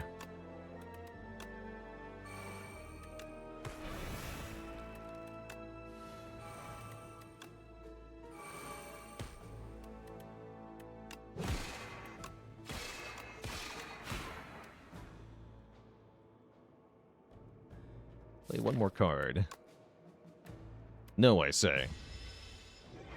Yeah, strange definition of good news. True.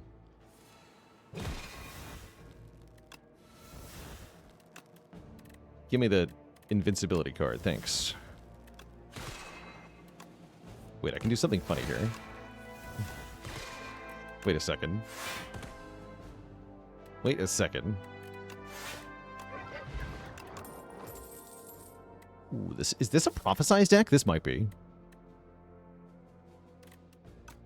Get in here. We get to make a custom card, an attack or a skill. I'll take a skill. That gives me energy. Or that makes random cards that are free. Actually, no. Make random cards that are free. That sounds really funny. Although Energize is really good, right? Actually, no. Because I have Orbit, I'm going to take the energy one. Random cards are good, though. They are. But what if energy better? Oh. Imagine blocking.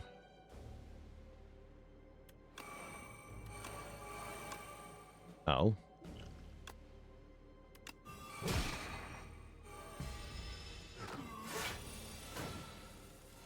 Okay, good.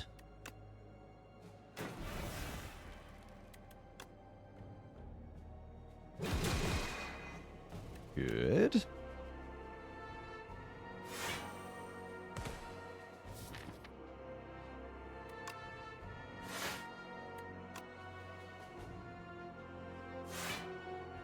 Ooh. Not retaining, though. Heck. That would have been good earlier. I would have to Energy Potion to play it, though. Heck. Give me the Crescent Spear that I won't play. Thanks. Here we go.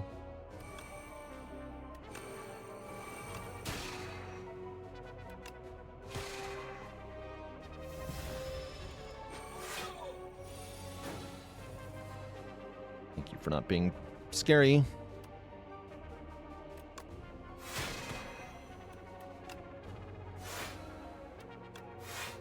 Might as well put that on top, yeah? Roll into it.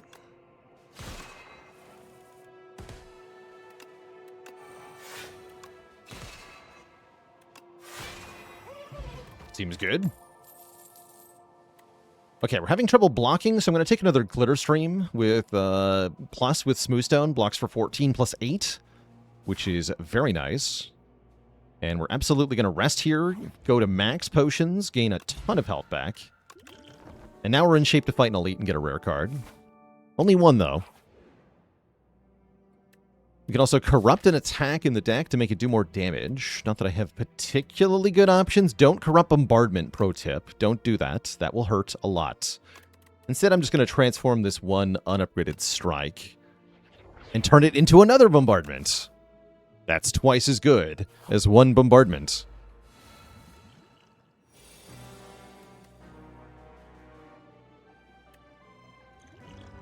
Alright, let's go ahead and drink a skill potion. Reflect. Sounds great.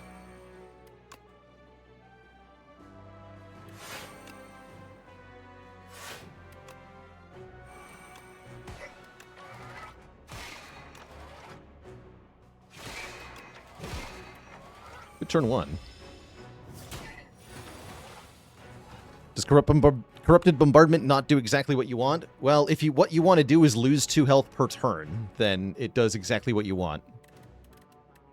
But if you don't want to lose 2 health per turn, you may have a problem.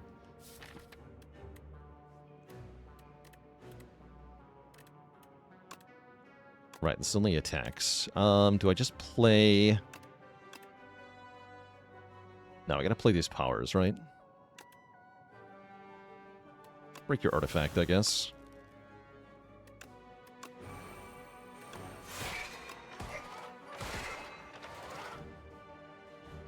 Be inconvenient. I might have to Gambler's Brew on this turn. We'll see.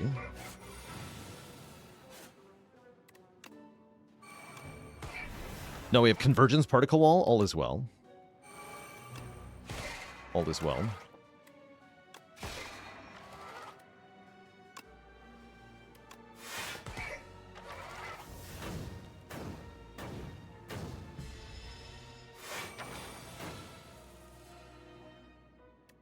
Another Shining Strike. I can stop playing this one.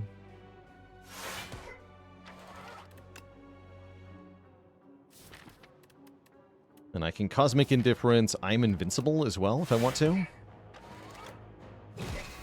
So might as well.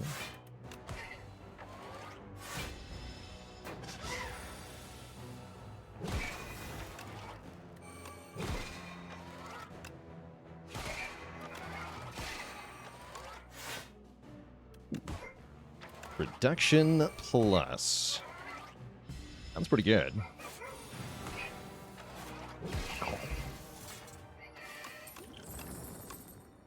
Tyranny. Start of your turn, draw a card and exhaust a card from your hand. The best way to get our bombardments in play for free. And our rare card, there it is. Arsenal came back. Welcome back, Arsenal. Get in here. Okay, that should be a way to scale up to the end game. No problem. I can buy another Spectrum Shift if I want to. I can buy an Equilibrium if I want to. Or I could just remove a card. I do think Spectrum Shift Equilibrium's pretty good. Let's do that. Spectrum Shift Equilibrium. And we're resting here anyway, so we get to look at 2 new potions. Cosmic Concoction and Heart of Iron. I'm going to keep the Gambler's Brew. Cosmic Concoction's pretty good. So is the Energy Potion. Yeah, no Touch of Insanity, sadly. That's all right. Cosmic Concoction's pretty good. I think I'll lose 1 Power Potion to pick this up. That's crazy, right? Power Pot's so good. All right, I'll lose the Energy Potion then. This might be a bad idea. Need more potion slots. Okay. This is actually a good turn to Cosmic Concoction here. I think I'm just going to do it. Although, it's better if I have Arsenal in play, yeah? Too bad. What do you got? Dramatic Entrance, Fasten, Panic Button. Nice. Okay.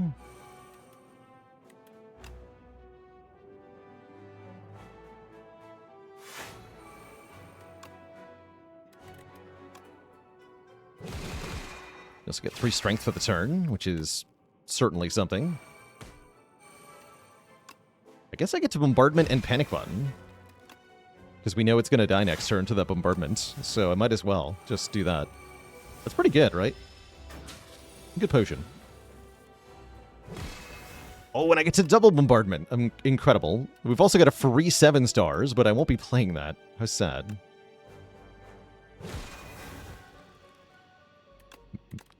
Take it away. But yeah, that was a great Panic Button. Now we begin every turn by double bombardmenting. We've added a Make It So. You'll love to see it. We can put I Am Invincible back on top. Play it again, and Convergence here. Pick 1.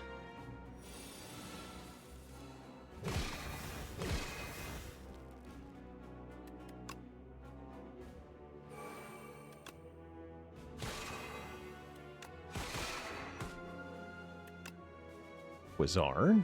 Or not to Quasar. Burning Hatchet is not going to kill this thing, huh?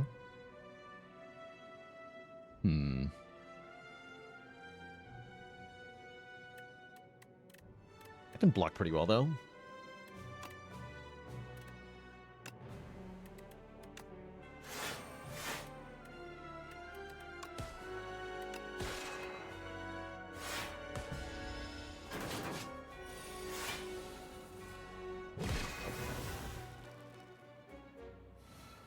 Arsenal, hello? Still waiting on you. We're already in phase 3. Deck might be a little bit too big at this point, but that's alright. That's how the endgame is sometimes. Just having a lot of cards in your deck can mean a really high amount of power once everything's in play. Oh, nice Dark Shackles. Whew, spicy.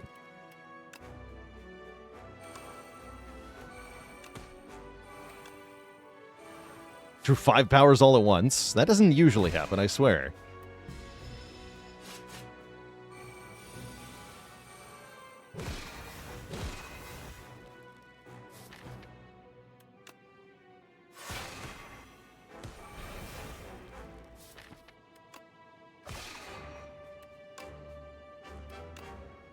I guess I want to prophesize for card draw here.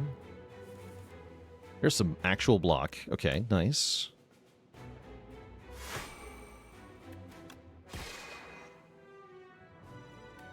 Please discover something good. Another arsenal. Kind of into it.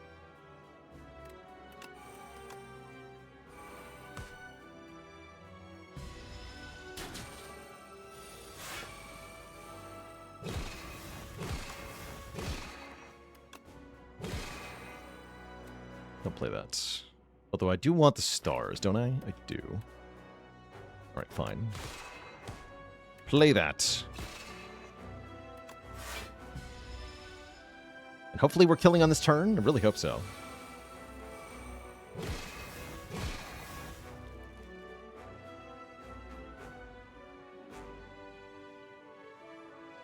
I sure don't have a lot of block in my hand.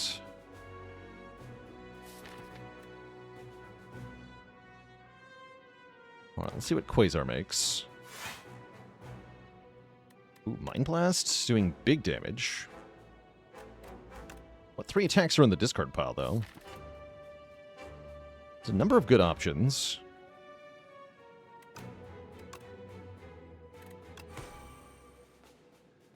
More so if I can make it so out of the discard pile.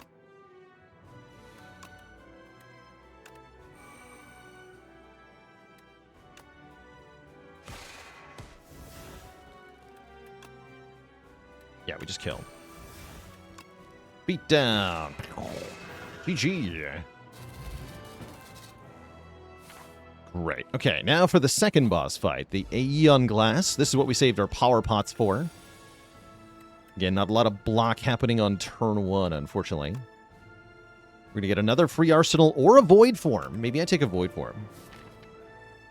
Would void form be good here? Surely it must be, right?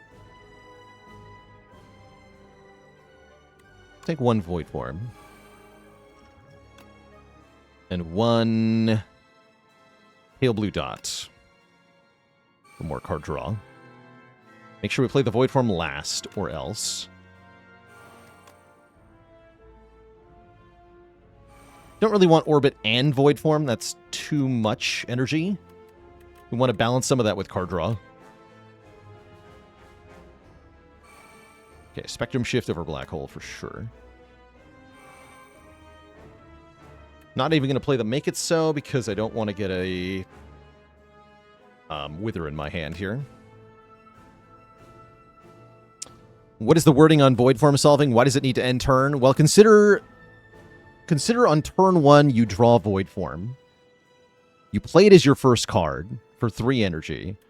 Then your next card, the first 2 cards you play in your turn are free. So your second card is going to be free. Consider the second card is then Void Form, which is free because you just played Void Form. Now your next 4 cards are free.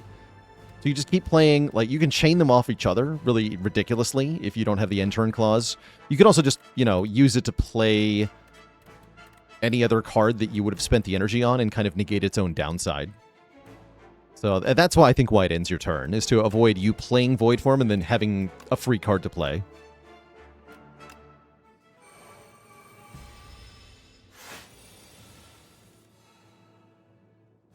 Because otherwise it gets a bit ridiculous.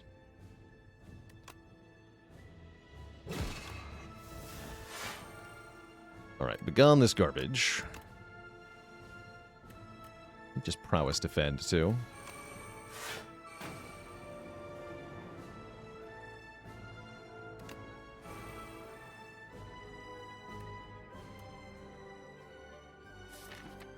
I think I want to photon cut any of this.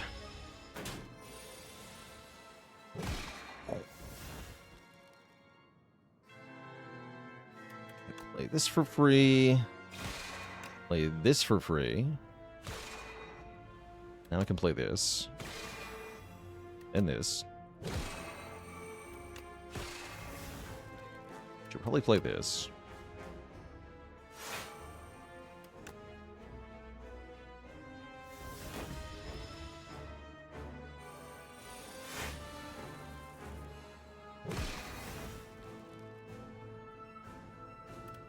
Knockout Blow's already free.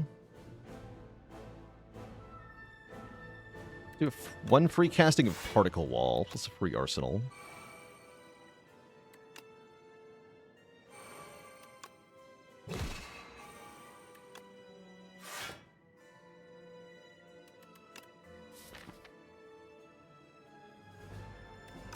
Want to draw cards in general. And also Cosmic Indifference, one card back on top here. Black Hole is a decent idea. Let's put that on top.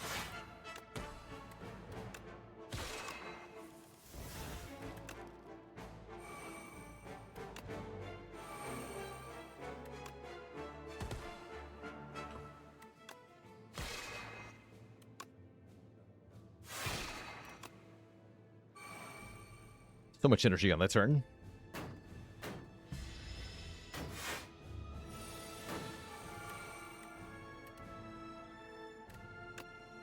Please give me Tyranny and Panache.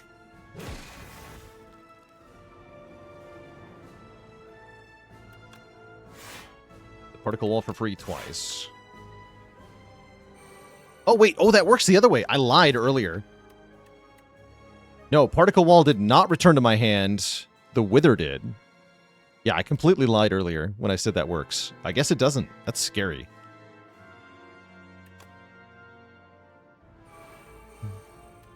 I am a liar. Confirmed.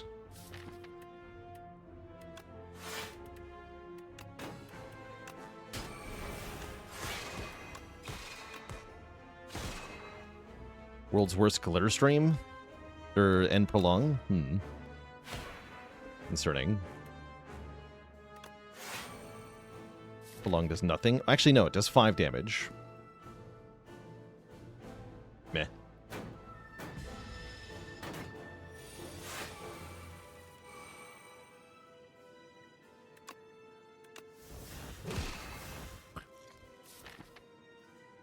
Scroll into the other bombardment, play it for free. Life is good. Bonk. GG, yeah. We shatter the glass and win our run. G freaking G. Set the streak to 4. I've arrived again. Even though I'm not a fool, I blap 'em. GG, yeah, not even one cycle of the deck. With 43 cards, how could we get through one full cycle? But that's part of the advantage, right? In the Aeon Glass fight, you're having the Withers go to your discard pile. And if you never reshuffle the deck, then guess what? You never see them. So it's kind of a advantage to have that many cards. In a way. G-Strats, thanks for the Prime sub and 45 months of support. Architect OP, definitely. Architect is cheating. Architect is straight up cheating.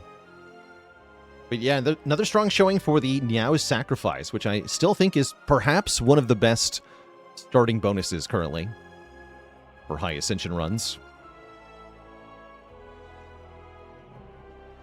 Quite a complicated deck. It's just a big pile of cards. That's all. Big pile of cards. Had a bunch of deck manipulation, though. Right? Double Convergence, double Cosmic Indifference allowed me to get a particular card into my hand more often, which was helpful. All right, chat. We are going to go again. I'm going to play as Necrobinder. But before that happens, I do need a quick break here. Going to refill the legs, stretch the water. I'll be back in a bit for another BRB.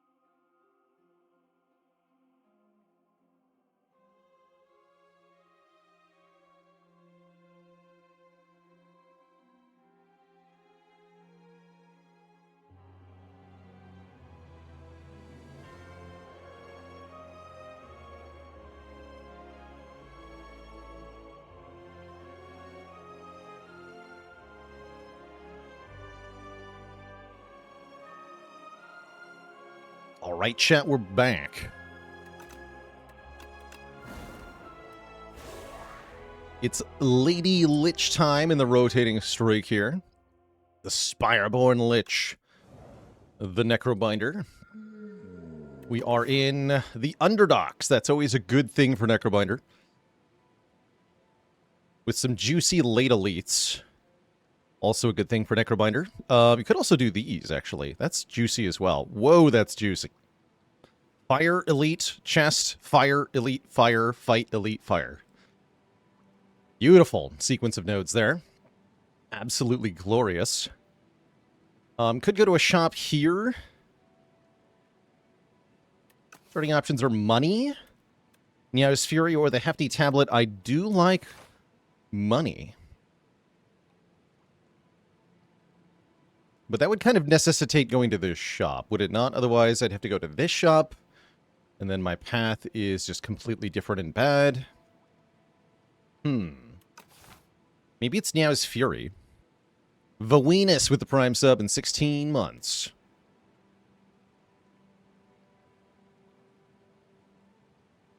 I think I just take the money. Honestly. And then we go probably here. We can just do easy pull combats and then 3 events. Yeah, I'm going to take the money.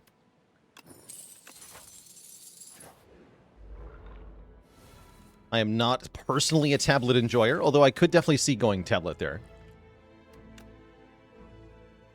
This is Defend, Strike, Unleash.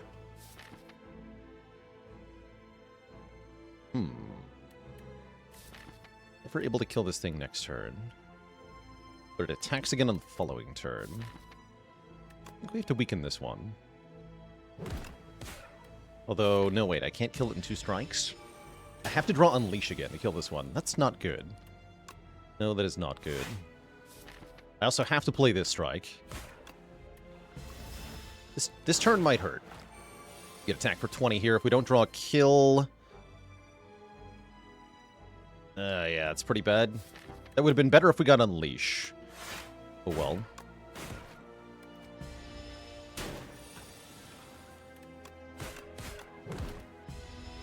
Ow, indeed.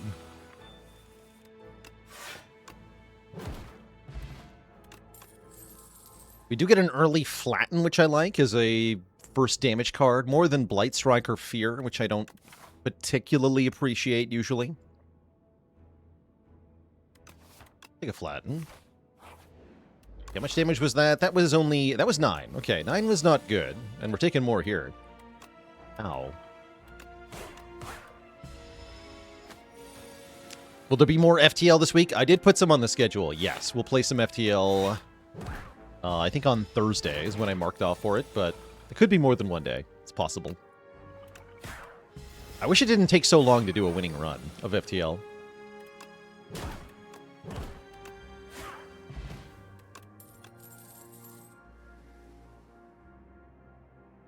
Interesting. Dirge? Question mark? Or what?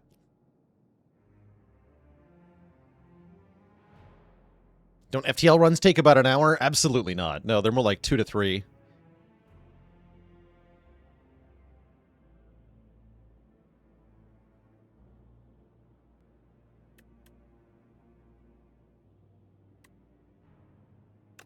I'll take Dirge. And we're definitely not fighting this elite. We're going to fight this thing. We're going to toot the horn. Everything's going to be good.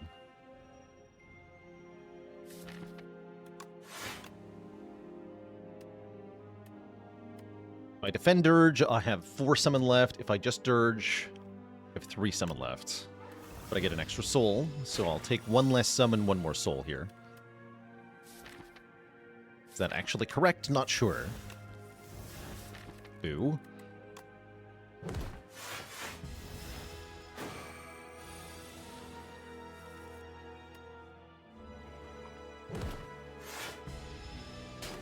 Hosty, no. Hosty, yes. Okay, we score a fire potion. We didn't take any damage. And we're offered some pretty good defense. Have some summon here. You know, I recently ranked Melancholy in A tier in our tier list. Let's see if I can show off what it can do. More money? That's going to hard commit us to that shop, which I think I'm okay with. Although we do get more of everything on this path, right? This is more rest sites as well as more elites, which is very tempting. But what if I was rich? Oh, hello world. Okay. That's actually quite good. At the start of your turn, put a random common card into your hand. That's going to be a Necrobinder common card, not a defect common card. And I can get even more money. Or I can get a stupid curse. But relics are good, right? Give me a relic. We upgrade 2 skills. Sure. Block upgrades are good on Necrobinder. Unfortunately, we do roll into a fight, which I was hoping to avoid, but it does happen. And we're going to be getting a little bit chunked on turn 1 by the Fossil Stalker. Unfortunate. We can play Bodyguard Hello World Unleash, though. Ow. And we get a Blight Strike, which is better than a strike, conveniently. Did you know? Melancholy already doing pretty good here. My Melancholy plus Dirge. Unfortunately, it will gain strength. Still worth it.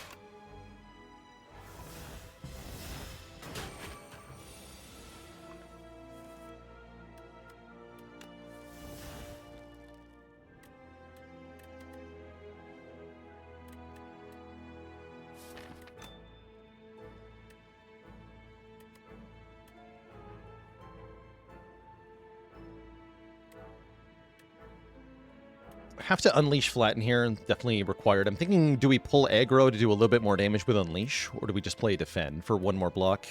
I think it's worth taking 1 to deal 4 in this particular situation. We could also kill it with a Fire Pot. Fire Potion, usually preferable in an elite fight. Currently, though, we're staring at taking... How much here? Oh, the pull aggro also saves health this turn, right? We're only taking like 5. Are we not? Because I'll have 7 block plus 5 Asti. Yeah, so we only take 5. I'm going to save my Fire Potion. We can rest at the rest site. Let's go pull aggro, Unleash Flatten. Russell, Love Muscle, yeah, thanks for the 2 months of support. And Cleanup Crew with 5 months. Appreciate you both.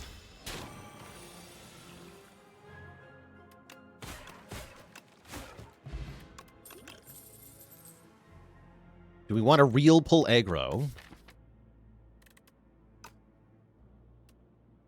What about a real Death March? Death March with Dirge is kind of interesting.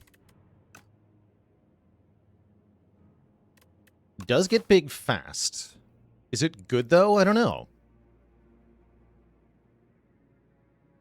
Radiant Dalinar, thanks so much for 10 gifted subs.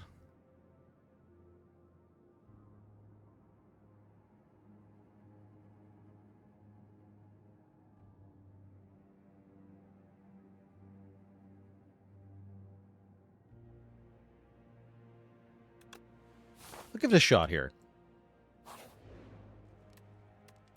And I suppose that I am resting instead of upgrading any one card yet.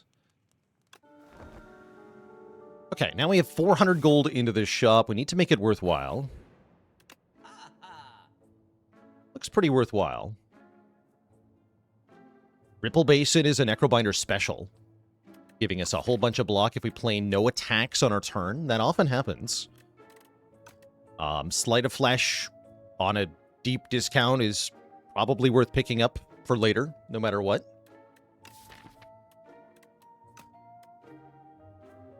Death March seems silly in retrospect. The Juzu bracelet is here, of course. Could be maybe buying No Escape. Could definitely see buying No Escape. But yeah, definitely buying Ripple Basin. I might as well buy Sleight of Flesh for such a deep discount. And maybe I remove a crappy attack. Or perhaps better yet, Clumsy. Clumsy's kind of bad, I hear. It is a curse. Is there a change of mindset when going for win streaks? Yeah, you have to... The longer the streak you're trying to get, the more you have to start to consider, like, the possibility of low roll outcomes on a habitual basis, like choosing your Niao bonus, for example. A bonus that is 9 times out of 10 going to help you a lot, but then 1 time out of 10 make your run harder becomes a lot less worth it if you're trying to get more than 10 wins in a row, because you're more likely to encounter that 1 in 10 times that can take your run down.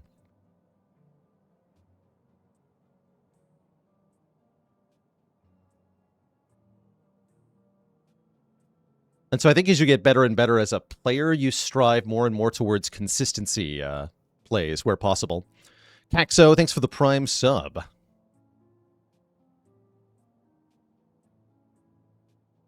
Really struggle in Act 2 with Necro after strong Act 1s. What questions should you ask yourself? You should ask yourself, question number 1, can you kill the carapaces? Can you kill the little beetles that you can only do 9 damage to? If you just have giant attacks on Necrobinder, those guys are going to actually stop you cold. So it's a good way to check for area damage or doom that can kill them easy.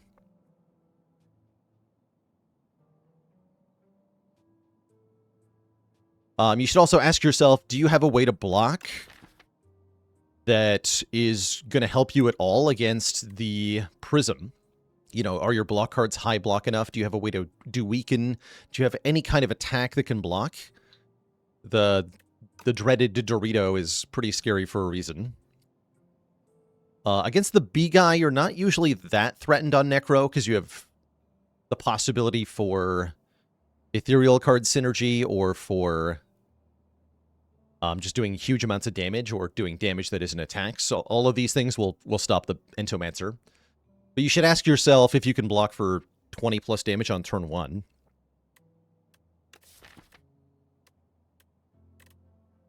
This is a weird pile of cards we currently have.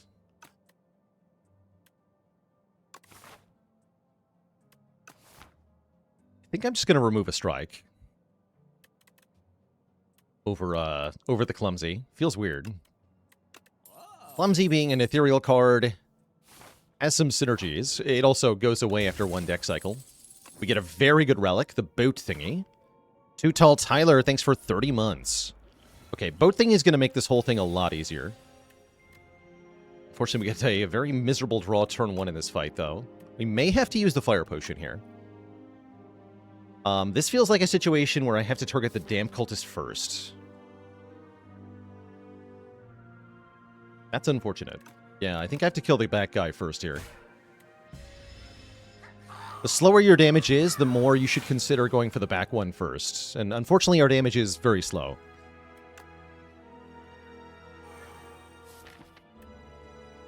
Okay, Death March in the draw pile, definitely Dirge for 2.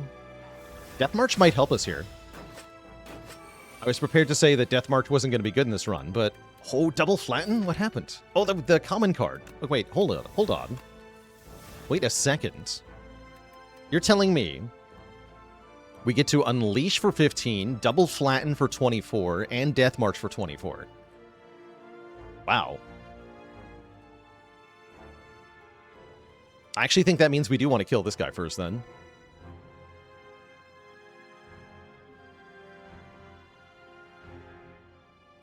I underestimated our damage. Best news is I can also strike, right? The 15 plus 24 is 39. So if we also strike, we can play both flattens here. Cool.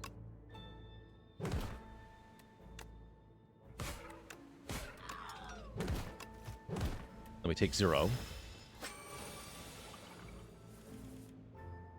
And then Melancholy is good. Look at Melancholy being good. Nice.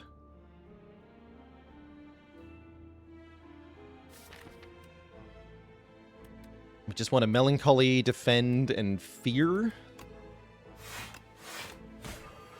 Don't need to overthink this, I don't think. No. We do 8 plus 8. Okay, that was actually quite smooth. Buttery smooth. Poke is pretty good here. Poke with flatten. Poke will be good with drawing a lot of cards as well. And we can upgrade a card before this elite fight. Oddly, a little tempting. Dirge upgrade's quite good. Bodyguard upgrade is quite good. Flatten upgrade is quite good. You're fighting elites that are going to do a lot of damage. Honestly, makes the Melancholy upgrade somewhat tempting. Although against Terror Eel, that's kind of... Actually, that's pretty good there too, yeah? I'm going to upgrade Melancholy. Gets +4 on a block card, which is very substantial.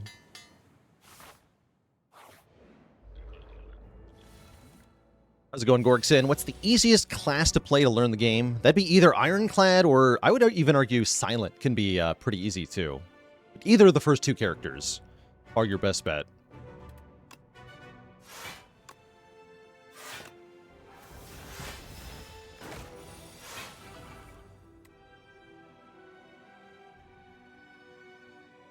Hello, world.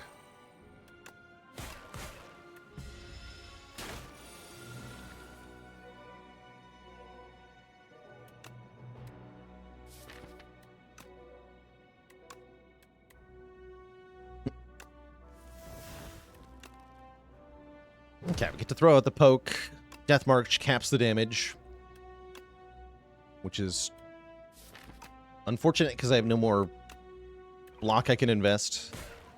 Might as well play Reeve for a soul then. This turn's a little scary. We did lose Asti though, so if we draw into the block, then things are good. We don't draw into block. So I think it's time to consider Potion of Binding here. For 1 week, 1 Vuln. Could play Sleight of Flesh to make that do damage. That's kind of funny. Or I can simply block as much as possible.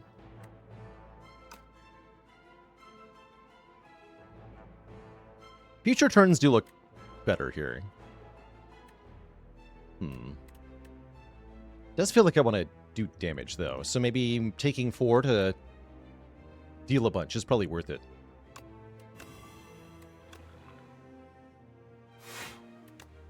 In which case, I should have played the Sleight of Flesh, probably.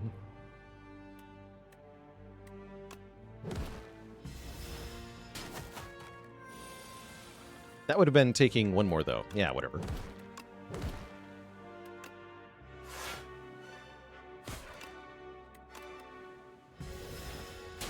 Ow. Where were you last turn, Melancholy? Where were you? Ooh. All good. We get a Permafrost, which will give us block for playing a power. Negative Pulse is here to go with Sleight of Flesh. And by a power, I mean Hello World. Yes, I'll take Negative Pulse here. It's also good with Ripple Basin. I'm still hopeful we can handle another Elite, but I'm a little bit scared. Just a bit.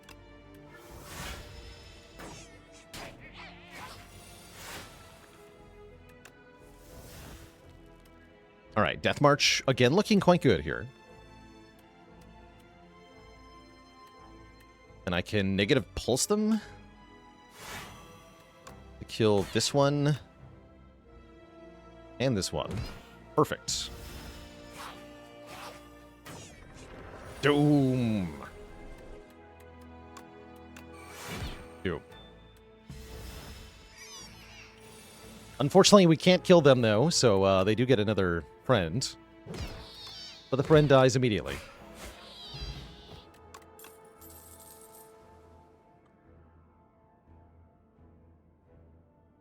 Okay, now we have an important choice to make. Do we lean into the Sleight of Flesh and block spam?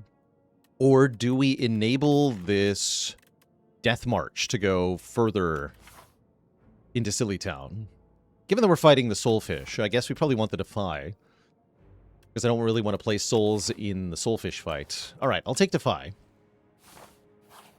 And I will fight this Elite, which is scary. Very scary. Looks like we probably want to play Melancholy here, not Sleight of Flesh. Otherwise, ow. And we'll poke for 6 here. If I'd skip poke, we Ripple Basin, but I actually want to take exactly 1 damage to Osti so that Osti dies, and then the Melancholy is cheaper.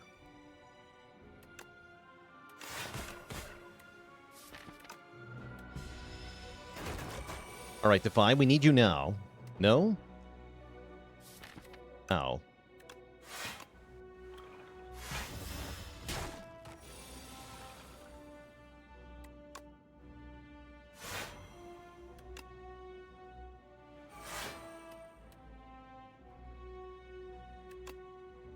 Keep the dirt around. Okay, this turn could be quite bad. It's pretty bad. We are in trouble.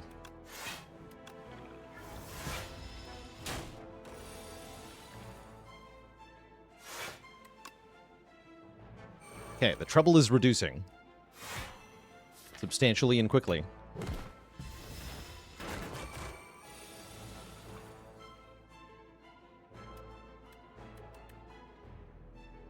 Is the trouble back? Let's see here. To stun it, I have to do 34 damage, which I can definitely do with the Fire Pot. I can currently do 28. Actually, no, I can Afterlife to make Unleash do 6 more, so I can do 34.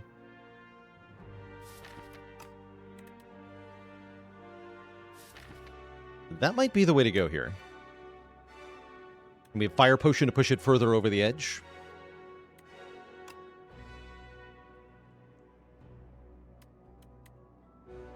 Oh yeah, negative pulse would do even more, right, than Death March? Yes, pulse over Death March. Yes.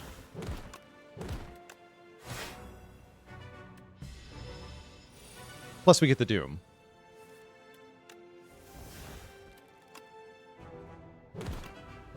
Poke it.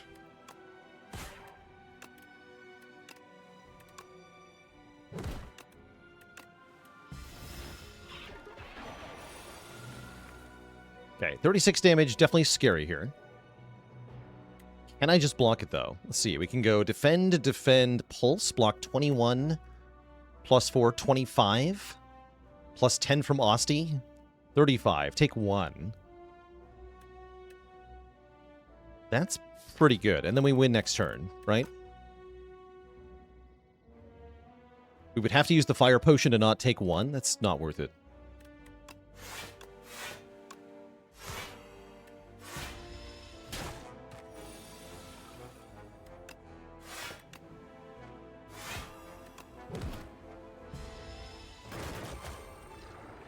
Okay, great. Maybe we'll need this Fire Potion for the Soulfish. Who knows? Do we ever take Scourge? I could see this deck actually wanting it, right? It works with Death March. Huh.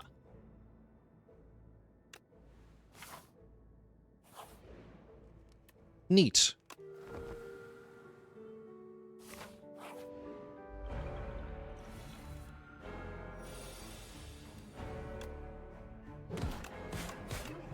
Punch it. Slap it. Alright, we got our Hello World down. And I can Death March negative pulse. Not a great draw order so far. It's going to be hard to get some stuff played here.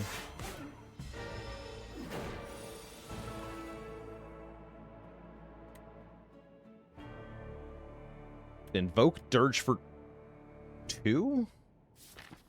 Invoke seems good here.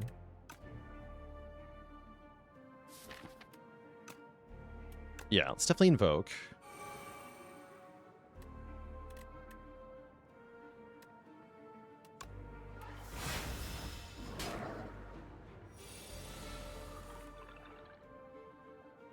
We have Grave Blast as well. I can Grave Blast a Beckon back into my hand, in case I want to do that for any reason. Slate of Flesh literally on the bottom. That's actually okay, though.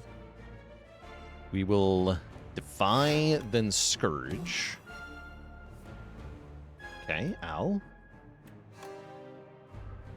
Okay with that, though. I was prepared to take 6 on the draw there. So we will. But now we have both of those shuffled out, right? Like, that's good.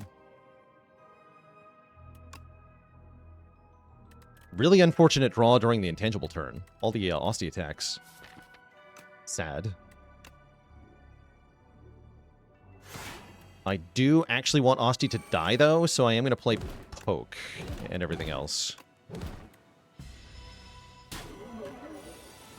So that our Melancholy is discounted next turn. That's going to be really good. Pretty bad draw overall, though.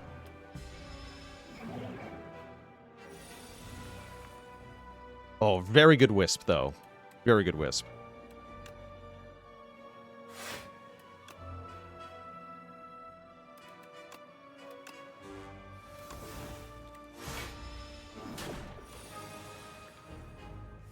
Thank you for the Wisp.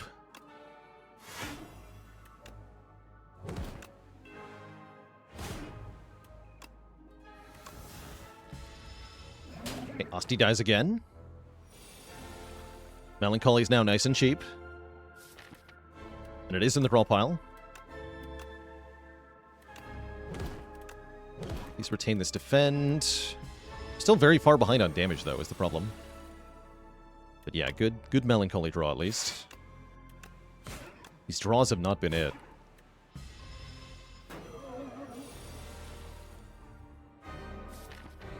Okay. Looking pretty good now, though. We get to Poke, we get to Blight Strike, we get to Invoke. I probably want a Bodyguard. Could Strike for 6 damage instead, which might actually be better than a Bodyguard, though.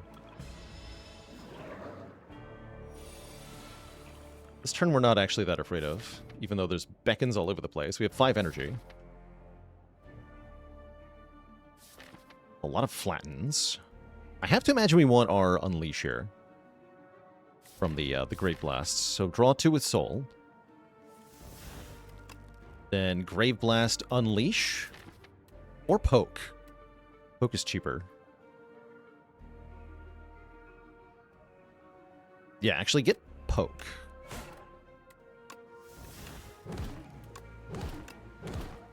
Because then Scourge will set it to death. Actually, we don't even want to draw one. We just go beckon, defend, pulse. And it dies. We get to keep our potions. These are better Act 2 potions anyway.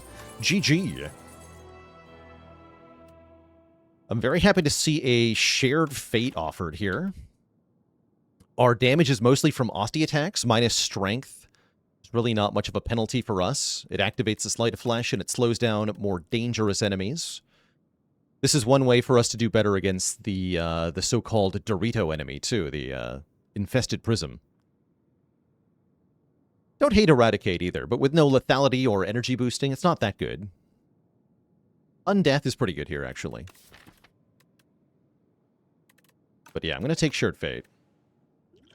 And I'm going to keep the damage potions. Such a buzzkill for the boss. And we get card rewards, or the Touch of Orobos. Do we care about card rewards? I'm not sure that we do. I do like Touch of Orobos a lot. Instead of summoning 1 per turn, we get summon 5 at start of combat, plus 2 start of turn. I think that is 7 on turn 1. Pretty sure.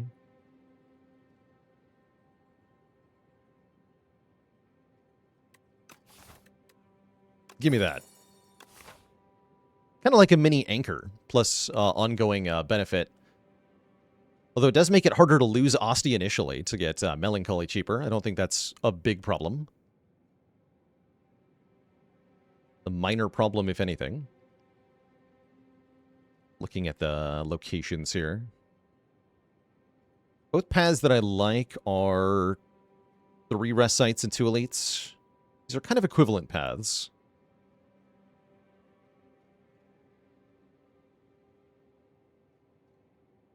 And then the other option is this one. Both get a shop.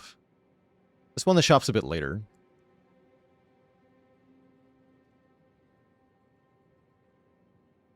But yeah, these are both basically the same path.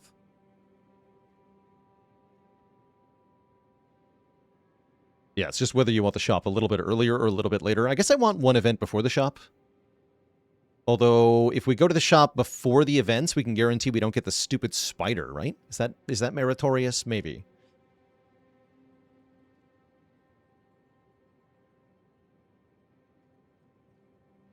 Yeah, you do change the pool of events by having no money. Let's take the money out of the equation then. Let's go to the shop first.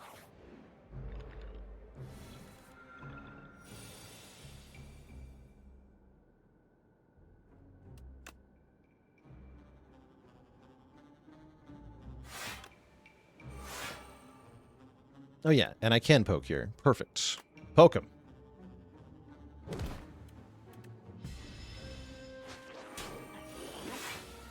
My dirge. I'm actually not upset by losing that.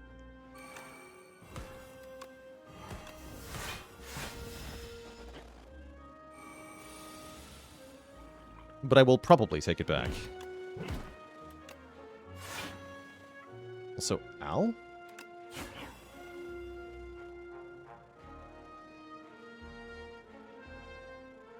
I could have maybe used the Ripple Basin here. I think I might just Fire Pot him, though. Although we're only saving, what, 4? Nah. Let's take that as the price of hubris. No, 2. I can't even math. Yeah, 2. Stinky Speed Potion, not worth it. Cool. Shroud looking okay here, actually. This deck does want to apply a small amount of Doom a lot of times. So I think I will take Shroud. Shroud on its own feels kind of weak. Just 2 block when you apply Doom. But the more times we do that, the better it's going to get. I was really hoping we would see Countdown here. What I do see is the Funerary Mask, which is a very good relic here.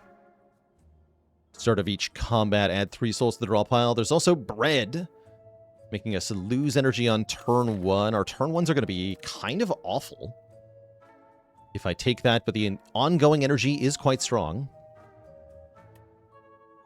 Not sure how I feel about that. Funerary Mask feels pretty good here. Yeah, I'm gonna buy that. That's very good in most fights.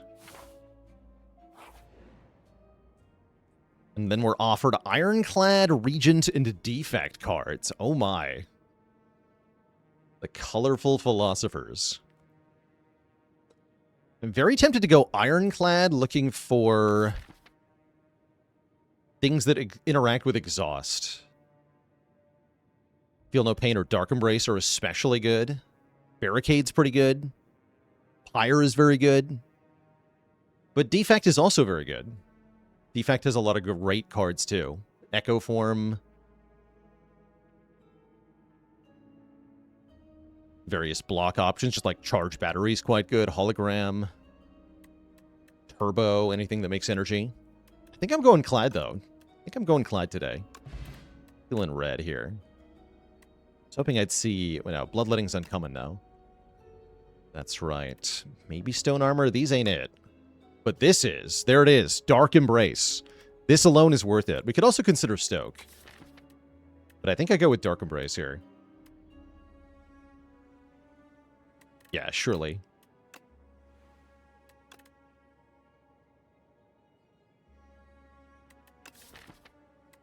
I have no way to exhaust Howl from Beyond. Do we care about Thunderclap? It is a debuff. That is a debuff. Is that a good enough reason? I don't think it is. Do I care about the Vuln specifically? I kind of do, actually. It does help us this act, right?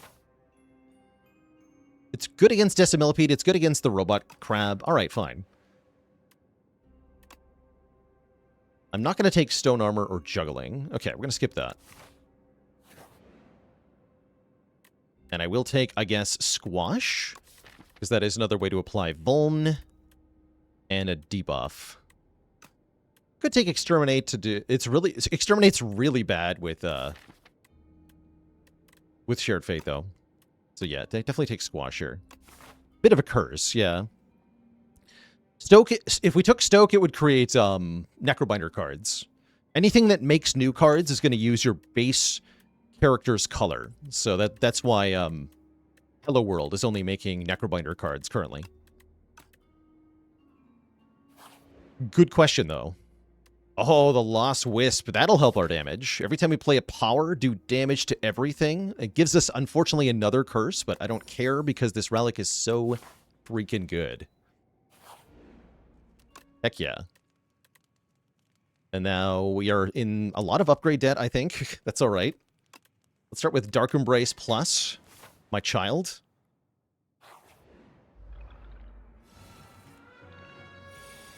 Remember when I said, make sure you have an answer to these nerds. They are jerks. But the Lost Wisp does constitute an answer here. Most delightfully so.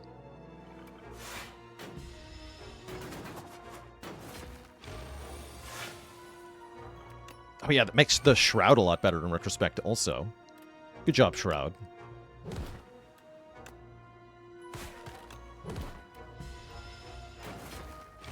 Doom.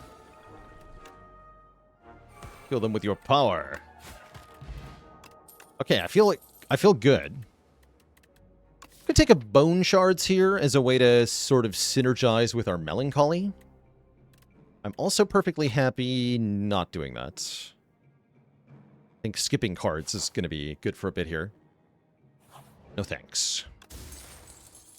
Grave Warden also not that bad. Bellows is nice. Upgrades our opening hand every combat. Hooray! I think it is Decimillipede. We do unfortunately draw the Melancholy turn 1. Or is it fortunately? A attack potion. Would you like to have a Banshee's Cry? No. It does have a Eradicate, though. Which does not really do much for me. I guess Flatten? Flatten is the most damage that I can actually benefit from? Sure.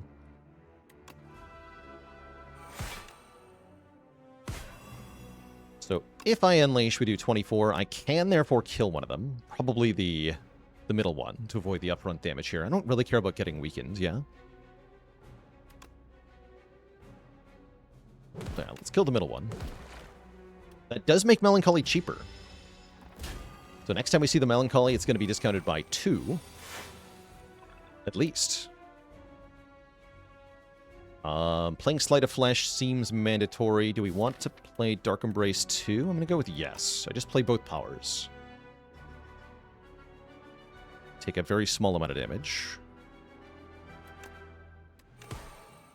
Oh yeah, we also do area damage twice.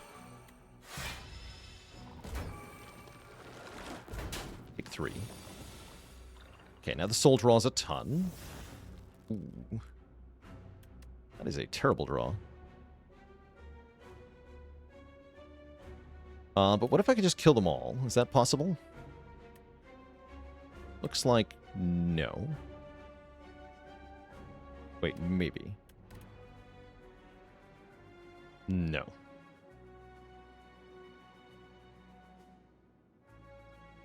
Right, because Death March kills the front one, Firepot plus Poke kills the middle one. I can only play 2 strikes.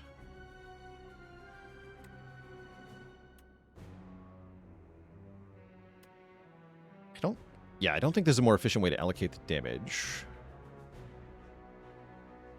Yeah, not quite, looks like. Yeah, not quite. So I think we kill the front and the back. Seems like our best bet.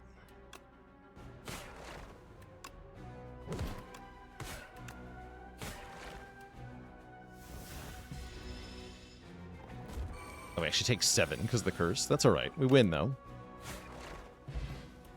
Small price to pay for a Decimillipede victory, ultimately. We get Delay Plus, which is very good. So is Countdown, though. What a dilemma. I think I have to give it to Delay here, but both of these are very good cards at the moment. Delay's just a little too good with that free upgrade, and the Smooth Stone putting in huge work here. We've already got a draw engine with the Dark Embrace. I think it's time to upgrade our Sleight of Flesh to increase our damage output substantially. And it's time to fight some Bullbugs, apparently. Oh, the Bellows upgrading a soul from Funerary Mask is pretty badass. I like it. Also badass is Shroud plus negative pulse. Blocking for an additional 9. Then we can Dark Embrace. Awesome. This deck is doing awesome things at the moment.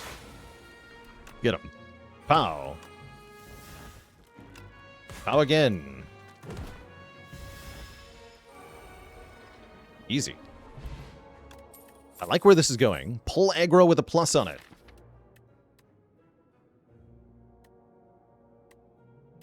Honestly, good enough. Yeah, get in here.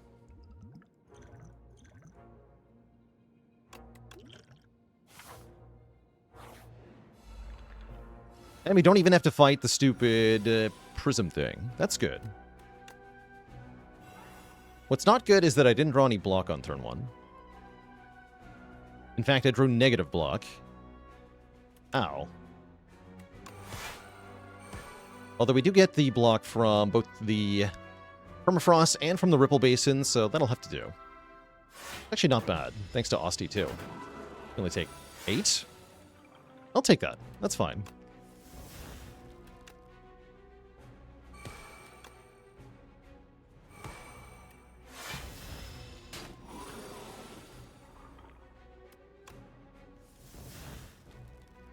Dirge for 3, honestly? Yeah, just Dirge for 3. Toot.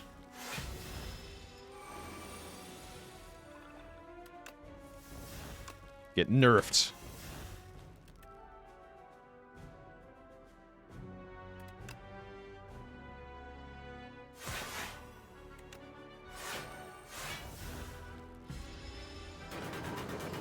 We lose it to 5, but honestly, who cares? Look at what I can do.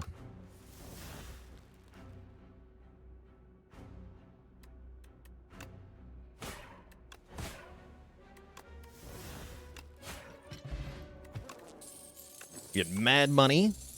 We get another Melancholy Plus or a Page Storm.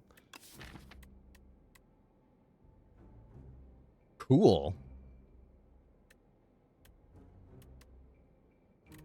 Wait, Page Storm says power on it. Give me that. Then I can make Page Storm nimble.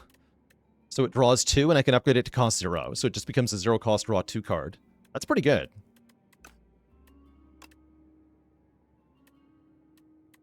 Or I could upgrade Hello World, but that would be dumb.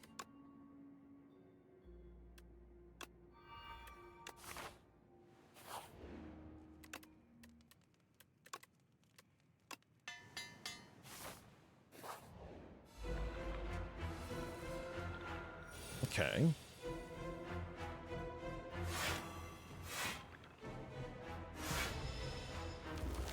Hello, Crab. We are fighting now.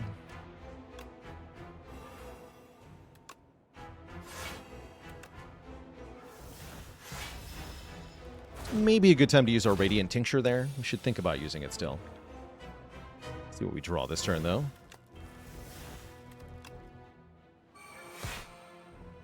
Okay, nice hit on the delay. Next turn looks like garbage, though. Concerning. Very concerning.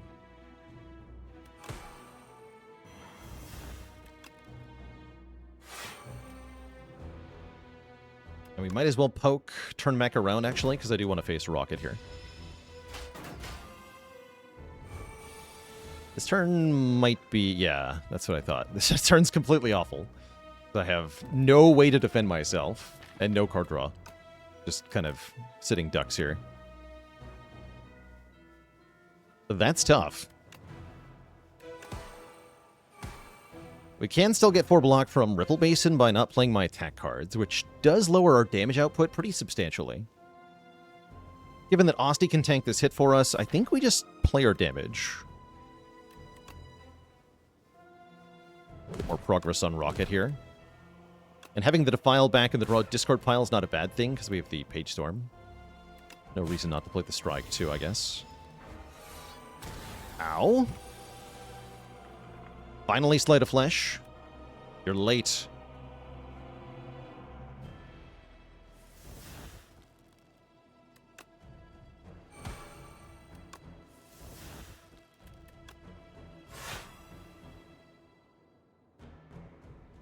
Okay, we lose Osti again. That's a good thing. It's a good thing.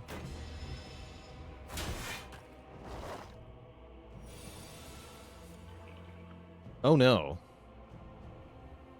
It happened again, somehow. Well, that's concerning.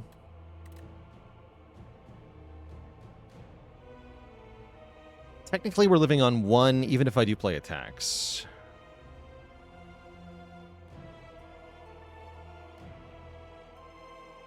But where block? Feels like we have to play some attacks here.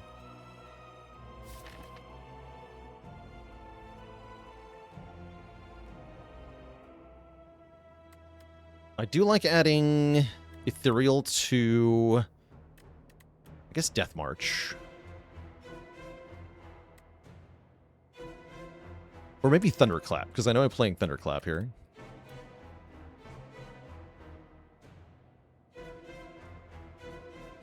We're playing Thunderclap, we're playing Unleash, we're playing Flatten. Would like to Sculpting Strike something, so that would be 3 energy. So I guess we Sculpting Strike, Flatten, actually. Yeah, Flatten. Flatten makes the most sense. Then I have to make sure I end the turn facing Crusher, or I will die.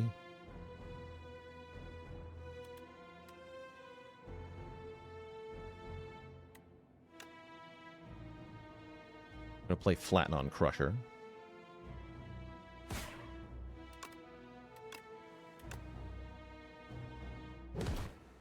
Right, because the damage is different now? Yeah, we would die, currently.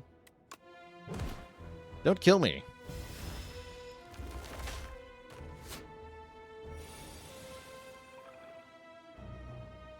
Okay, now I have to survive this turn as well. I was hoping Pull Aggro would help me. This would probably be the turn to drink the Radiant Tincture. Can we actually survive this turn? That is the question. Pull Aggro effectively blocks 15. This blocks for another 7. Can we kill this one? I don't think we can. I don't think we have quite enough damage. Although we can apply debuffs how many times? Only twice, yeah? The Doom does block, right? This is +6 block as well. This is getting played no matter what, right? But yeah, hypothetically speaking, if I were to squash, snap, and poke, and fire potion, how much do? We do 8 plus 13. It's 21. Poke does 9 for a total of 30. Snap does another 10, 40, 60 damage. We're 4 damage short of killing it, as far as I can tell.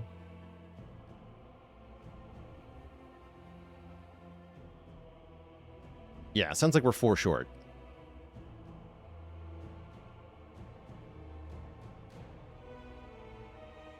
That's counting the 13 from Sleight of Flesh, yeah. So I think we just turn around with the Fire Potion.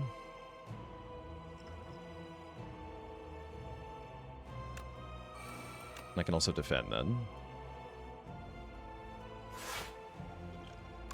Let's use both potions, might as well. Poke will not kill, yeah? Okay, no reason to worry then.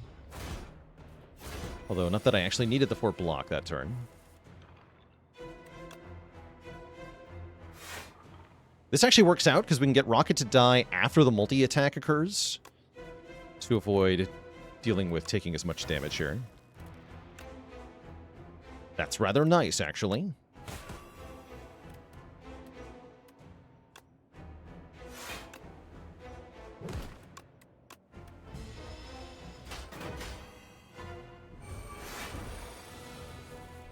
Although that does mean it has block on this turn, which is a minor inconvenience.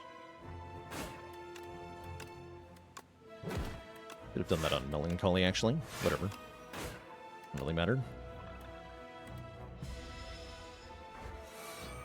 Should be hard for us to lose now, given that Osti has enough health. We should be okay.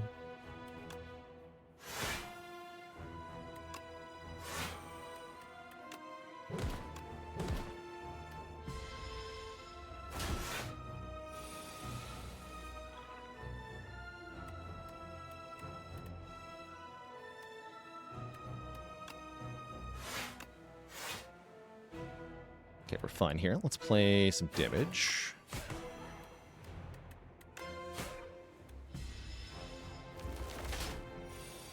Say we want to kill before the next multi-hit on Crusher here. That would be nice. Can't actually kill you directly, but I can just wait out the Doom here. GG. All right, we made it through on essentially minimum resource, but survived nonetheless. There's the card I've been waiting for. Oblivion makes us apply Doom per card, and that's going to cause an interaction between Sleight of Flesh and Shroud that is disgusting. Plus, Nonu is here to offer us some sweet relief. Dazed in my draw pile. That's a fun downside with Page Storm, actually. Diamond Diadem's kind of cool. Can also take Glam. Glam is almost always good.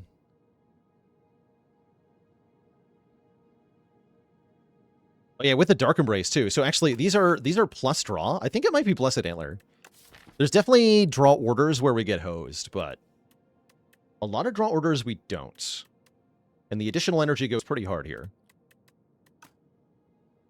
I'm going to try it. It's possible that this backfires. And if it does, it'll be educational about why Blessed Antler is kind of avoided normally. The Funerary Mask does help a lot. Yes, that does help. We're going to go for it.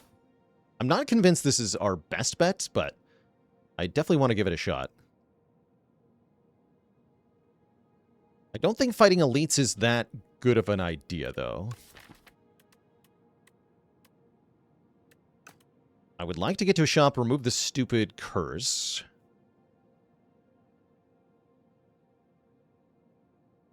Could even avoid events to avoid getting more curses. Fights seem like they're kind of iffy too, though.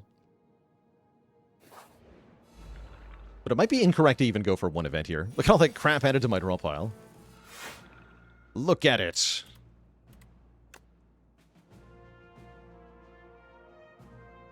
Alright, doom this nerd first. Shared Fate him. Get him. Beautiful.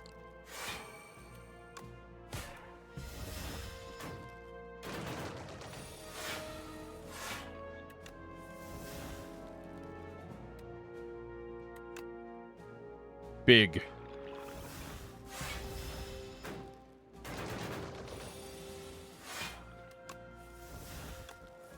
Okay, yeah. So with a draw order like this, we're penalized by the antler. We're not suffering too bad though, not in this fight.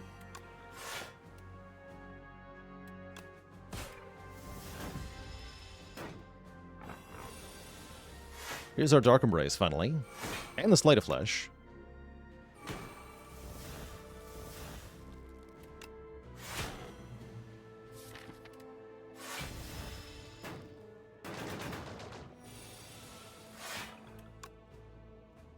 Doom.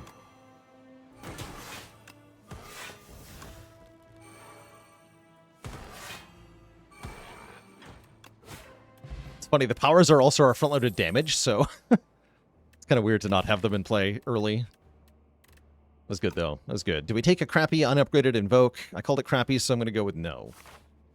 Nor do I want to Debilitate. Okay.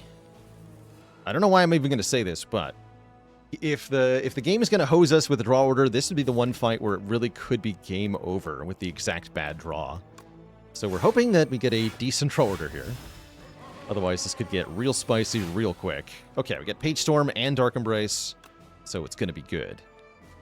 Oblivion first, then Page Storm, then Dark Embrace, Thunderclap, Unleash and Strike. It's over. We have the card draw online. Wait, where's the card draw? Hello? Help?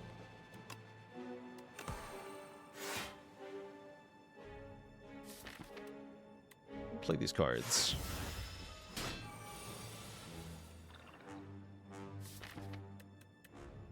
Okay, still not out of the woods here.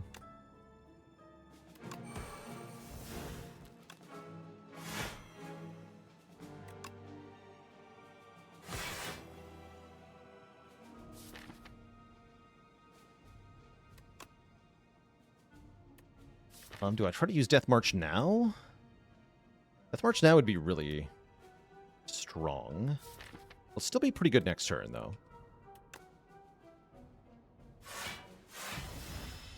Okay. I probably should have done it last turn. It's only one, that's right. Yeah, I should have done it last turn. Yes, that was wrong and bad.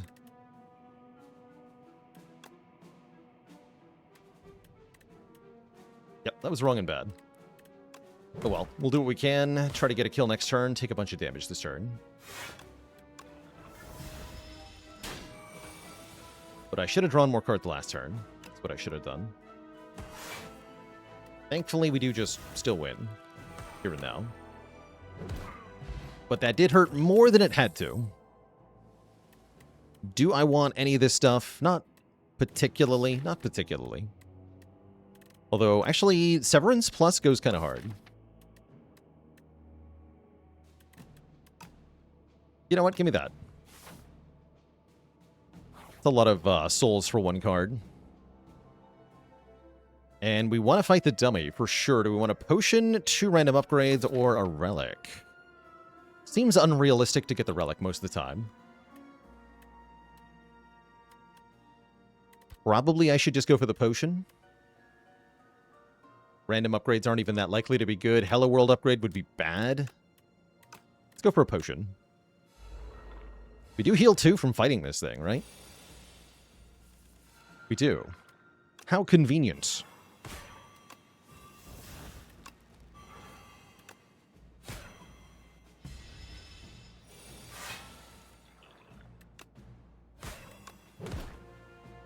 Doom! We pass the training and get a droplet of precognition. It's like a Seek in a jar, which is pretty good. What's not pretty good is getting penalized for powers in a deck that has a lot of powers.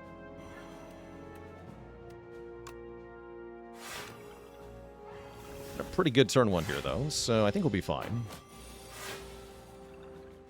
Oh, that's a really good Death March turn as well. Oh, yes. Oh, the power. Death March for 72 damage.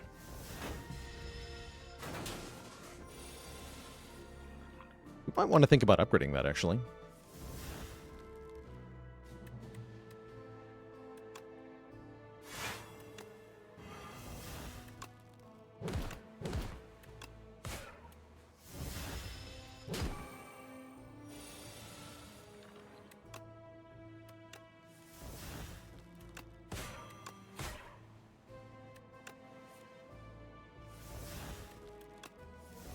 Doom. And skip these, I think. Not really into Grave Blast, usually. Deck looks like a bunch of random crap. What are you missing? Loads of card draw is what makes it work.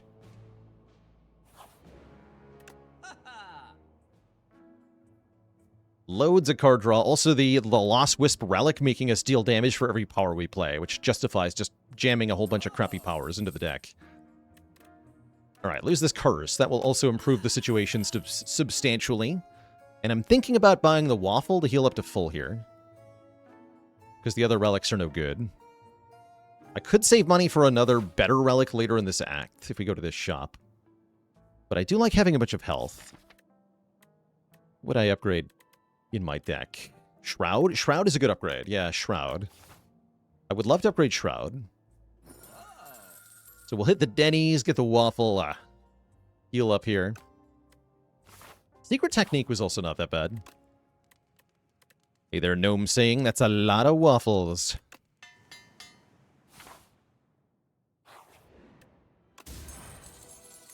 And the Festive Popper does a little bit of damage. It's like one more power in play of worth of AoE damage. That's not bad.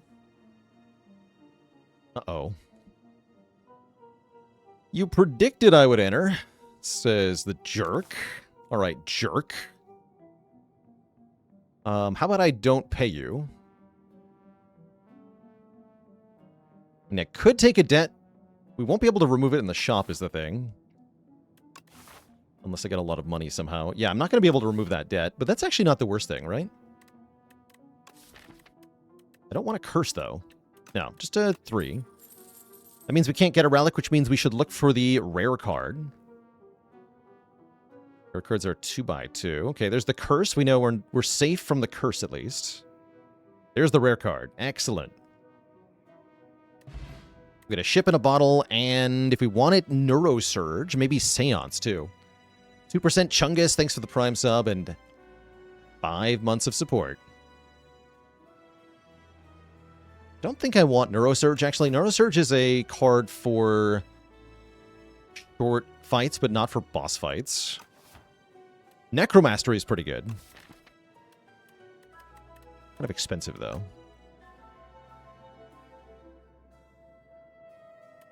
It does help a lot against Queen, though, yeah?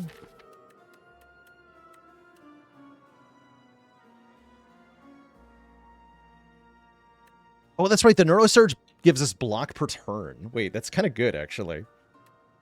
Isn't that actually good? You know what? Actually, screw it. Give me Neurosurge. I lied. It's good. Chip in a bottle is better than a block potion.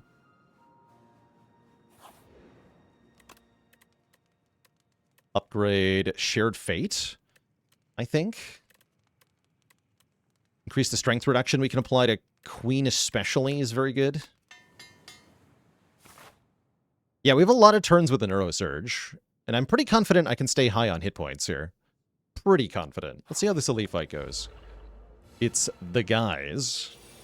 Arguably, we're quite good at this fight. We'll see, though. It's a pretty good turn 1. The guys.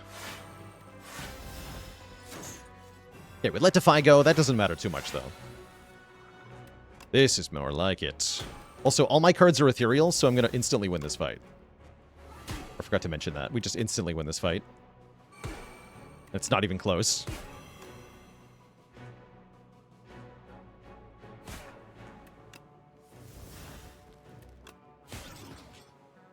Eye for Gore.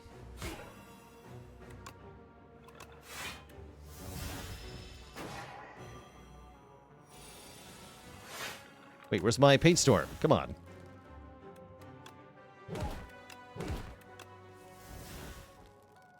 Hello? There you are. Okay, now whenever I draw a card, I draw a card.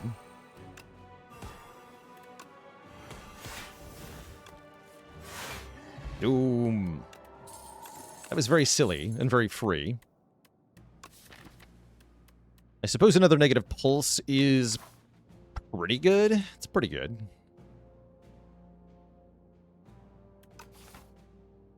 Sure. And let's take another regular combat. I probably want to take another elite fight, but I might not.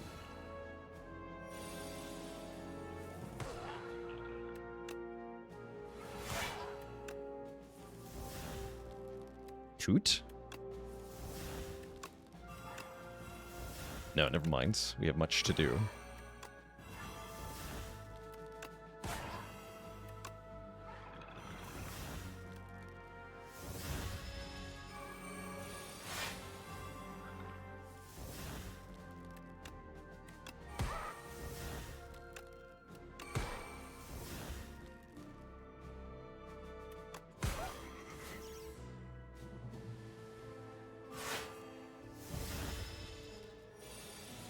But yeah, the reason this deck works at all is just massive card draw.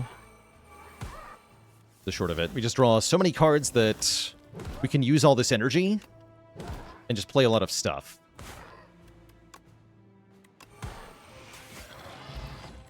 And just win that way. And it works pretty well.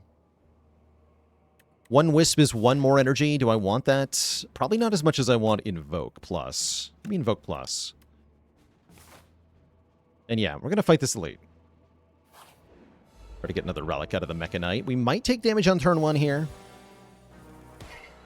Although not with this draw. No way.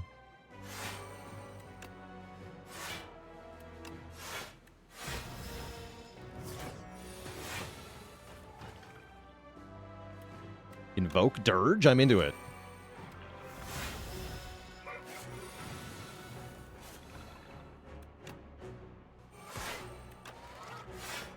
I'm not into what happened here, though.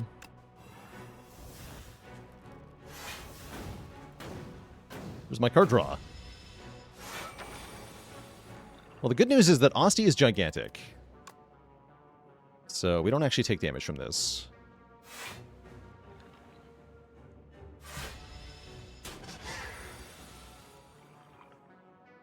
There's our Page Storm finally. That took a little while. Now we're going, though.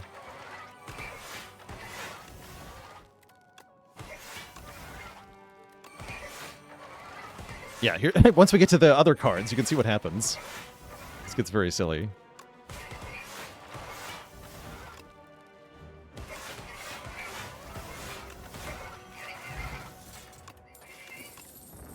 Yeah. This is good stuff. It's good stuff. Necro goes burr. Okay, I think we're set here. I don't need to swap my potion. These potions are much better. I could maybe go Swift Potion and Droplet of Precognition here. Who am I more scared of overall? Definitely the Aeon Glass, right? That's not necessarily true. Queen is less scary with lots of card draw, though. We have lots of card draw. I guess we can look at the turn 1 draw. If I'm sufficiently scared, I'll fetch. Actually, that makes me want Swift Potion more, now that I think about it. Because I can use one draw potion in each fight. Yeah, that sounds better. Please upgrade. Death March. It's time. It's time for the Death March upgrade. We draw so many cards, it's now reasonably able to scale up enough to hit a boss really hard. And yeah, this is the sort of draw that I wasn't into against Queen here. I'm going to use my Swift Potion. Draw 3. That's more like it. Okay. Yes. Yes. I'm very happy with my potion swap. Very happy. Doing a full rotation 5 today. I think I'm probably done after this run. I hit Queen first here.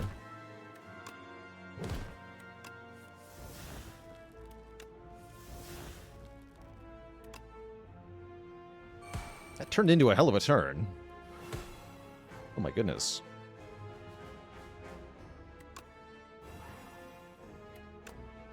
Alright, Shared Fate the Amalgam, I guess.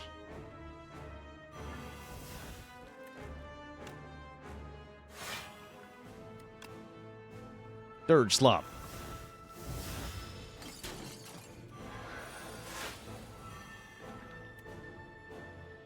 Dirge Slop.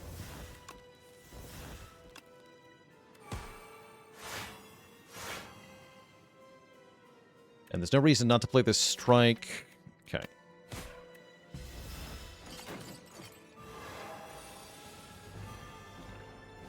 Ooh, that's sad. Thankfully, Asti's here to block. We definitely have to play Sleight of Flesh, which means no delay here. But we can go Shroud Defend. Pretty good.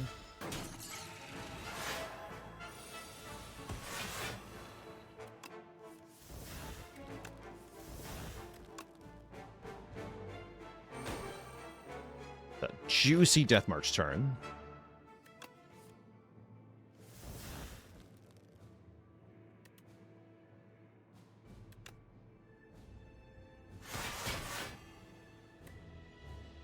We want to kill the Torch Head soon, yeah?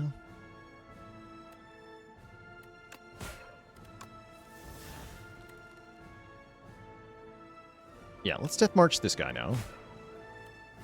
Get him out of here.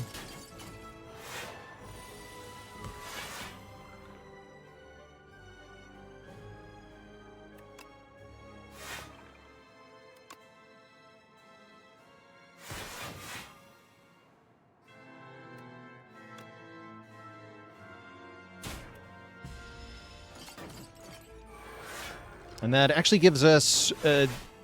having the minion die to Doom means the queen doesn't give herself a strength up initially, which is super helpful. So we actually have a less scaled queen as a result. Super nice.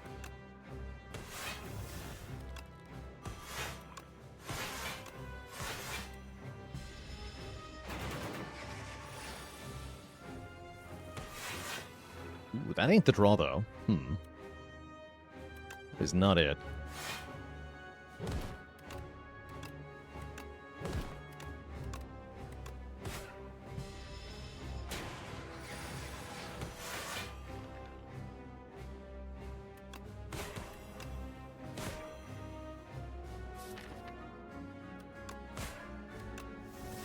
That might Death March.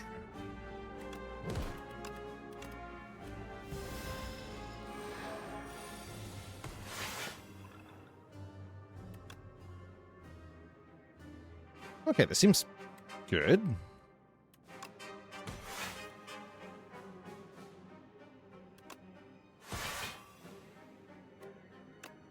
You are dead. Great.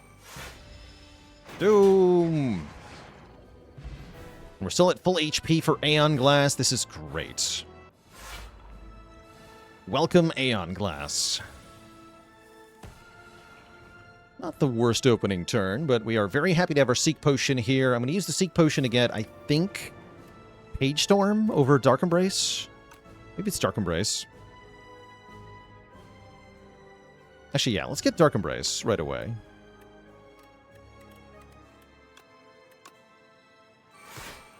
And then we're going to Severance to draw more as well. There's the Page Storm. Perfect. This is one fight where we have to think about maybe not playing Neurosurge immediately, because we can expect that our health will probably go down during this fight.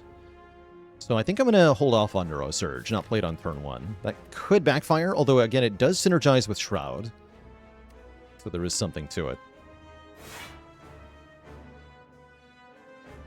Squash I want to play to remove Artifact, I think. Even though we'll get a stupid card. Yeah, because we want to remove Artifact for Shared Fate here. Scourge can do that. -3 strength on the boss is always good.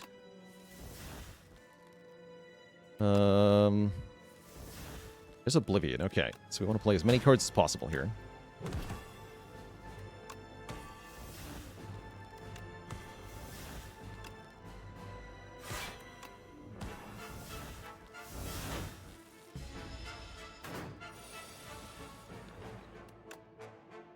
Shroud, yes. Countdown, yes. Hello World, yes.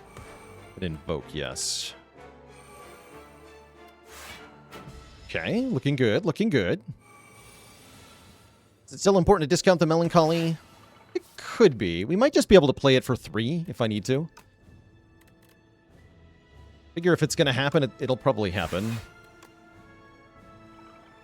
You know, I'm not going to need to go out of my way to do it, because the boss is going to do it for us. Speaking of... Looks like we'll lose Asti if I play Unleash here.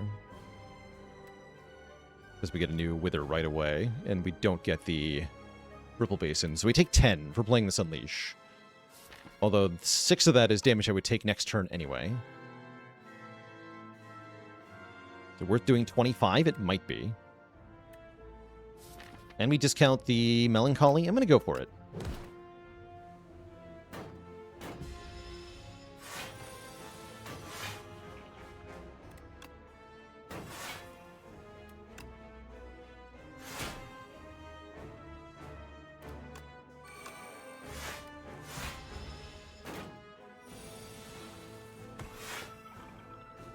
Okay, this is not encouraging.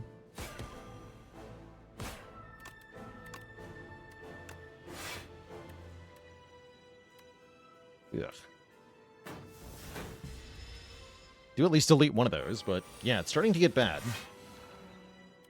It is starting to get bad, but Oblivion is here. Remember, it's not just Oblivion with Sleight of Flesh, but also Oblivion with Sleight of Flesh and Shroud. So we do damage and get block per card we play, which is kind of amazing. Especially when one of those cards is Neurosurge. Saving the Neurosurge paying off here in a big way by letting me play more cards. Kind of awesome. Sure are a lot of withers in my hand, though. But who cares? The boss is dead. Look at that. The power. GG.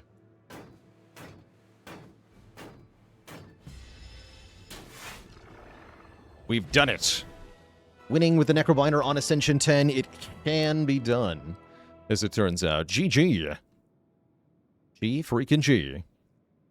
You killed my life, Architect. Now I will kill yours. What? Set the streak to 5. That's cool. That actually worked out very well. I liked the Hello World on this run. And the Sleight of Flesh seemed iffy at first, but was totally worth buying, as you can see by the final deck. So I'm glad we picked that up as well. That worked out. GG's. G freaking G. Yeah, we bounced back from 1 health. That's right. In the crab fight. That was pretty spooky. Was there a separate time we went to 1 health? I feel like that was the other run, right? Yeah, that was Soulfish's Regent.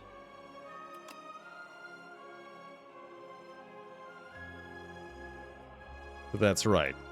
How much of a nerf does Sleight of Flesh need?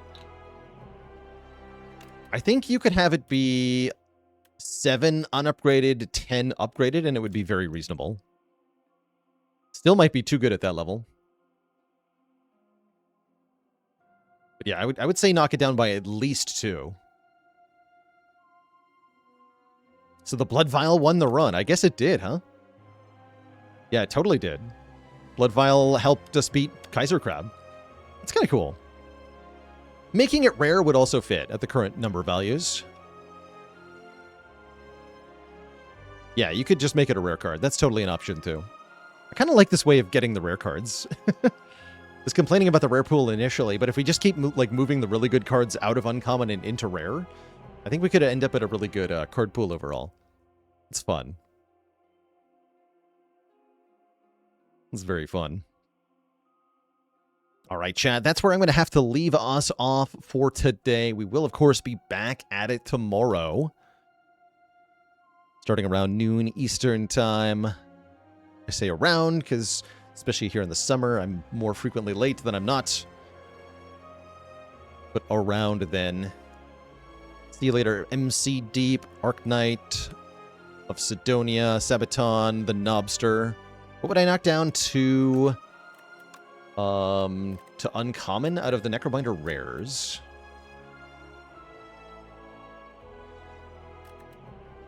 Misery, potentially? Sacrifice, potentially? Make it go back to 2x, just don't be a rare card. Devour Life could be uncommon now. Is that going to make it better, though? I don't know. That'd be the most fitting. It's a 1-cost power. Spirit of Ash, actually. Now, Spirit of Ash could be uncommon, too. I think, one of the 1-cost powers would be my nomination. Not Call of the Void, though. Not that one. But that one's too good. But yeah, I am getting out of here, Twitch chat. I'll catch y'all later. Thanks for tuning in. And I will see you all next time. Toodaloo. And night-night.